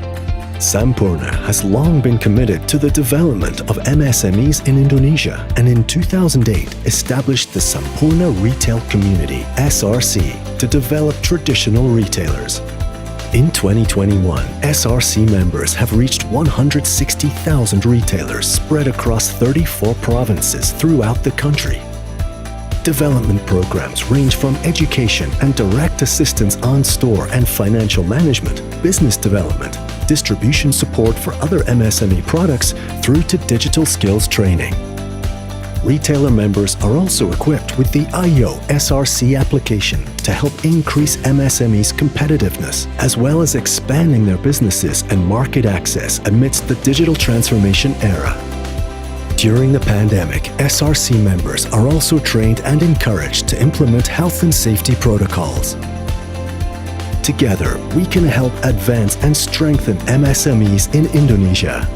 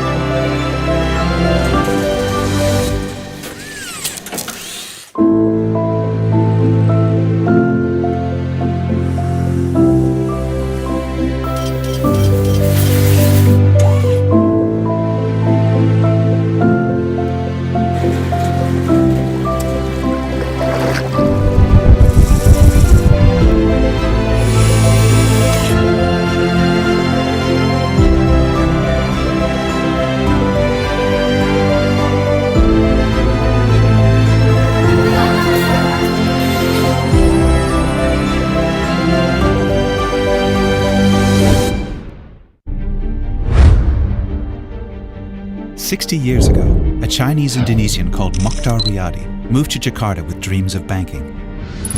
3 decades later, he transformed its banking landscape and laid foundations for Panin Bank, Lipo Bank, and Indonesia's now largest private bank, BCA. So he moved to real estate and used that same financial acumen to build Lipo into the largest listed property developer of the world's 4th most populous nation. Then he took on education, building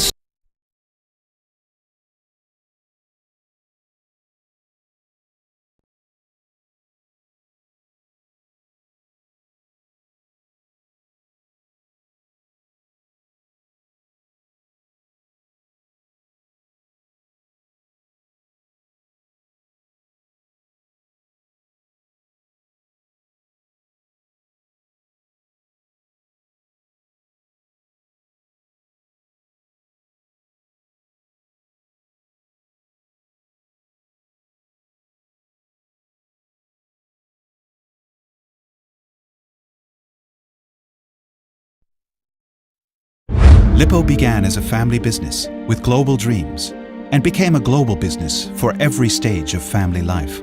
And as it keeps growing, the principles that delivered success to Dr. Riyadi from 1954 will always be at the Lippo Group core.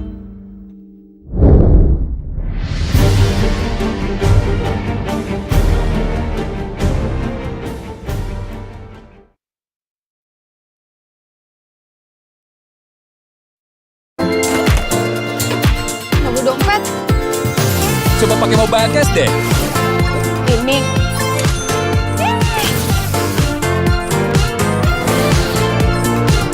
Lagi ngapain, men? Ya lagi ngantri. Buka tabungan online aja.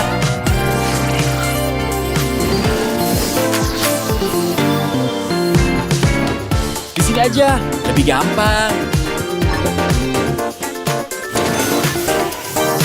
Nih, gue beli ini nih, men. Ajuin online aja, bro. Pakai ini. Ini.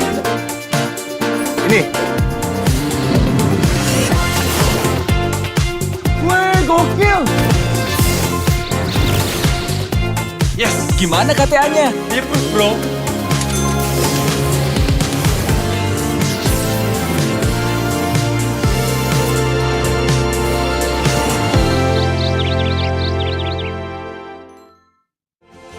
IFG, Indonesia Financial Group.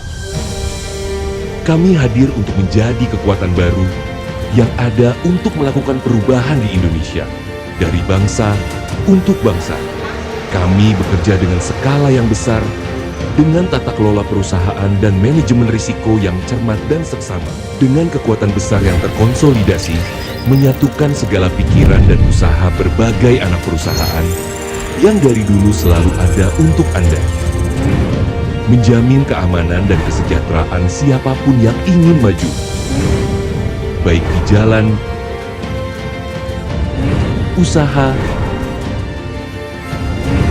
dan kehidupan.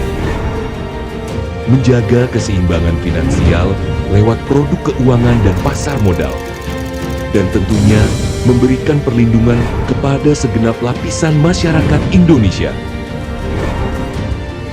Ini adalah saatnya kami membawa setiap orang, setiap usaha, dan setiap impian untuk masing-masing punya kekuatan membangun masa depan finansial yang terbaik dan membawa kita semua untuk besar bersama. IFG, Power to Progress.